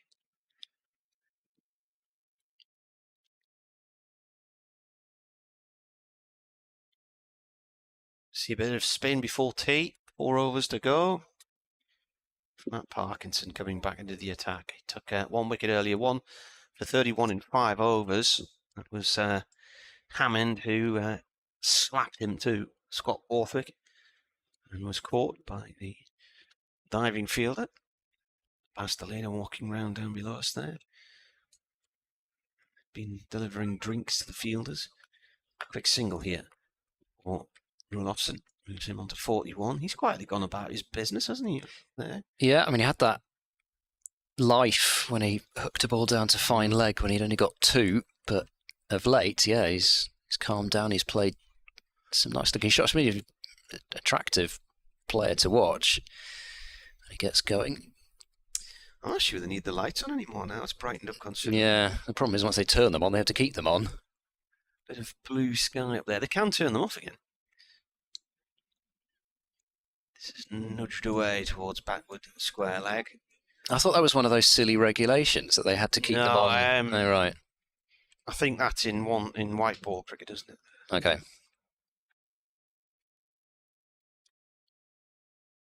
They've definitely had the lights on here during the day and then turned them off again in championship matches. So, Parkinson balls. This is driven out through mid-wicket for 2.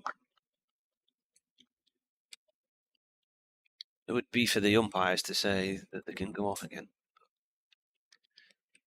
Yes, it's certainly starting to look more like rain might be an issue rather than bad light, whereas earlier on we were fairly close on the light.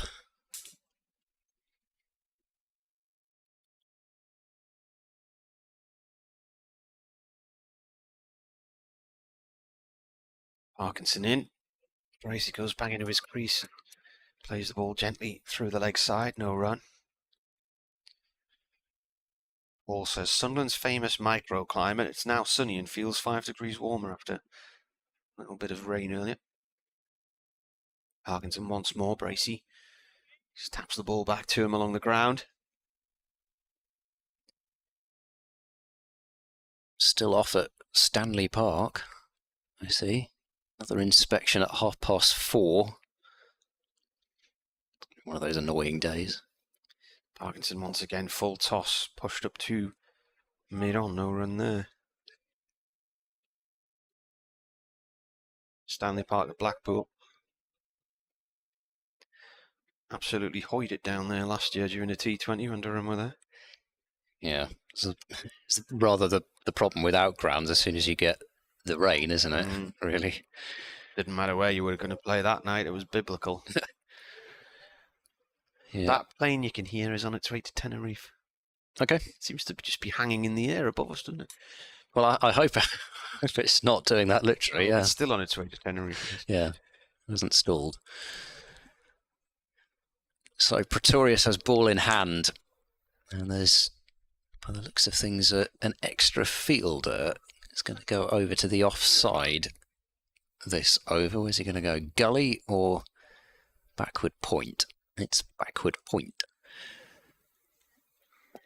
Still just the 2 slips in place and no gully. Pretorius bowls wide outside the off stump. Rulofsson cuts but controls the shot out to deep point, and that's the 250 up for Gloucestershire. They get their first batting point. Been an appreciative crowd at Chesley Street today, and another ripple of applause goes up. So as it stands, it's 1-1. Oh yes, so it is. Rulofsson 32 and Bracey 18, so no extras bowled of late. Kept the extras count down after got a little bit of a workout earlier on. They've given away 17 overall, 12 in no balls. Potts is on the march here. I think he's going to go into a short extra position. I mean, he's talk about putting yourself in the firing line. He's going exactly where James Bracey crashed that full toss through in Pretorius's last over. He's going to stand right there, no helmet, in short. Pretorius over the wicket, bowls to Bracey, who drives down the ground. Diving effort from mid-off is in vain. He was not getting to that one. It was too well timed and hit 2 straight, and Bracey gets 4 more. 22 to him now, 254 for 4. I mentioned Bracey hadn't captained that often, but I think the last time he did it would have been, unless memory's failing me, during the fixture between Gloucestershire and Durham 2021, the helicopter game. Oh, yeah. Certainly was captain in that one. Pretorius is in over the wicket to bowl to Bracey, who's trying to angle that one away fine on the offside, but can't get it past the fielder. Yes, the helicopter which landed on the field in the first over. The Great West Air Ambulance, wasn't it? Yeah. Yeah. Yep. There was an emergency in a nearby address, but the paramedics ran out the cricket ground, ran down the street, and then were back a few minutes later and took off. And even then, after a half-hour delay on the first morning, the match only lasted 2 days. Yes. A quick turnaround. Forward goes Bracey, and the ball rolls just past the stumps, but softly enough that Clark can get across from mid-off, and there is no run. And I said it before, over and over again, but it was just one of those moments where you thought, surely that isn't going to happen, is it? Surely it's not actually trying to land on the field, is it? And then it seemed like it had a couple of passes just to try and warn everybody what it was going to do before it then went in for a kill, as it were. Pretorius bowls full, it's driven away, and Bracey has found Potts, who had actually, I think, taken a step or two backwards from that really short position he was in before. Probably that meant that he could save the boundary. We could hear it, but we couldn't see it. Yeah, well, I was on the other side of the ground from you for that one, but it looked initially like it was going to land on the roof of the building you were in. It felt like it, that's for sure. Pretorius bowls down leg side, Bracey flicks down towards long leg, and we'll pick up 1. That ends the over, 6 from it, and 255 for 4, Bracey up to 23. Yeah, it wasn't. I mean, looking back now, you probably overplay it in your mind a bit, but you could almost feel the rotor blades going through you. And the wind kicked up by it, and the dust flying off the pitch because it was a, as they call it, Bunsen, and it was pretty dusty out there. I just remember the dust flying up off the pitch everywhere. Quite a sight. And then I got these tweets from sort of random news agencies asking if they could use the footage for, they were sort of based in Japan or something like that. Yeah, and I told them all no. At least they asked, because some of the national steal your stuff and stick it on their website without your permission. This is Parkinson bowling here. One particular newspaper group, there was a fire on a boat in the marina near ours about 2 or 3 years ago, and my daughter came running in shouting, Where's the fire? Where's the fire? And I was like, what fire? And looked out the window, and there's nothing there. She said, no, the other window. And there was a huge ball of flames going up in the air. Good diving stop there from Pass from that shot off Parkinson from Bracey. Anyway, I looked out the other window, and there's just smoke and a huge plume. So I ran round the corner, and this boat was on fire and starting to sink, and I filmed it. And basically, so TV at Look North could get it, and our online people could get it. And he's bowled him round his legs. He's missed a full toss. That's a really bad shot from a ball. I'm sure he was bowled rather than stumped. Bowled, yeah. He's out for 42, Roloffson. Really not a very good piece of cricket, that, was it? It was... Good grief. Yeah, I think he's just swung over it, hasn't he? You can't quite see it on the replay, so I have to go back and look at it first up.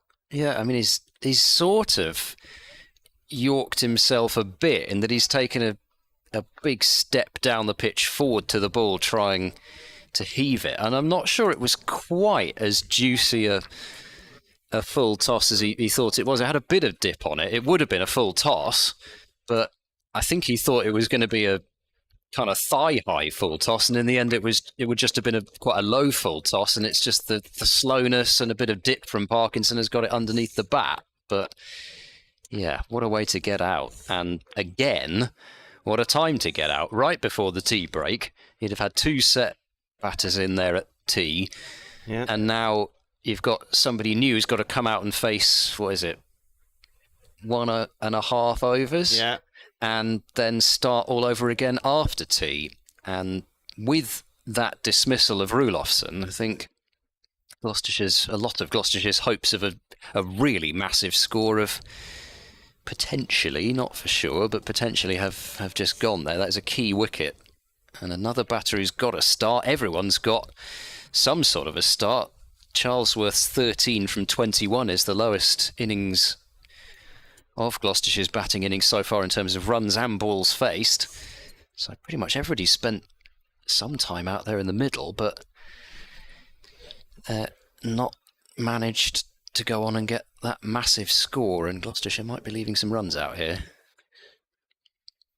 Well, I've just had a wicket here. Grant Rolofson was doing quite nicely, and then he's just tried to sweep a full toss from Matt Parkinson, was bowled for 42, having added 56 this afternoon for the 5th wicket with James Bracey, who's on 24. Wickets have been coming every now and then, but there's been some decent partnerships as well. Miles Hammond was the first one to fall this afternoon for 52, and then Chris Dent caught behind off the bowling of Matthew Potts. Absolute jaffer of a delivery. He had to play at it, and it just moved on him at the last moment. He was out for 85.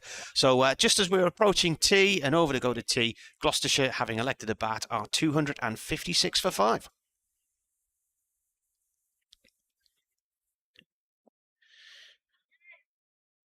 Parkinson bowls. That's a dot ball. That is the end of the over. And Mike Ventris says it's raining in Fishburn, so you should be getting it shortly, says Mike. Fishburn to the south of us.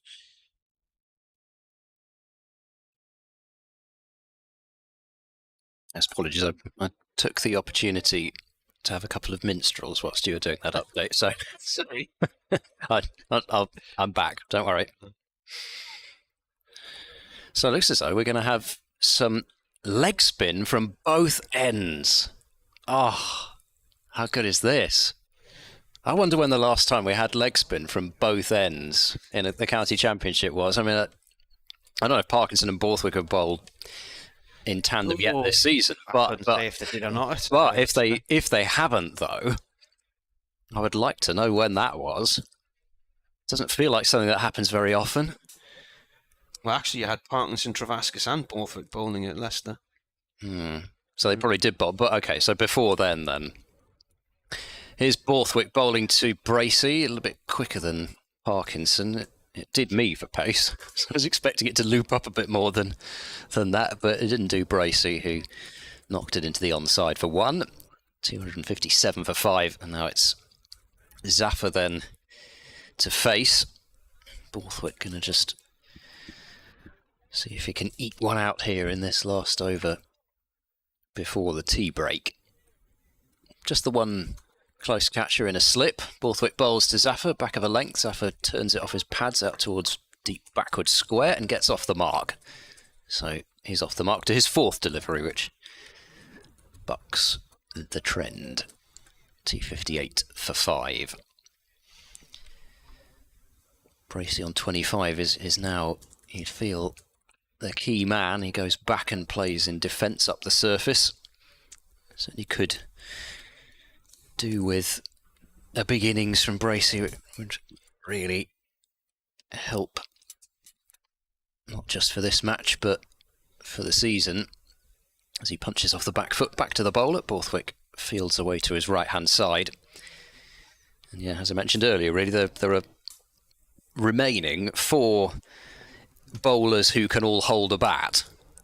As Borthwick bowls and guided away out towards deep point by Bracey, he'll pick up 1. Moves on to 26. I mean, there was certainly the feeling that Dom Goodman would very much turn himself into a bowling all-rounder.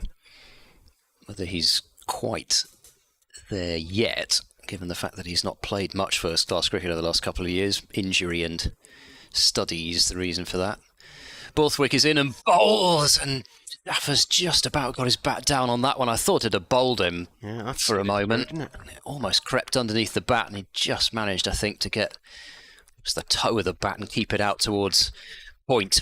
And that is that for the session. So Gloucestershire have taken their total from 94 for 2 up to 258 for 5. It's felt actually, even though there were some periods where there wasn't a great deal happening out there, actually the game has moved on a fair bit in that session with those 3 wickets and plenty of runs scored as well. It's been a more than entertaining enough afternoon session, but again, Gloucestershire, I think, have lost 1 more wicket than they'd really have liked to in that session, but they still have the opportunity to add on plenty more with a good evening session. 2:59 for 5 the score.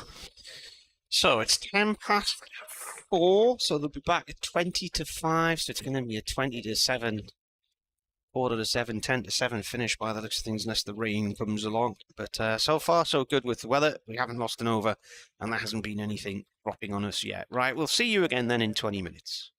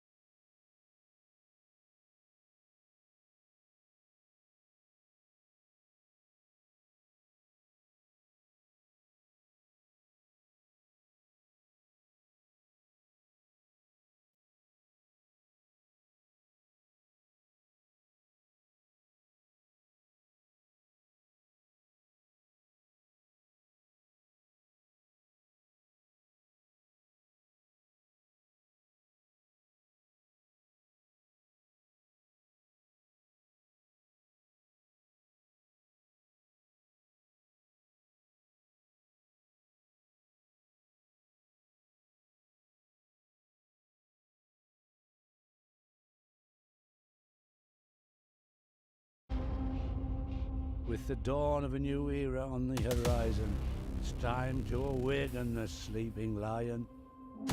Time to rise and go to war. Hear our cries now, hear us roar. A team with great prospect has now come forth, who fight for our pride and who fight for the North. Together we march, success in our sights, achieving our goals and reaching new heights. Heroes of old and heroes of new, the brave and the bold, they bind us like glue. Stars will be born out on the wicket. Now begins a new chapter at Durham Cricket. Oh, that's 6. That's a biggie. Lovely use of the feet. Excellent from Travaskis. And he's gone.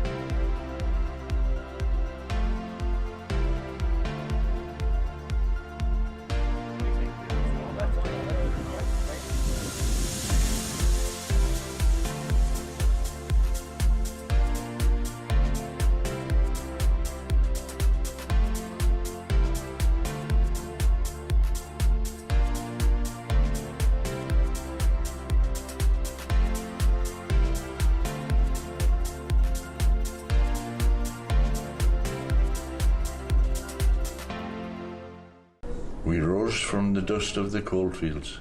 A dream of bringing professional cricket. 30 years later, we stand together. With many successes on and off the field. A trophy cabinet full of silverware. A professional pathway for boys. And girls in the north. And community programs that both enhance and transcend the sport in our region. But we want to achieve more. We want to reach every corner of society. Welcoming place for people of all backgrounds. Supporting the community to which we belong. We want to be at the forefront of inspiring generations. Inspiring people to be better players. Better people. Better members of society. We are working hard to welcome everybody. Developing inclusive environments. With a commitment to encourage Equity. Diversity. And inclusion in everything we do. We aim to make a positive change across cricket. Our wider community. We must be accountable. Cricket is a game for everyone. Our programs are for everyone. Seat Unique Riverside is for everyone. Durham Cricket for the North, for everyone. Durham Cricket for the North, for everyone. Durham Cricket for the North for everyone. Durham Cricket for the north for everyone. Durham Cricket for the North for everyone. Durham Cricket for the North for everyone. Durham Cricket for the North for everyone. Durham Cricket for the North for everyone. Durham Cricket for the North and everyone. Durham Cricket for the North, for everyone.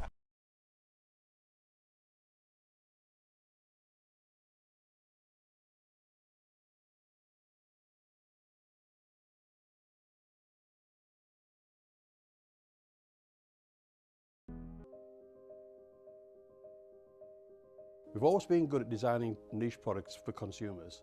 So our thinking was if we can use the same design skills on products which have got more volume, we'll be more successful. The big issue was the plan to do it. We set a figure of a capacity to make 250,000 pieces a year. That's an ambitious target, but that's our figure. So we then worked with the machinery designers to make the washing machines. Number one in this product, it's got to be reliable. A washing machine has a lot of hard work to do, and it's a very important part of most households.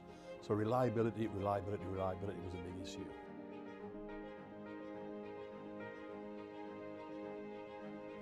I think any new product, we've got to learn about it, and that's important. We've got to learn about it so we understand it inside out. And that's taken longer than we expected, but we've taken our time to make sure that it's right. There's a big appetite for buying British products, and rightly so. But we can't rely on that. We've got to make a product that competes with all the imports. And of course, remember, we've got our core business here of making domestic dehumidifiers and bottled water coolers and industrial dehumidifiers. So that takes our time, and we don't want to get this wrong.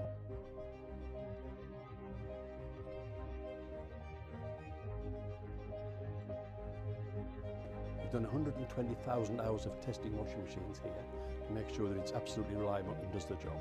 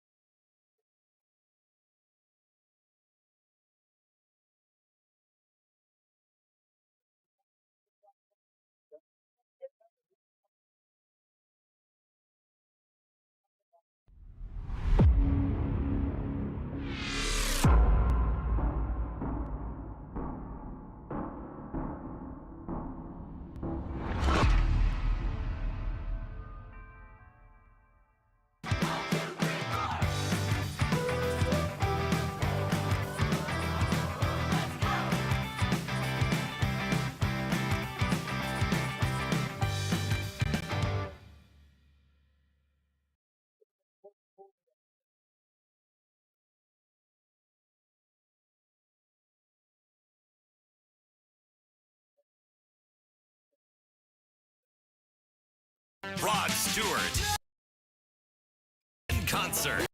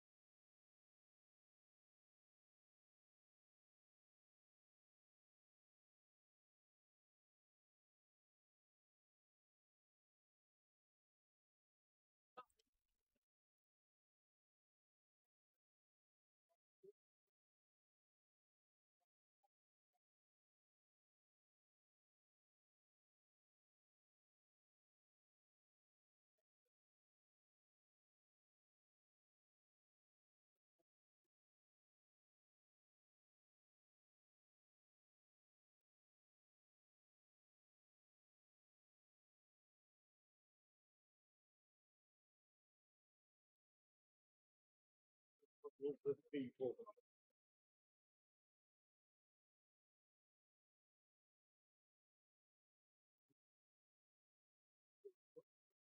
The other day.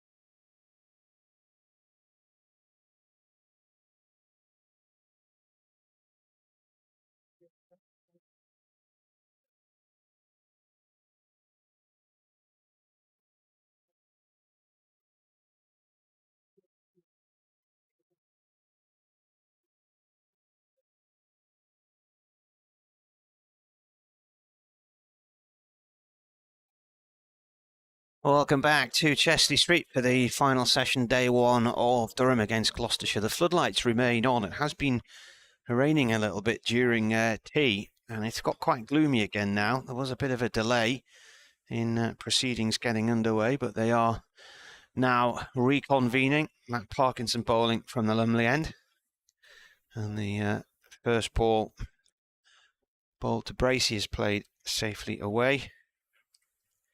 So we've had suggestions from varying people. So this one's defended again as well. Suggestions that rain is not far away. Certainly it is skirting around us at the moment, that's definite. Bracey is on 26. In comes Parkinson. Bracey forward with a big stride there. Plays the ball safely along the deck back to the bowler.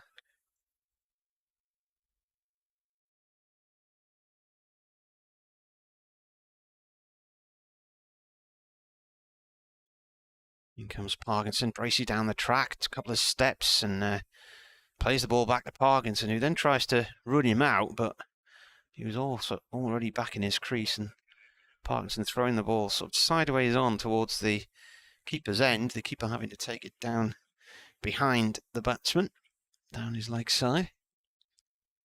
Parkinson in again now. This is a little tickle. Beddingham's there at leg gully, no run.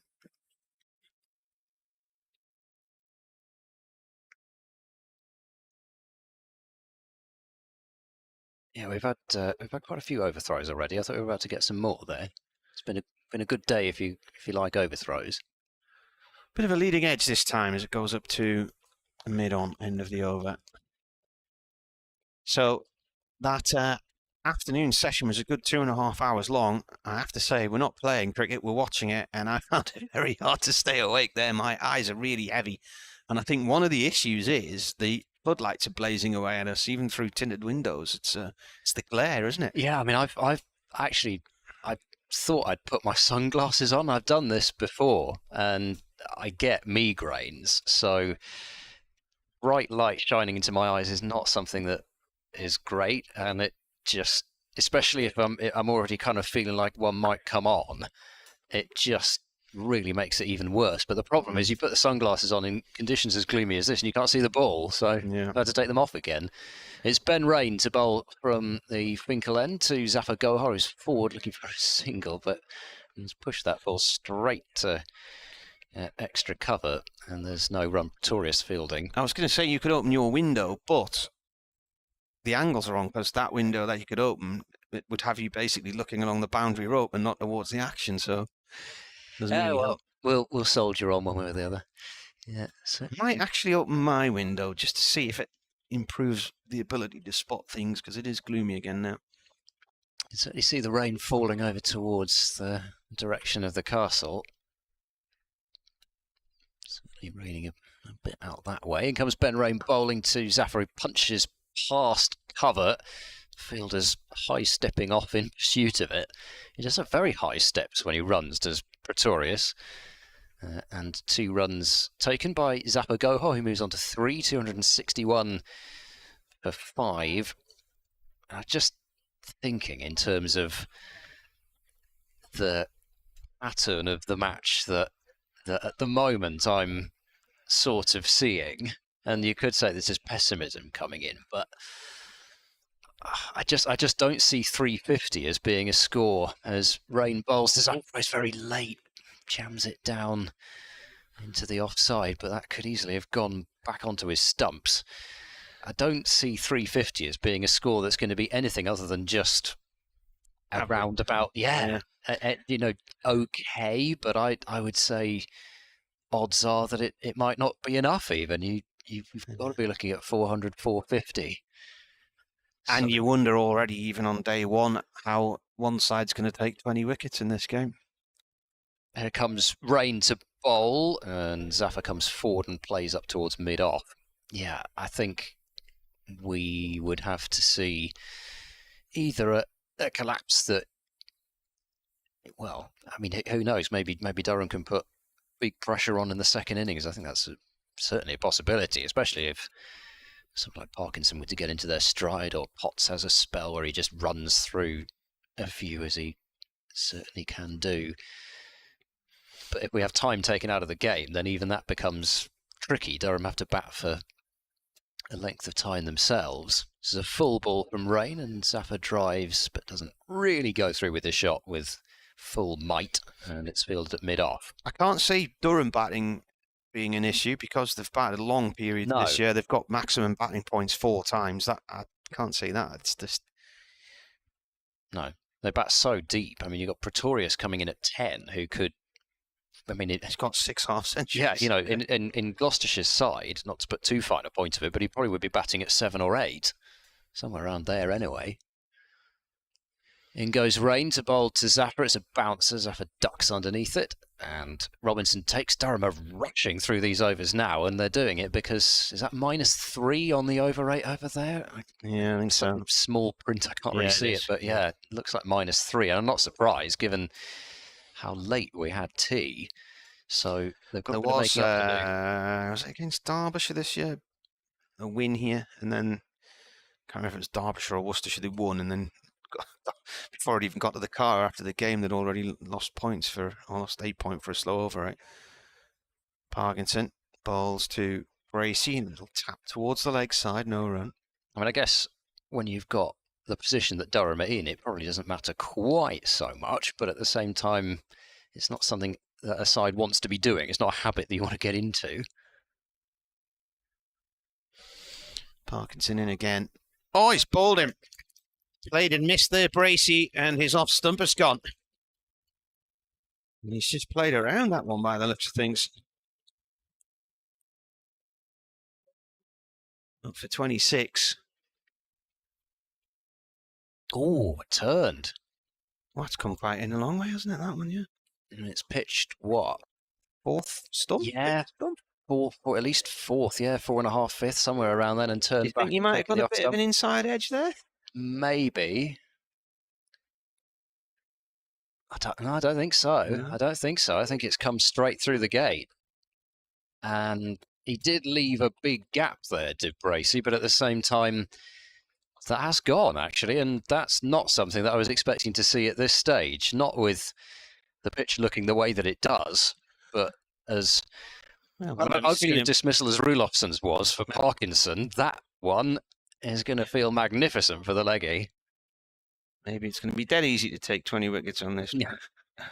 Well, I guess the one person from a Gloucestershire point of view who'd be happy to see that is the man who was standing at the non-strikers end for that one, Zafar Gohar, but 261 for 6 now, and, well, the Gloucestershire have got their, I guess, bowlers who bat now, with Josh Shaw coming out next. He's been actually in very good touch with the bat across second 11, and of course he had that innings in the reverse fixture at Bristol, but they need runs from him here.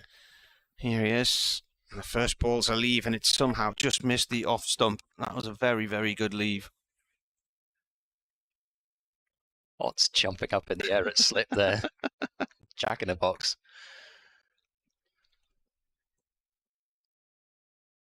Parkinson in again. It's gone down the leg side. He's left alone. Bit of drift on that one, actually.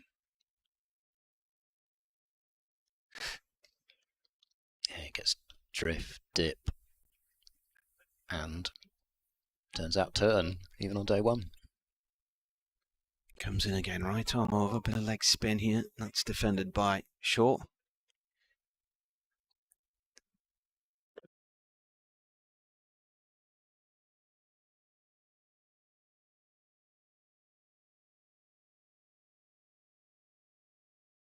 Next ball bowled, a bit of a yelp from Parkinson as he bowls that one, and it's a wicket maiden. Shaw is originally from Wakefield area.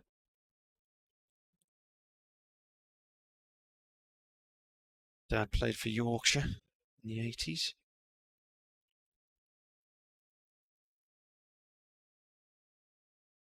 So he actually was loaned by Yorkshire to Gloucestershire, made his debut for Gloucestershire, went back to Yorkshire for 3 years.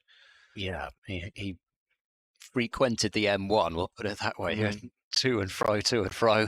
His Rain starting the next over. Bowls to Zafar, who tries to carve a cut shot away, and it's carved straight into the ground and fielded from second slip by Beddingham, who's immediately run back to his position and is standing there in crouched fashion to watch Rain walk backwards. And it looks as though just maybe from that one shot, Zafar has decided that he's going to have to go after whatever he feels is there to be got after. He's got 3 to his name. Rain round the wicket to bowl to Zafar, who's forward and defending, but there's a degree of uncertainty over that one. Just looking at that, Bracey dismissal again there. He shapes up as if he's expecting normal bounce. The ball pitches, cuts back in, but it stays really low. And that's what's got him.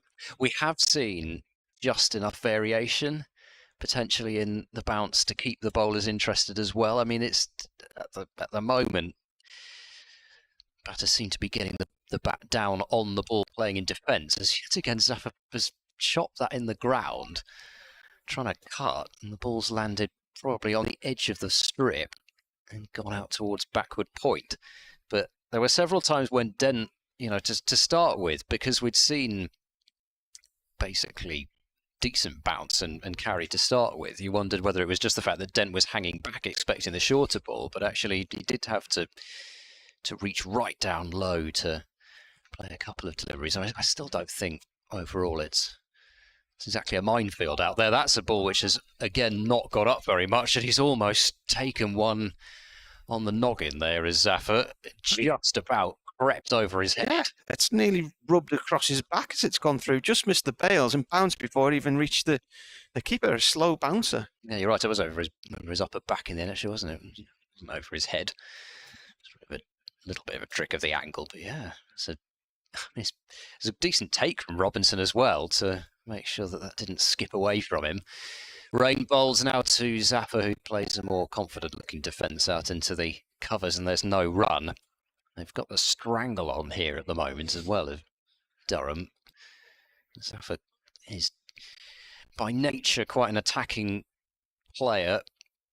He doesn't tend to like to be tied down for long periods. And Shaw, really, I mean, likewise, you'd say he tends to like to go after his shots. Rain skips in, now goes into the trot and bowls. Full. Zappa plays an on-drive back to the bowler and then lapses over backwards, trying desperately to get back into his ground. And Rain, in the end, doesn't release the ball. So it's another maiden. Rain yet to pick up a wicket, but he's certainly more than doing a job out there. He's bowled 18 overs now, 0 for 61. Cars's overs appear to be potentially a bit more limited. He's just bowled the 2 4-over spells. It's been Rain, Potts and Pretorius who've been doing most of the work until now, but I suspect it's going to be hard to get the ball out of Parkinson's hand now that he's got 3 of the last 4 wickets to fall. Parkinson in again. This is defended by Shaw. Top ball. It's probably cheering up Kent supporters who I would imagine need cheering up, really, after Kent were bowled out for 171 earlier and Warwickshire at 84 for 1 in reply. Parkinson heading off down there. Next ball is defended.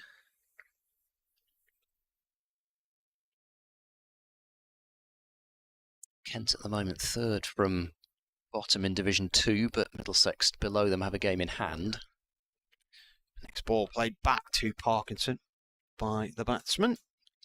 21-point gap between Middlesex and Kent, but Middlesex are going pretty well against Northants at the moment. They've got them 158 for 6 in the relegation battle. In comes Parkinson once more. A little bit of the ball popping on him there and sort of came up around the glove as Shaw leaned forward to play that. You'd have to say, really, if Northamptonshire don't win that one, then pretty much more than a foot in Division 2. Oh, an attempted drive from Shaw, and he's played and missed there. Misread the spin totally.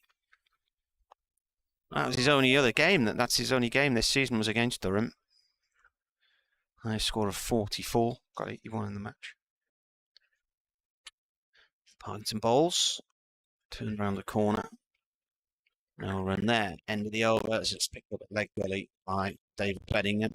Durham jogging to try and get their overs completed quickly here. Yeah, and you mentioned that 44. He also got 37 not out in the first innings of that match, and it feels as if every second 11 scorecard I've looked at lately, Shaw's been getting some runs as well. I mean, somebody who's very much known as a bowler who's useful with the bat, but got an 88 for the 8th wicket in the second innings. Was that with Akhtar? I'm trying to think who he was. No, Taylor. No, Harris would have been Harris. It's Harris, wasn't it? Was he? In the second innings, yeah. Yeah, because Akhtar unfortunately bagged a pair on his 65 with Singh Dale for the 10th wicket. Here's Rain. He's in now and bowls to Zappa, who plays on-sided defensive shot fielded at mid-on. In fact, he got that pair, Zaman Akhtar, in his Gloucestershire debut against Durham, but he's not been out since. 18 not out, 2 not out, and 26 not out. He certainly played some nice looking shots actually at Headingley. Got a bit of a chance to have a go. Where did you stay in Headingley? Were you up at the village or not? I was, yes, up at the village. We're trying to avoid contact with the players. I'm sure didn't particularly want to see me after the day's play. That's flicked away fine by Zappa down to long leg. 1 run taken, moves to 4. There are a few of the commentators on the circuit who always stay at the hotels where the teams are, but I try not to really. I try to keep them out of the road. Exactly. I mean, they have enough of me shoving a microphone in front of their faces during the day. They don't particularly want. There's some to areas see me during leisure time. You went, towns like Northampton, for instance. There's not masses of hotels to choose from. There's a short mid-wicket in here for short.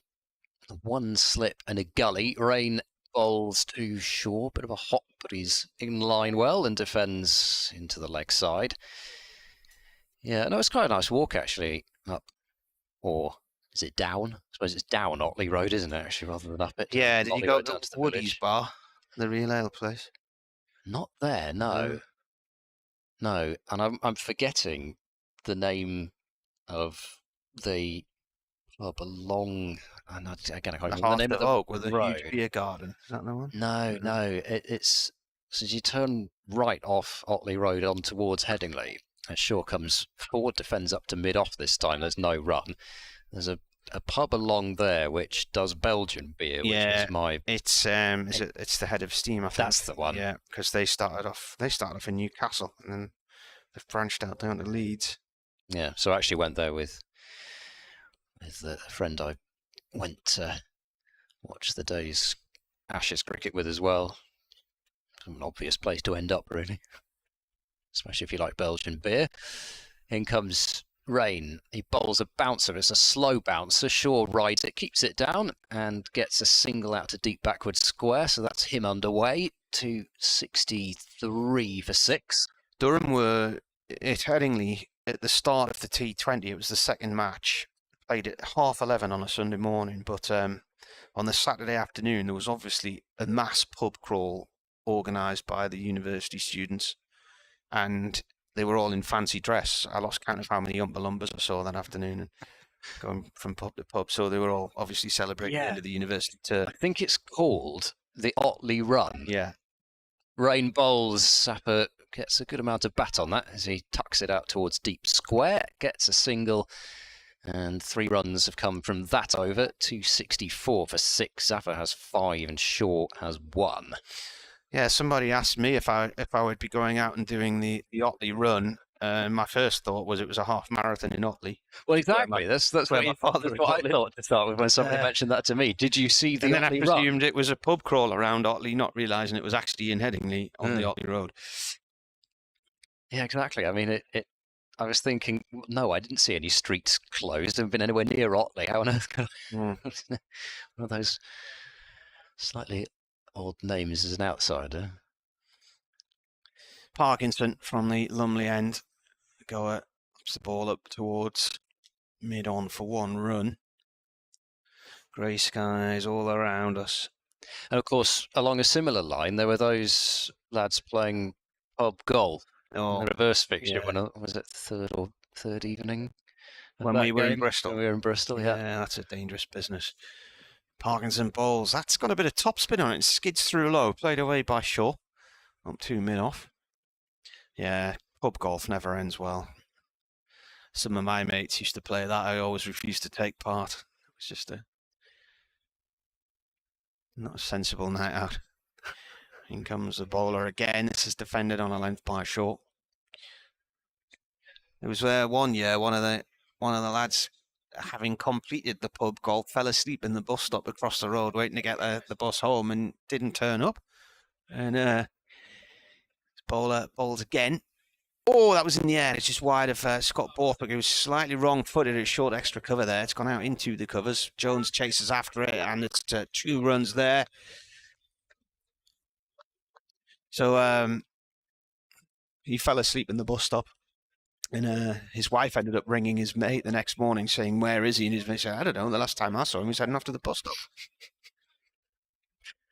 Oh dear. It transpired he fell asleep and was spotted by a passing police car, so they decided to take him down to the local establishment so he could sleep it off. Parkinson in again. This is defended on a length. So, yeah, he was. His wife made a call to the police station. There he was, snoring his head off in cell 5 or whatever down in South Shields. Parkinson bowls to Shaw. Shaw flicks this off to leg gully to Beddingham, end of the over, and the Durham players jog to the other end again quickly because the over 8 remains -3. Hoping to rein it back before the end of the day. Yeah, before the rain, potentially, as well. Well, we've done quite well so far, looking at what could have come our way. I think we missed the first, well, most of course, a little bit of a, yes, of rain, but I'm not so sure looking at the radar that we're going to miss the second lot, which... Let's have a look. Yeah. Which website are you on looking at? I'm looking at Meteo Radar. Meteo? Meteo Radar. They supply the weather forecast for the BBC, I think, don't they? Here goes Rain, bowls to Zafar. He's again trying to chop the ball away into the offside off quite a full length and picks out cover this time. They've got quite a close leg side field for Zafar, just the slip, and then it's more of a backward point really than a gully. Cover and a mid-off and a mid-on, and then pots it in pretty close at short, straight mid-wicket, and then they've got effectively an even shorter, more conventional mid-wicket. As Zafar gets a Yorker from Rain, it's stabbed out into the ground by Zafar and fielded by Rain in his follow-through. The Met Office app says 80% chance of rain from around about 6 o'clock. Nothing at the moment. What does yours say now? Well, I'm just looking at the rain that's coming through on. A lot of that will get stuck on the Pennines, though. Yeah, I mean, according to this, it's just about reached Durham, the edge of it. Rain bustles in and bowls, and it's me. He's trying to play a pull shot there as Zafar, and he's got, I think it's the Q end again, back towards Rain, who's not amused at all. He's been watching others around him take the wickets, and he's thinking, well, I'm about due one here. Also been signalled as first one for the over. 6 o'clock here, the radar suggests the sky's going to be green. Oh, right, lovely. So that's good or bad? Light drizzle, maybe? I don't know, green's not normally great news on these things. Rain bowls. Zappa this time has got his forcing shot away through the offside. It's running out towards the boundary, but I don't think it's going to get there. They have to run these up. Should be able to come back for 3 pretty comfortably. Shaw makes the turn and does come back for the triple. Zappa on to 9, 270 for 6. I would say, even if it doesn't rain, and despite the fact that floodlights are very powerful, we might get to the bad light scenario. Yep. I mean, I don't think green has the same sense of foreboding about it as... Not as red. Red, exactly. Yeah. Or even potentially yellow. Yeah. Yellow doesn't look great. Red swim home. Rain bowls. Again, it's quite a slow bounce, but Shaw was... I mean, he was hopping up in the air and then he was almost on the way down when he actually played it, but he watched it, and you've got to watch those, because there's every chance if you try and swing really hard at it that it's going to go sailing up into the swirling grey sky. Take some catching, but I would expect to catch it. Last ball of Rain's over. Going to be his 20th. So he moves in over the wicket to bowl to Shaw, who's checking a drive out towards points. There is no run. Here's the weather forecast. Oh. How's it looking out there? Over. Well, that's not a forecast. That's what's going on now. Yeah, it's the question, isn't it? The last of the brightness is leaving us now. Heavy bursts here and there. And then the weather will clear north and eastwards. The odd sharp shower overnight with clear spells in between. Good for the garden until it washes away. As long as it does it overnight. Sunshine and showers tomorrow, breezy day. Parkinson, right arm over, bowling to Goa. And he cuts this one down towards deep point, 1 run, fielded by... Who's that there? That's Travaskis there. Back on as a 12th man. I think there are 2 12th men out there at the moment because there's somebody who's not got a number on the back of his shirt at backward point. That might be Raymond Toole. Oh. It's gone off for a single off the square leg. Who is it then? Let's have a look.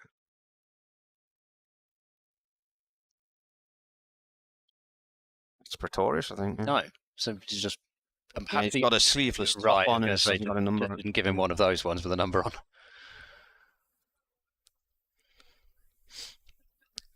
2 singles from this over so far. Zafar Goa plays that up to mid-on, no run there.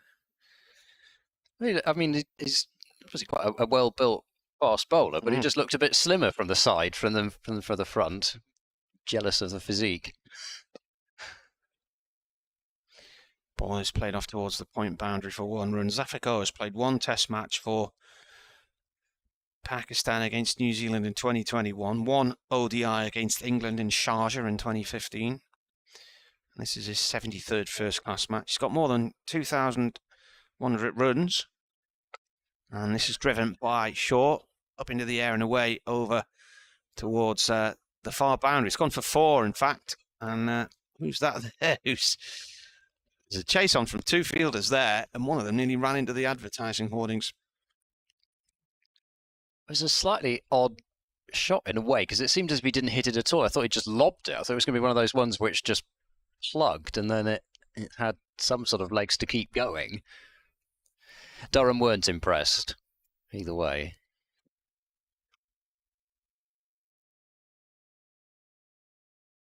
Parkinson in. A drive along the floor to mid-off. No run there. And that is the end of the over. There's getting through these quickly with Parkinson bowling, so they should be reeling that over right back in again.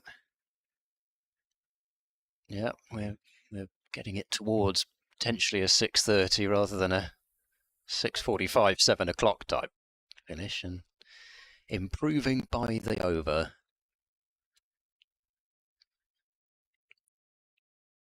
We got now.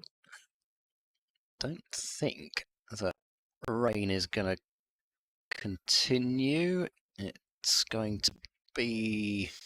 Is Pretorius going to have a spell here? Yeah, I think he is. I thought he still had his cap on, but he didn't. I don't know why I still thought he had his cap on. So another spell for the man born in Vereniging. The Vaal Triangle. I've not been to South Africa, so I'll just have to agree with you. Pretorius sends the ball to Zappi, which is gently up towards wide mid-off, and it's wide enough for the fielder that they can come through for a single. 278 for 6. Yeah, it was quite a... Have you been there then? I haven't been to Vereniging, no, but I have been to South Africa, yeah. How do they get that word, that noise and that pronunciation out of that spelling is beyond me. Yeah, no, it's quite an industrial area south of Joburg. It's a nice part of the world, actually, up on the high veld. I like it. Everybody sort of gravitates towards the coastal areas of South Africa. Pretorius bowls. It struck through on the pad, and there's an immediate turn down of the appeal there. Goes for a leg bite down towards fine leg. Because they're so far up the square, the camera angle's not quite right, is it? It's not. It's looking at a slight angle on the action. It's not directly behind the bowler. Yeah. And Pretorius really liked it, actually. I mean, so did the slip fielders, but they saw the... I think it was going down the leg side, but I saw the umpire move very quickly there. He was not considering that appeal very long. Pretorius bowls over the wicket to Zafar. It's left alone outside the off stump. Yeah, no, there's quite a lot to see, actually, up in on the high veld. Pretoria is a nice city. It's very gloomy here. We heard the talk of the rain in the weather forecast just a few moments ago, and it's just skirting around us right now. It's threatening. We've got the floodlights on, so not the best batting conditions, to be honest. And Durham looking to try and take wickets while these elements are like this. But Gloucestershire at the moment, 279 for 6. They have lost the 1 wicket since tea. Racy bowled by Matt Parkinson. Ball that nipped way back in from well outside the off stump and took his off stump out the ground. He was on 26 at the time. 261 for 6 then, 279 for 6 now. And I do believe it is starting to rain here. And I think once the rain kicks in, they might struggle to get back on, particularly the way the light is at the moment. Ground staff have suddenly become animated. They're animarized. Yeah. Umpire it's heavy now. Malland has got his hat off. That last ball was just a single out towards Point Zaffer on the dry. The previous ball, he was another one of those ones he cut over the top of it and sort of lunged forward. I mean, it's not, I don't think it's raining very hard at all, but it is just. It does look drizzling. through the binoculars. If you look towards the health club, you can see it. There we go. They have decided to call it. It was right on the edge, and it was it's one of those things, I think, where if they felt that it was going to blow through very quickly, that they might try and play on for a bit, but it is raining and it's getting harder now as well. So my bit for the Gauteng tourist board is going to have to wait until later. Oh, you can do it now. I don't know what somebody's booing at. I mean, it is raining. Nonsensical booing at that decision to go off. 22.1 overs remaining. Yeah, light's not. I mean, the light's like be playable. It's, as you say, it's not great batting conditions. You really can now start to see the shadows of the floodlights as the ground staff are walking about out there, and it's a bit of a rigmarole actually to move that rope stuff out the way for them to get the covers on. But yeah, and it's actually it's lightened off again, but it is still just drizzling away. Hopefully we won't have to get any of, or many of, the main covers on. I think the potential issue, if it were to rain more, would be that bare patch at this end, the Finkel end, which is quite large, and it does go out over the bowler's run-up. So if you were to get a lot of rain, then potentially that might be a bit of an issue. But at the moment, thankfully, it's quite light. But it is still it's just raining steadily. Yeah, I think the light is going to be the problem now for them. But so what time is it? The umpires walk off the field at basically 7 minutes past 5, but the players have been off for a couple of minutes or so now. I actually thought the booing was coming from somebody on our right-hand side in the County Durham stand, because that's where the headphones are picking it up, but it could be the microphone was pointing in a different direction. Anyway, there's the odd umbrella gone up now. In fact, there's a few more going up now as well, and people heading off towards the shelter of the overhang in the County Durham stand, or indeed back into the pavilion. So the main covers, or the main rolled on covers, wheel covers, they're over the track, but there's nothing else out there at the moment. Might not be as bad as it looked like it was going to be moments ago, but there's quite a bit skirting around us now, and the forecast, the radar that we were talking about, there's a big splodge of rain heading in this direction. So if they go off today and they can't get back on today, 22 overs remaining today, they'd add 8 of those in tomorrow, providing the weather allows, and then 8 the following day. So they could claim 16 back, which is effectively an hour's worth of play. It makes for long, long days, though, when they add in those extra overs. But at the moment, we'll leave it there for now. And Gloucestershire 280 for 6 against Durham after 73.5 overs.